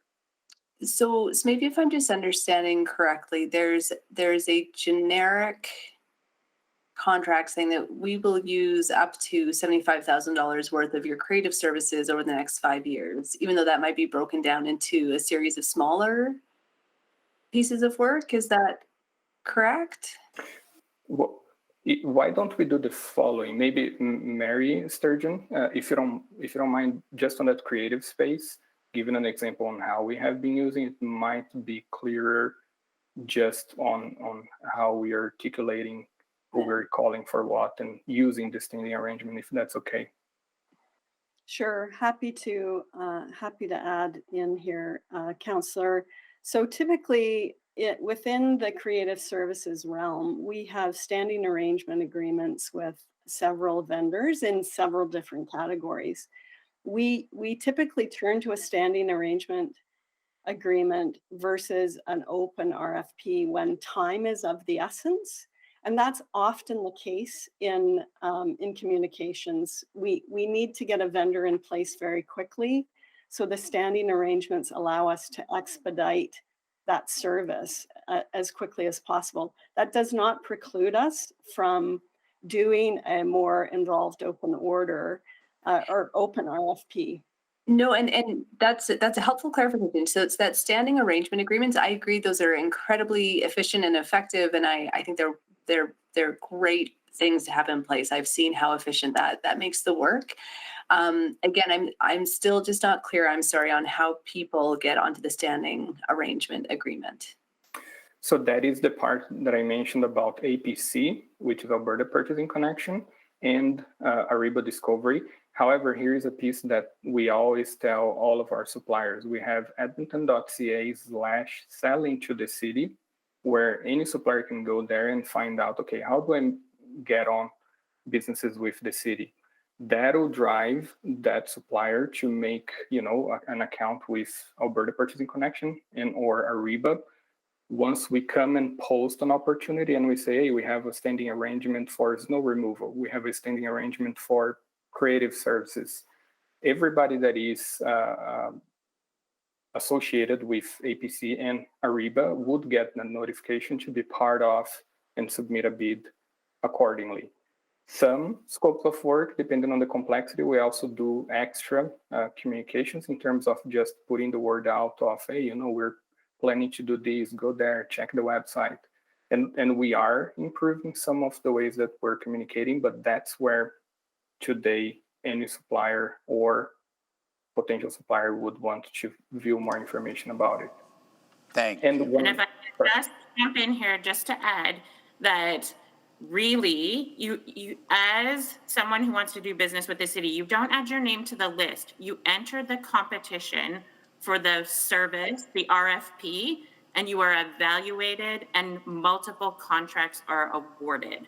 So it's not a matter of getting on a list. You must bid on the work that's being put onto the website. Thank you, Councillor Stevenson. Councillor Rutherford. Thank you. And as somebody that worked in communications, I agree with Councillor Stevenson's assessment that those contracts are absolutely essential when time is of the essence, because I think people, if you've never done RFPs and that procurement process, Mr. Braga, could you just speak to how the length of a standard procurement process? Absolutely. Actually, I'll defer to Roger Lockwood, who is our Director of Procurement. He will be able to tackle that with a little bit more detail than I. Thank you, Councillor Rutherford. Good afternoon, everyone. So, we deal with quite a variety of requests for proposals or procurements, as we refer to them, because there's multiple tools and multiple ways of doing it. Generally speaking, they can take 3 to 6 months, because as things get more complex, or as you're looking for unique types of goods or services, or the construction pieces, they can take longer periods of time. But generally, it's that 3 to 6 months to complete that competitive procurement process. Great, thank you. And so I personally thought that the report was great. I understood where you're coming from in this. I think whether you call it colloquial a preferred vendor list or it's called by these agreements is, again, sort of the semantic gymnastics we're playing, I think, sometimes in this realm. But that aside, I do hear the concerns that were brought up by the speaker in terms of the length of those contracts. And also, I'm curious as to why, because if it's from an RFP process, we have to publish those vendors on that Alberta Purchasing Connection anyway. So how come we can't just, if somebody's asking us, well, who are the people that have those contracts? Why are we not giving those names? Why are we holding that tight and close to our chest? Absolutely, and I would say that we're not holding tight to our chest. Those are, anything that goes on APC and any procurement that we do, it is publicly available by anyone that needs further information. We can absolutely follow up in terms of how much better could we make that information, and the winners are always available whenever we award something. We do publish this RFP consisted of X amount of suppliers. These are the 2 or 3 or 4 that were selected. That information is available. We are trying to balance, on the other hand, right now, we create roughly 600 agreements per year, which is 2 agreements per day. And we're trying to balance how we maintain a database versus how we use already a process that is, transparent and open in the way that the supplier can apply to a job and get that job. So we definitely can follow up with, But like, as the speaker mentioned, in that specific context, and unfortunately we only have one speaker, but I think it's an important case. It seems like he was having a conversation with somebody and asked who are currently holding those contracts for photography, and was not provided that information. Fair enough. And with the speaker of today, we can gladly follow up, because we were, when the inquiry was made, we responded in a generic way about the process. We now, knowing the specific portfolio or scope, we can follow up with a response on more that particular area. But I'll tell you just up front that even before this call, from the communications and engagement perspective, we had the plans, and we still have the plans to do another RFP for creative work this year, which is something that was already building up, and we are somewhat surprised to hear that a different information was passed before. Yeah, well, I think that's, and I also want to highlight that I don't want to hone in on communications, because in the report, the 3 departments that use those contracts, the highest users of that were not communications. So I just want to also highlight that communications is easy because of the rapid turnaround time they need for the work that they often do, because it's so emerging. But they are not the frequent users of those agreements from the report that we have with us today. So I also want to highlight that I definitely don't want to just focus on communications in this conversation and context as well. Thank you. I'll yield the rest of my time because I'm out. Thank you. If I may just add that Mr. Como is correct in that he should have ready access to that information. I would characterize that conversation as a breakdown in communication in that instance. And he's also correct that the process changed 3 years ago and is now on a cycle for renewal.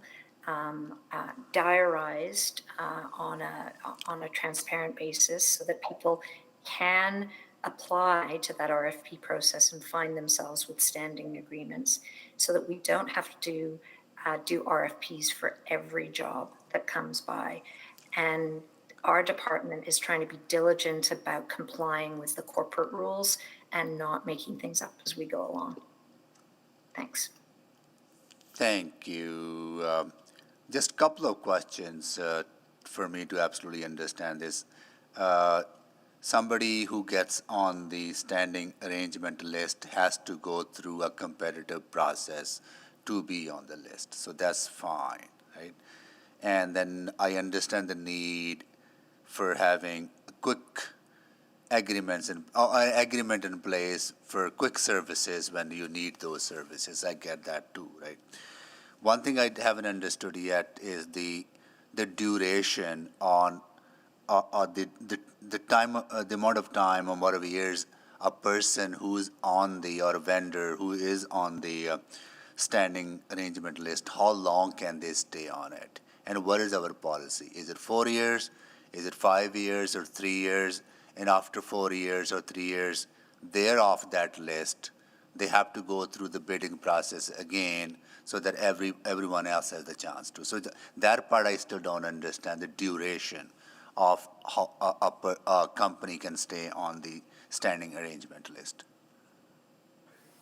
Absolutely, Mr. Mayor. And what I would say with some maybe more specifics from Roger is that when we have 73 different lines of businesses, the standing arrangements might have different duration because of the need. So I'll give a quick example. For snow removal, it is a scope that is seasonal. So all of the standing arrangements, we start with, between 1 to 3 years, and then we open optional years to extend that agreement, which is the reference that was made up to 10 years. It does not mean that we take 10 years to do it. It means that the bare minimum is between 1 to 3 years, depending on the scope. Now, for some other scopes of work that are less seasonal, we could recycle them more frequently, meaning within a 3-year period, not extending them for too long. But every time when we have the duration, which is set up front into the RFP that we publish, it's always a yearly conversation between the business area and CPSS as well to understand when the RFP was put in place, was the quality of work being delivered? Was it still best value for the citizens of Edmonton? Do we have new players in that arena or not? And that, depending on the answers, it might trigger us to recycle that more frequently than not, depending on just the portfolio that we're handling. Yeah, I think that's the part that needs to be looked at and more clarity on that developed. Because, for example, if Mr. Cuomo is training young professionals in the field and they want to work for the city, they should have the opportunity to go through the bidding process, competitive process, and opportunity to be on that standing arrangement list maybe for 3 years or 2 years, instead of having somebody on the list for 10 years or 7 years. I think that's where I think more work might need to be done. So I'll leave that with you guys to figure that out. So, okay. So thank you for that. Rest of the stuff was clear to me. I will go to Councillor Paquette next.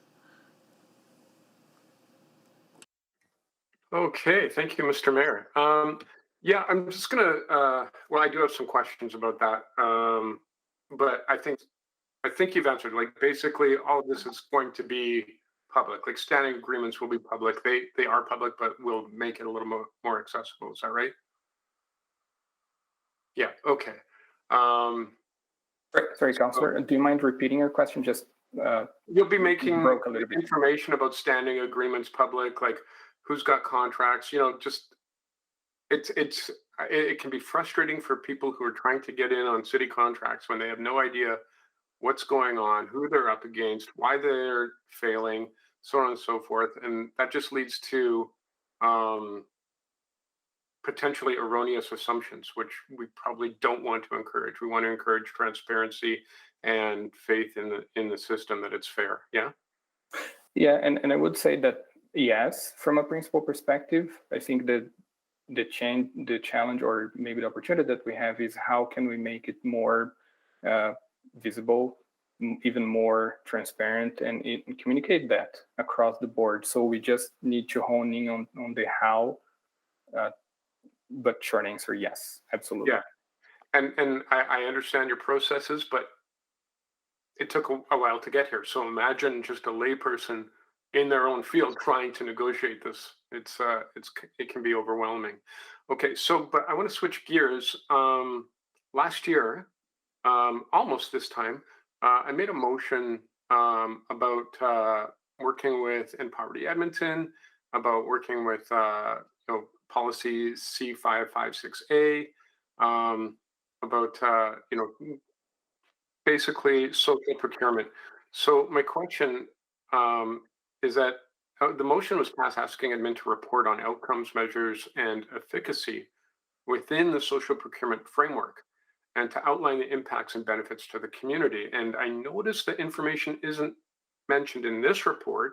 So I'm wondering if you are planning to provide that information in the Q2 procurement report, because kind of important information. Correct. Yeah. Correct, Councillor. We do, and we are working through that motion even before, since 2019, I would say, when we had the social procurement put in place. Yeah. We do have on the Q2 schedule to bring that update. So it is in the works. We just didn't capture here because it was a very specific inquiry, and we tried to be mindful of sticking to the response, but absolutely, we will bring that update in Q2. Yeah, no, I understand. And just now, let's go back to the previous discussion. That's how do we account for new businesses and individuals and creatives who want to get in on this work?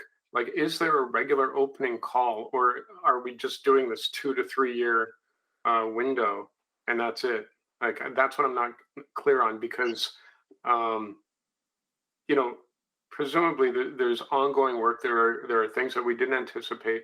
And do we just say, no, sorry, we decided on that 2 or 3 years ago, there's no openings? Yes. I'd like to start on that one and then toss to Mr. Braga for detail. A procurement process that's thorough can take sometimes up to 6 to 9 months.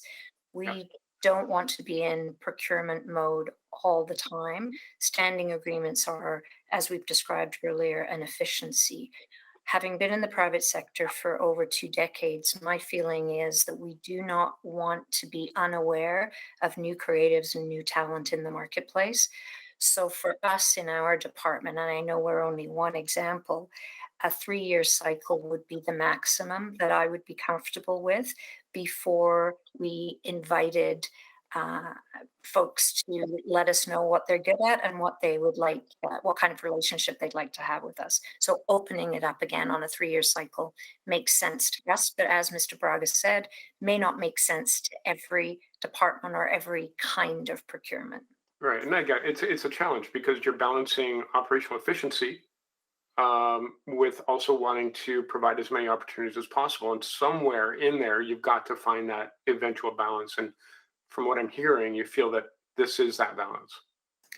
For our department, that's the balance we're striking. And our folks are looking at those contracts annually and planning to open them up on a 3-year cycle. Yeah, makes sense. And it can be frustrating for people, and that's why communication is paramount. Yeah.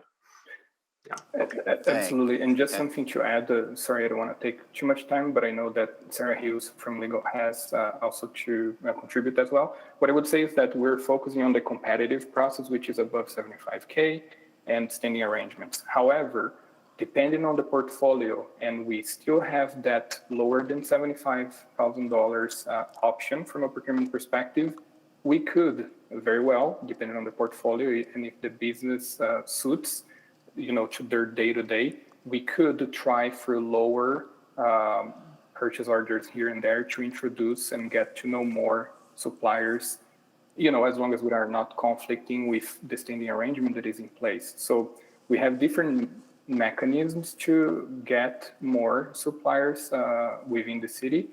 but we also want to be mindful that when we put an RFP, there is an expectation of work created, and suppliers are also bidding based on that expectation. So we're trying to balance the long-term view with also short-term opportunities that we may have when there is not a contract.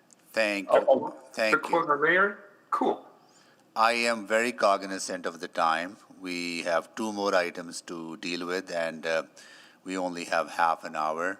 So just a quick one, just to get an understanding on if some of the things that you're suggesting, Catherine, can they be done internally and you report to us what you're doing through a memo, or you need a further direction from committee to do that work?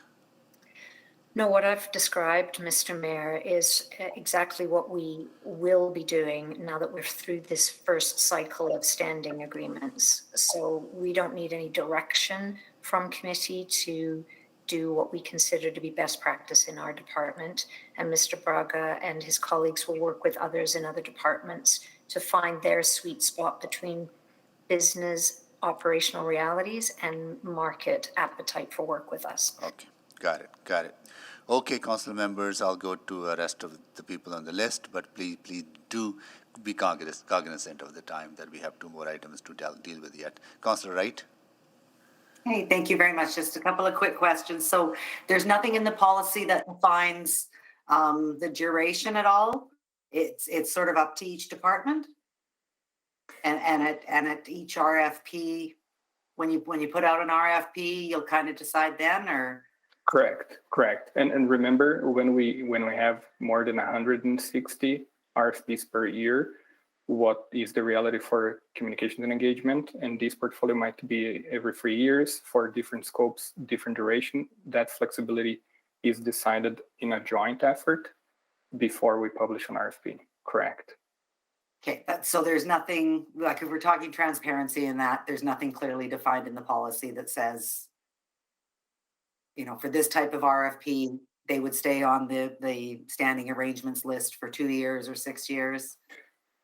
We do mention that, which is tied to the duration for each single RFP when they go out. Itself. Correct. Okay. Correct. Councillor Wright, if I might just jump in, Sarah Hughes from Legal Services. The way that we do things at the city in terms of our standing arrangements is that they do have terms on them. They are treated analogous to contracts. The trade agreements do allow for something called a pre-qualification list or a multi-use list that allows for us to have a list of pre-qualified suppliers or contractors or consultants. Those do not have to have terms. They can remain open, kind of evergreen for as long as we want them to be. But the difference is that in those cases, new suppliers are allowed to apply for inclusion on the list. And so, but the way that we do things currently is that we do have time-limited standing arrangements.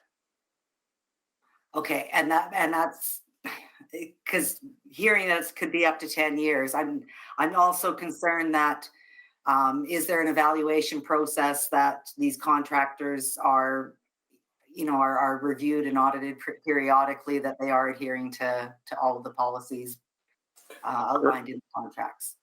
Correct. And that's the piece, Councillor, that when we were presenting about contract management, supplier performance management, and vendor management, those pieces, they are happening as we speak in different areas. And that's the piece where Ms. Owen said, once we have the relationship, we don't walk away. We're constantly checking, if performance, quality, commercial terms, the city needs are being met. So that is happening as an ongoing basis, and we have annual checkpoints. Okay, and that's clearly defined then that it is done on an annual basis, is that right? So we are still maturing on that policy, and we do have flexibility in terms of how often, but we have rules predetermined that says for this amount of dollar value, we should do at least annually or semi-annually. Those pieces, they exist today. Okay, and you'd mentioned the snow and ice. That's done because it is seasonal. You do that RFP on an annual basis. Is that right? So I'll be careful just to how much we go deep, or I go deep into the snow and ice program. But we do have the same performance metrics and frequent checkpoints in terms of performance, tiering of who are the contractors for each quadrant of the city and who gets called first, second, and third. And at the end of every season, did we get what we set out in terms of expectations for those contractors? Okay, and then those standing agreements are they updated annually, or they do just stay on there for the next year? Roger, if you don't mind, the most recent one, I believe they are fairly recent, but do you recall, Roger, So Councillor Wright, the contracts for snow and ice, I believe, are currently have 2 years left on them, and then it's an annual renewal. So often with many contracts, like Mr. Braga spoke to, like quite a diversity, but usually it's 2 to 5 years is that initial term.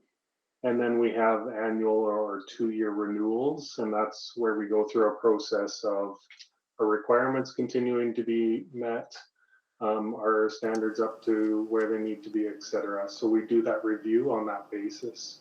And these pieces are all outlined when we post these opportunities to that Alberta Purchasing Connection and Ariba Discovery. It's not in our policy so much because, that would be just too much, but they are posted as each opportunity is posted out to the market. Thank you, Councillor Wright. Councillor Knack. Mr. Mayor, I just understanding there might be some desire to either take some type of action, but with limited time, I was thinking it might be wise to requisition, but there's only 2 people on the list, so I'll start by saying requisition, but we'll wait to see if a second person says it after the next 2 speakers. Maybe we can finish that up quick. Another option we might have is that we do have item 6.6 that requires council approval. We could actually requisite that. We could send that to council, and council can debate that too. So we might have to think about that. Okay. Questions, Corey? Sorry, Councillor Knack. Sorry to interrupt you. Go ahead. No questions. I would just. Oh no, you have no question. Okay. Okay, Councillor Hamilton.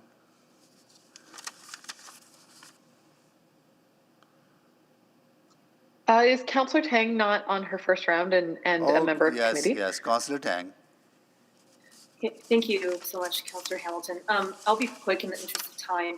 I'm actually thinking of a different group of vendors, though I think there's some similar themes, just stemming from my own experience, also having worked for the city, but also my conversations within the community, as someone who, really looked towards trying to work with BIPOC vendors and those from the ethnocultural communities. I just want to highlight that some of the processes that we're talking about here can be quite onerous and challenging, and if not just straight up opaque as well.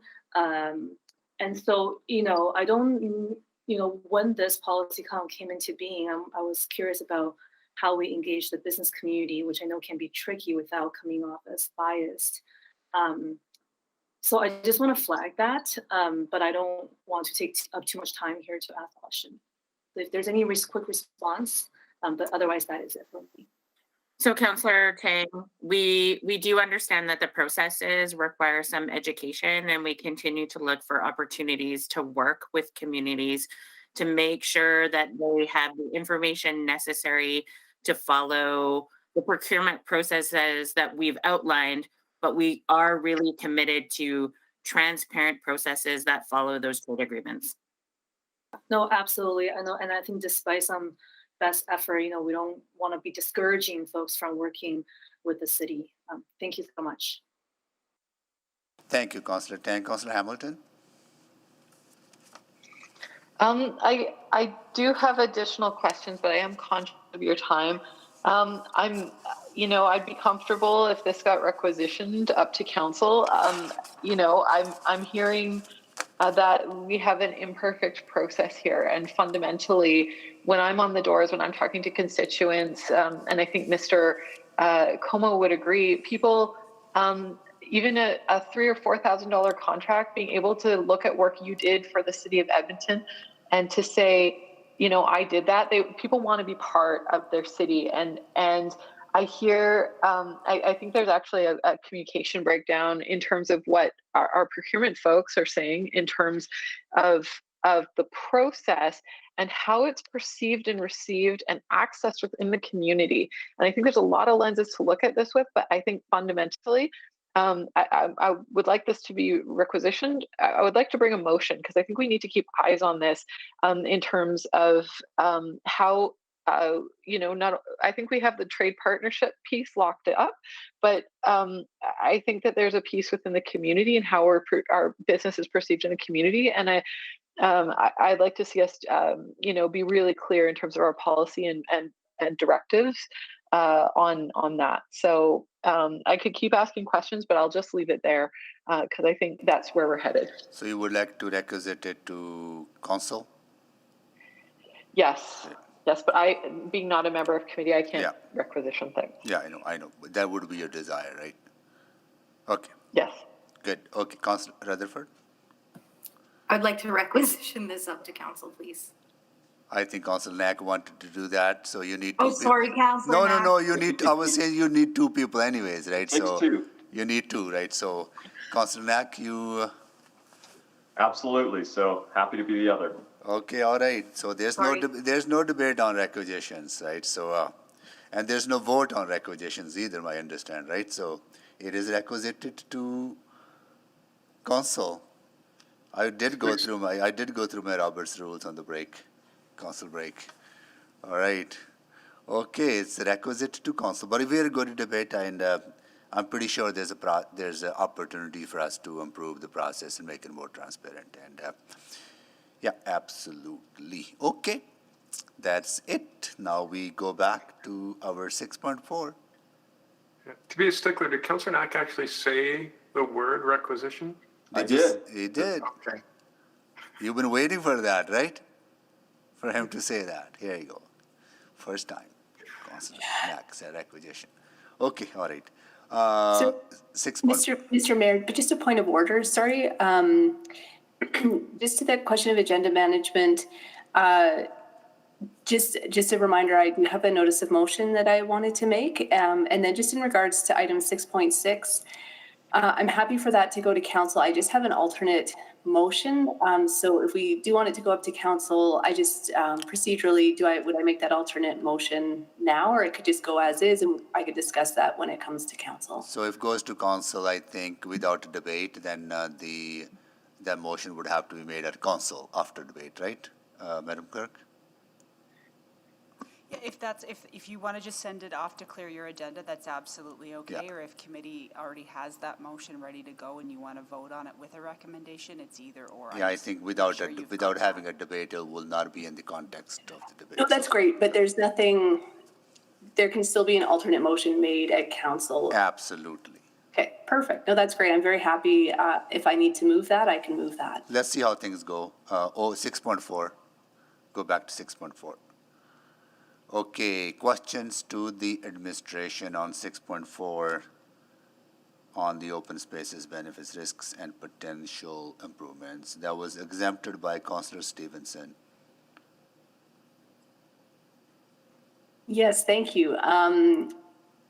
I can start with my questions, and I know other members of council have some others as well.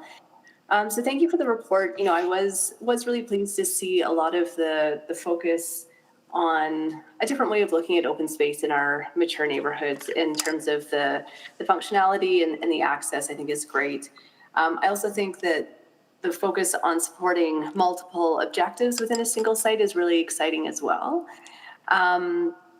Just wanted a bit more clarity, I guess, about that new potential composite profile for the opportunistic land purchases. My question, which is a bit simplistic, but who would hold those purse strings? Which department? And I just asked that in the sense, that, you know, as we do look for those more integrated uses, I think that just makes a more complex decision-making process. So just wondering what that would look like and how that would be managed across different departments and work areas. Councillor Stevenson, it might be too early for us to comment on that. I think we'd need to work through that composite profile and then trust that we'd have the processes in place to have that integrated approach on the work. Great. Yeah, understood that sounds like a work in progress, but a really exciting one, and I'm sure with lots of complexity, but certainly worthwhile. I did want to pick up on this question that I'm really struggling with, and particularly after hearing from the speaker as well. And I think it's maybe for a legal question, because it seems that as council, we sort of have a, I'm not sure what it is, but we have a role in determining what fair market value might be in terms of through our powers to regulate the land use on different properties. So I was wondering what guidelines or restrictions there are in terms of us. It seems like there's a potential conflict of interest if we have an interest in the value of the land and what land use decisions we're making related to that land. Councillor Jamie Johnson here from Law. Yeah, it's a great question. We have to be mindful of that. And so we're very conscious when going the other way, when looking at issues that have potential purchase, when they're heading to a public hearing, we're very conscious of that and be very mindful that you keep an open mind on land use matters only, going into a public hearing, unbiased opinions, that sort of things. In something like this, where it's in reverse, where the public hearing is closed, it's not so much a concern of conflict of interest in that regard, so long as you're acting in good faith. We always recognize that councillors wear multiple hats and that they have to balance between those. And so we would guide that. We have appraisers within the city that would set the fair market value. We look at all the factors that come into play in that regard. And of course, we're very conscious that we're never acting in bad faith, where we would turn down a rezoning or cause a grief in that sense because of an ulterior motive. So does that help? Yeah, absolutely. And I think, yeah, it's just something for us to think through, you know, that broader picture. And I think that is where those standards are important because, you know, again, as much as I really do think that functionality and access are incredibly key, when we're making rezoning decisions about whether land that's currently used for open space, if it's appropriate to go to another use, there is that quantity piece too that I think comes back that we need to help guide our decisions. And I know right now we have the UPMP that, I mean, just clearly the numerical standards are just wildly out of whack, which I think would be appropriate in a mature neighborhood. So just wondering, and I apologize if I missed it in the report, but will there still be some element of a quantification of a population to open space ratio, along with those other considerations of functionality and access? Ms. Butterfield, could you speak to that, please? Sure. I think that's a consideration that we need to take into account, but it would be in concert with some of those other factors. I think one of the problems we're noting is that having a strictly quantifiable guideline as our only guideline, it puts us in a bad position in terms of making decisions about the network. So we haven't gotten to a point where we know what that metric should be, but it's something that certainly absolutely helps the decision making, especially for some of our frontline staff. And we want to have the ability for discretion, but as you're probably aware, if there's too much, then that becomes really messy. So setting that correctly is very key. Yeah. Well, and again, really applaud the work at looking at a new assessment matrix for our mature neighborhoods. And just wondering too, and again, apologies if I missed it, but my memory is that the UPMP standards are those haven't been revisited in a while as well for our new neighborhoods. And I think, you know, sometimes there can be an abundance of green space that isn't necessarily well programmed or built to a high standard that makes it highly usable. So just wondering if there's that those standards for the new neighborhoods will be reviewed as well. If that's okay, Mr. Dave. Oh, as my landline rings, apologies for that. we intend to look at is the district plans. So rather than separate out the UPMP on its own, we'd really like to build a foundation for what the network looks like as an area. And we think that geography will be appropriate for what we're trying to build citywide. Thank you. Councillor Salvador. Would that be Councillor Rutherford, who's on committee? Sorry, long day. Councillor Rutherford. Hi, and I'm sorry if you can hear kids screaming in the background again. It's after school hours. I actually don't have any questions, but I do have a motion I'd like to put on the floor. I guess I'm looking for advice given it's 4:45. Should I just put the motion on the floor? Sure. And then then I can speak to it? Okay, so the motion I will put on the floor is pertaining specifically to that case study and that parcel of land within Inglewood that was brought up in this report, and in hearing our speakers concerned about kind of being in that limbo. I'd like to bring this motion forward that administration assesses and explores purchase of the former St. Andrew's School field site and report to council with an overview of open space priorities for the Inglewood neighborhood and the budget implications. I'd like to acknowledge that this is a unique situation with how this all went down. With this particular plot of land, I'd like to highlight that Inglewood, as the report highlighted, this land was desirable for administration from a park use perspective in terms of balancing out some of that green space within Inglewood, which is a highly densified neighborhood already. And I think that this is also the kind thing to do in terms of the person that's currently owns the land being in that sort of limbo. So I think it could be a win-win situation. And so I don't know if the city clerk needs the wording I've put it in, but I think it's important that we do something and we take some action on this property, because the reality is that I know this because this is a neighborhood I'm very familiar with, that any form of development is not going to be very appealing for this parcel of land. This neighborhood overall is very open to and responsive to development. As I mentioned, it is one of the higher density neighborhoods. However, this particular piece of land is next to the Mac Islamic School, and right now is completely fenced off and they're not able to use that space. It's also one of the only green spaces in that particular area for folks to utilize in terms of a fenced in playground for safety for younger children. So I think there's a lot of benefits to getting that space back. So I'll leave that as is and open it, I guess. But yeah, that's my motion I'm putting on the floor. Thank you, Councillor Rutherford. I don't have any other committee members other than Councillor Stevenson for second round, right? But I do have some questions, if I can ask admin on this, and possibly Councillor Rutherford to you. This seems like a very kind of directive motion to options for purchase. So we can basically giving a direction to purchase the land, right? And I think maybe, maybe a little bit more not as directive, because you don't want to get into a situation where we start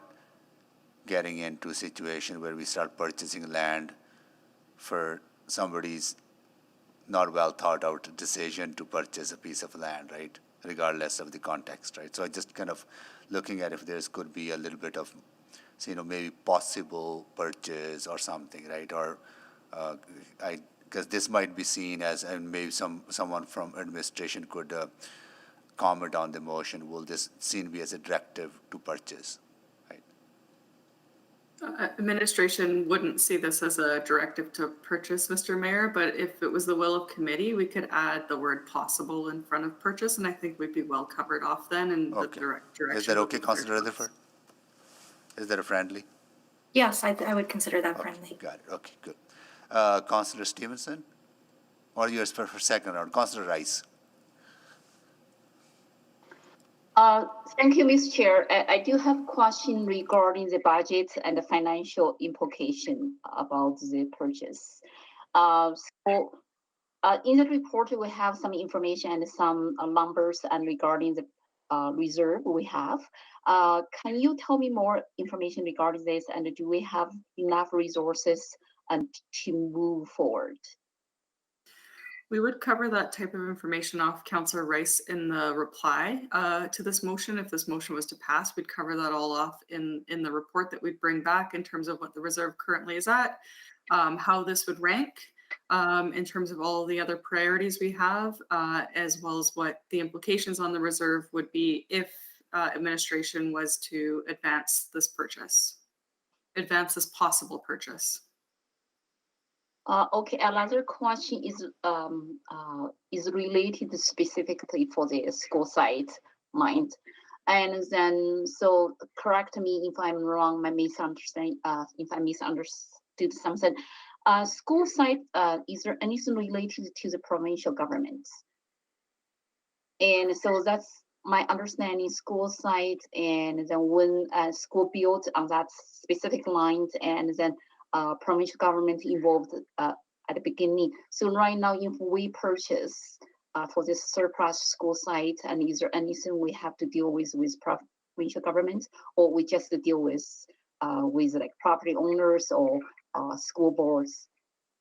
It would just be the property owner because it's been declared surplus at this point. Okay, so at this moment, specifically for this motion, this one is owned by Catholic School Board.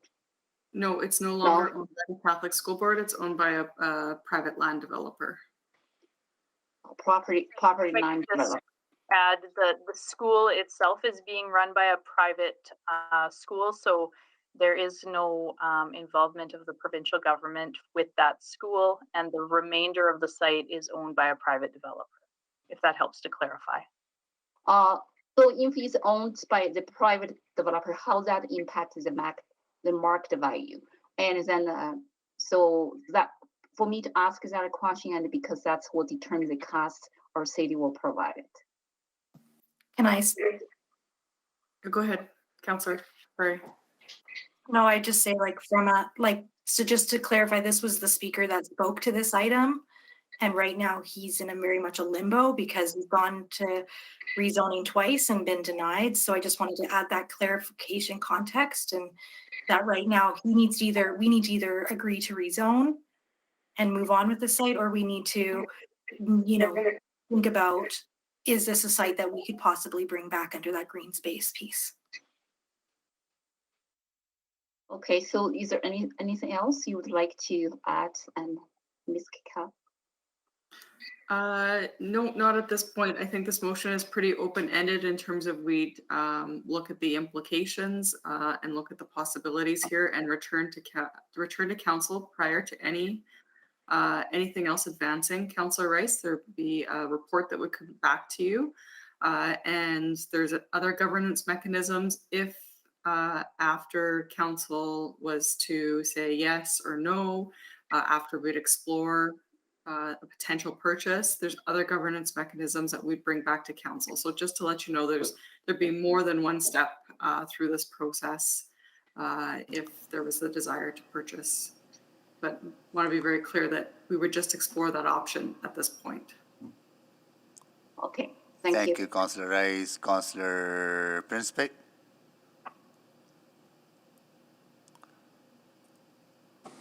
Thank you, Mr. Mayor. My question is in relation to the motion, actually, the initial motion.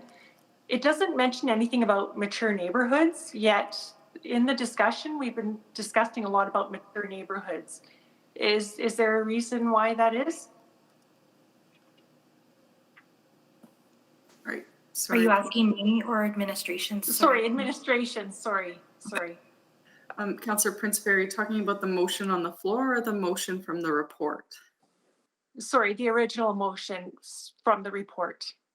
The motion that was passed at public hearing. Probably because we missed it when it was at public hearing. It might have been a late night when we were at it.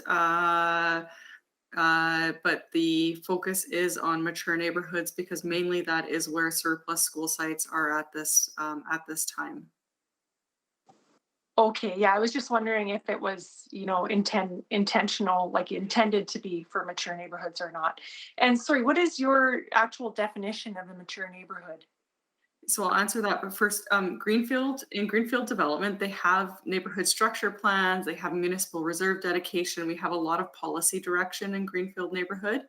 And that's why the motion, the report focuses on mature neighborhood land acquisition, because that's the area where we're starting to refine our policy under the city plan direction. And Kent or Lindsay, can you give the exact definition of the neighborhoods, or somebody have that in a slide we can pull up from the city plan? I don't have that right at my fingertips in terms of the slide, but it is under the city plan. It's changed a little bit in terms of how we talk. So we talk about developing and redeveloping within the city plan. Mature neighborhoods are still something that we use frequently in terms of understanding the areas where our legislation around how we take open space reserves has happened. And so there's probably a little bit of confusion within the report of using that term. But often there have been changes in how we acquire open space over decades. And that's the reason why that term was used. And generally speaking, mature is within the transportation utility corridor, the Anthony Henday Drive, and developing would be outside of the Anthony Henday Drive. Okay, that's great. Those are my only. Thank you, Councillor Principe. Councillor Paquette. And we might have to extend the order of the day to deal with this item. Can we extend it to 5:15? Do we need a motion? Moved by, sorry? Yes, I'll move that. Councillor Knack? Okay. And just for clarity, you actually need to extend orders either to finish your agenda, because if you don't finish your agenda and somebody calls orders, we'll be back tomorrow morning at 9:30. I left it for 5:15, so to encourage us to finish by 5:15. If we need to extend to finish it then I'll do that motion then. Okay, please vote.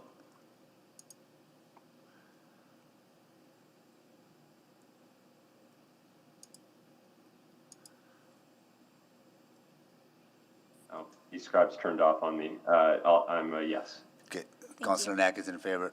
We have all the votes. Okay, good. Okay, Councillor Paquette, go ahead. Thank you, Mr. Mayor. I would have supported that motion from Councillor Knack as well. But so I'm just thinking about the motion on the floor there.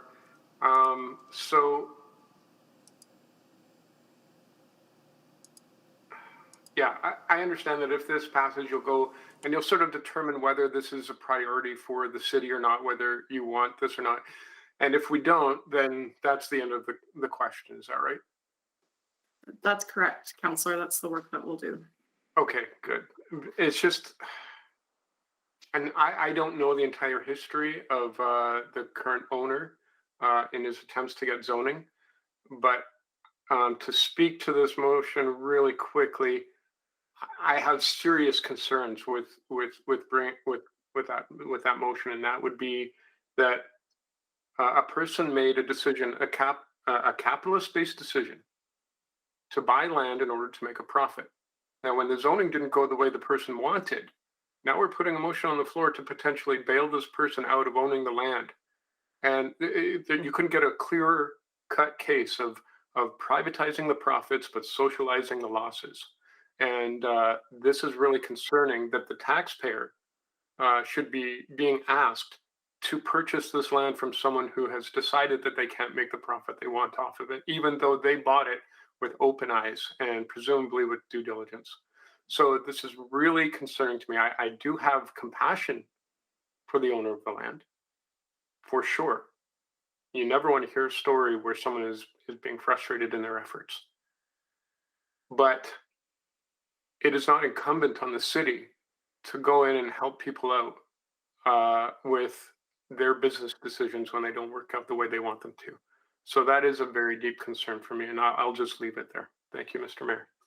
Thank you, Councillor Paquette. Councillor Salvador? I'm on from before, Mr. Mayor. Okay, and Councillor Stevenson?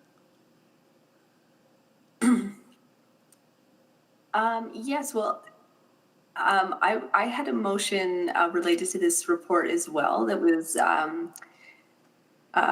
I'm bringing forward on behalf of a colleague. So we need to finish this motion though first, Yes, correct? we have to vote on this first. Yeah.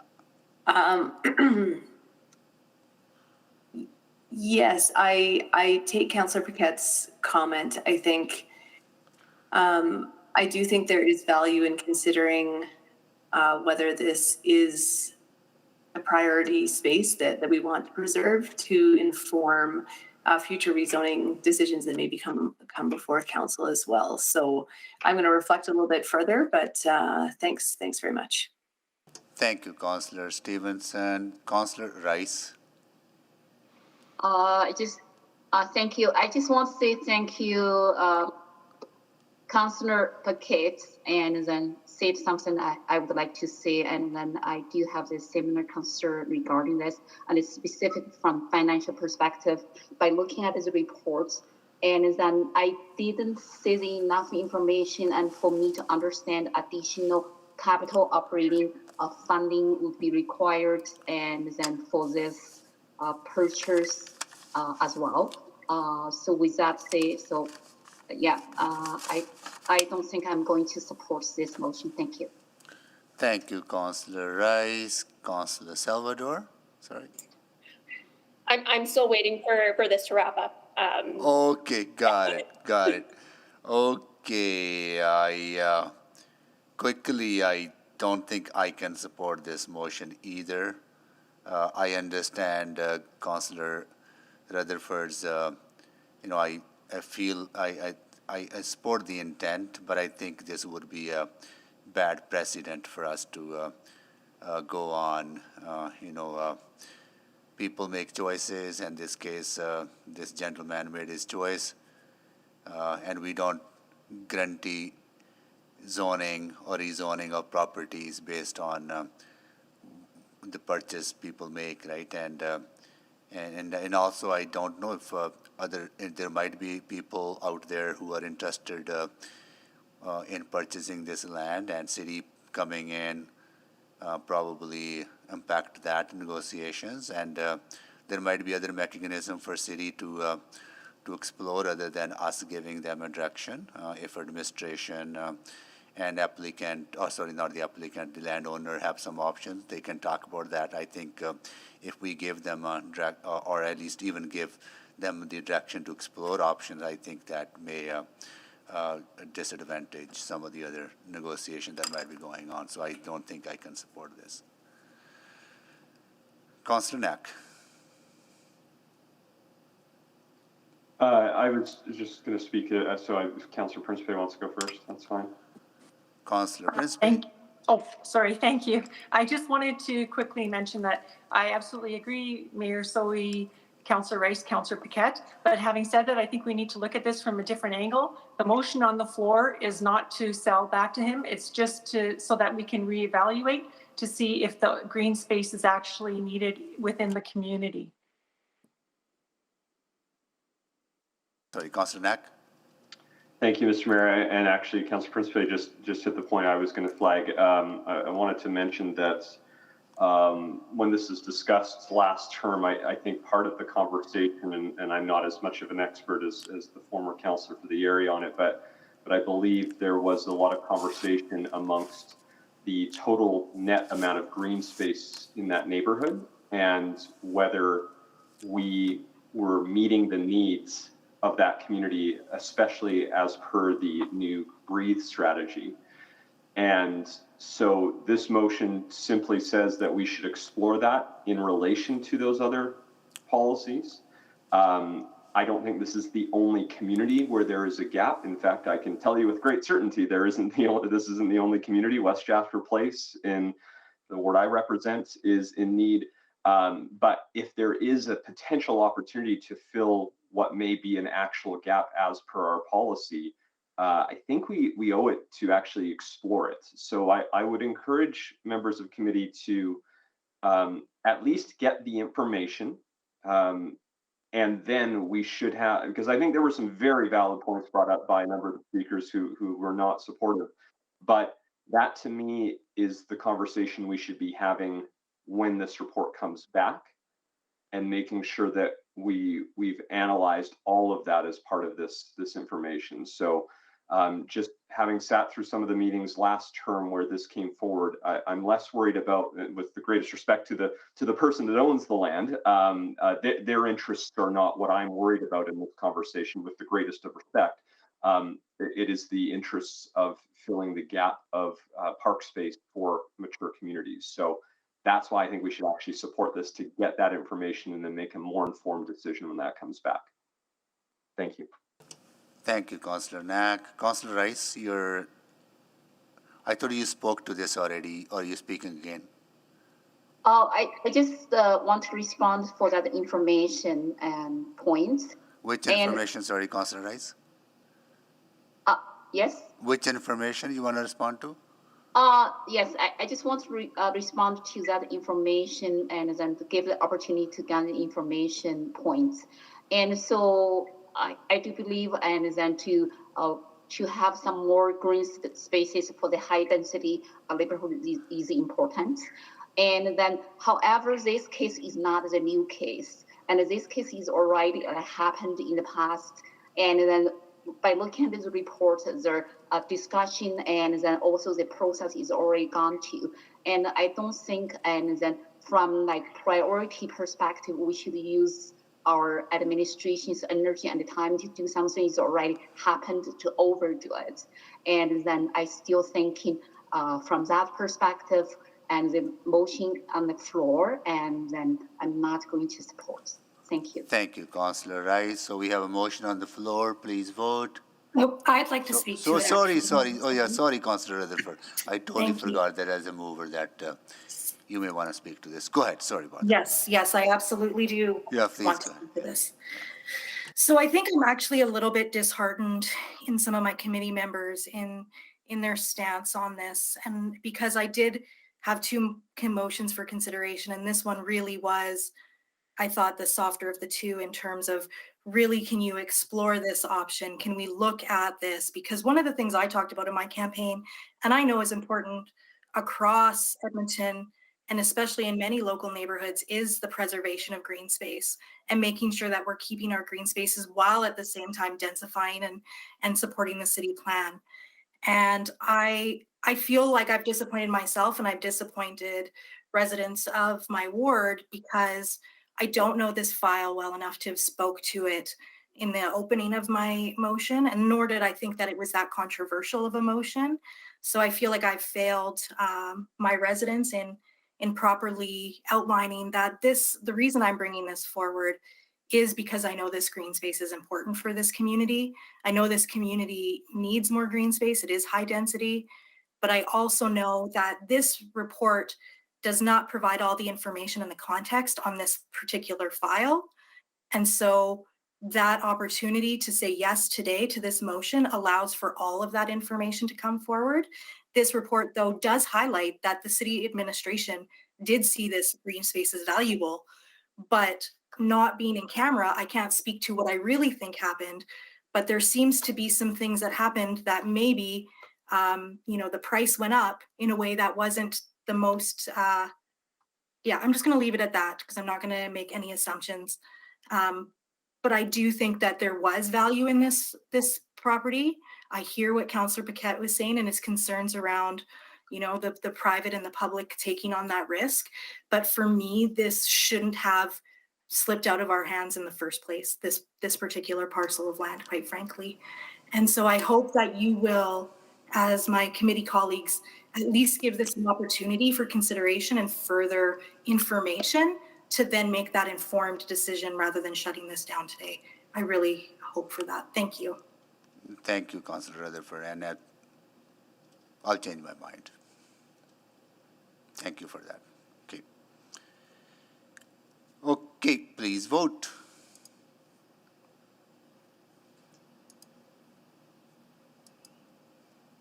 We have all the votes. Please display the vote.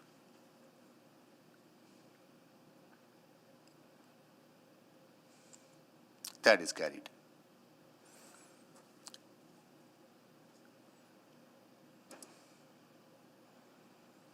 Okay, now we have 5 minutes.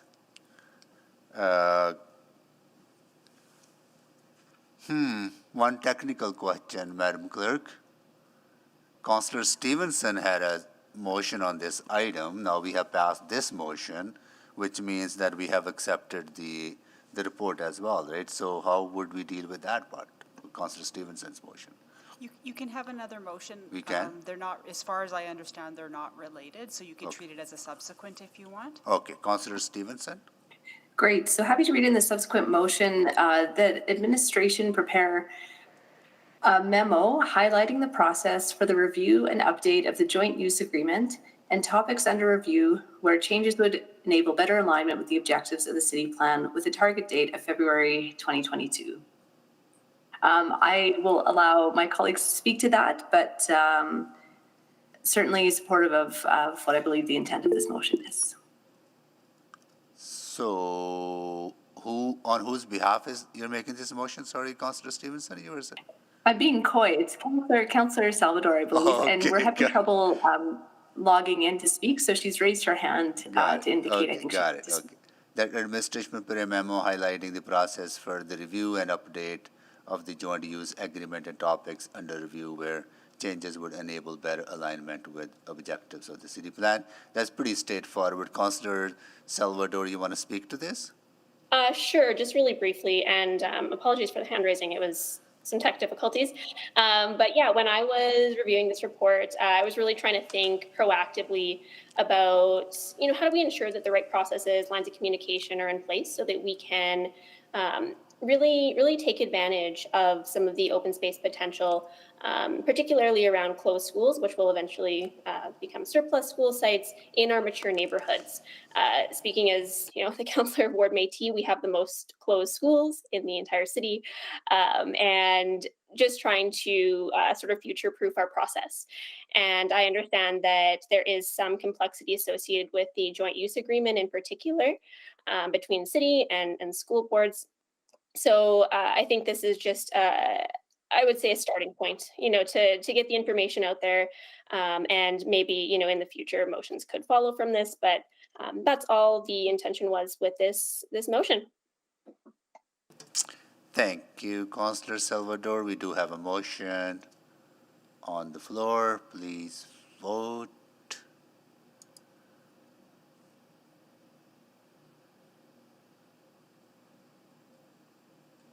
Oh, I lost my session here on my system here, Madam Clerk, so I'm in favor. Thank you, Mayor Sohi. We have all the votes. Please display the votes. That is carried. And we do have one more item. I suggest that we requisite that to council, which is 6.6, the Orange Hub Phase 2 Rehabilitation Project. It requires council approval anyways, right? So we can have that discussion there. Is that okay with council members? Committee members? Anyone want to join into requisite, Councilor Rutherford, requisite to committee? Requisition. Okay, here you go. There's 3 people to requisite this. Okay, got it. All right, so this is going to council. All right, so we are moving ahead. In the last minute, notice of motion and motion without customary notice. Councillor Stevenson, you have one? Yes, thank you. And I will keep it very brief, recognizing our time.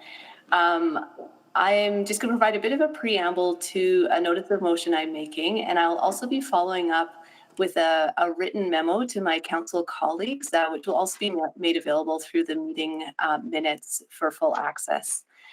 So my notice of motion relates to a funding commitment that was made by the previous council for investments in towards development in station lands, which included 26.5 million for the construction of a pedway, and as well as 10.6 million for investments on publicly accessible private space. So this was a decision, this was a direction provided by an earlier council, but a decision will be coming forward to this council on the matter, specifically a borrowing bylaw that we will be required to approve. As I dug into this a bit further, I did not feel that I would be able to support that borrowing bylaw. And I wanted to bring this matter forward sooner rather than later to provide clarity to the applicant in this process. I did want to be very, very clear with my council colleagues that the implications of the motion I'm putting forward are significant. There's a project that is ready to be built, that is ready to go into the ground, and the implications of this motion that I'm putting forward would significantly impact that project and could derail it. So it is a really complex and very impactful issue that we're dealing with. So again, I'll be following up with some written comments and very much look forward to further conversations. So I will now read in my notice of motion. And that is that capital profile 2150, 9100, 103rd Avenue Pedway be cancelled and all 26.5 million of the downtown CRL debt funding be released. That CM 744100 Downtown Community Revitalization Levy be reduced in funding and scope for the following: 17.8 million reduction, 10 million for phase 1 in 2024 and 7.2 million for phase 2 in 2026 for public amenity spaces. Relating to operating grants that will be reallocated to the operating budget in future years and funded by the Downtown CRL Reserve. And the administration return in Q3 with a review of the Downtown CRL, including an update on remaining Downtown CRL projects, options to advance affordable housing and public washrooms, and progress made on the downtown vibrancy strategy. Thank you. I look forward to the conversation. Thank you, Councillor Stevenson. So, Madam Clerk, will this come to next Monday's council meeting? As long as that is the will of Councillor Stevenson. There's certain days, there's a requirement of a certain days of gap between the motion and the. It's 5 clear days. So it's 5, is it 5 clear days? This meets the requirement to come to Monday's council meeting. Okay, got it, because this needs to be resolved as quickly as possible because this has the potential to derail few $1 million of investment in the downtown core. So sooner we can provide that certainty, better it will be. Good. Okay. Thank you, Councillor Stevenson. We are adjourned.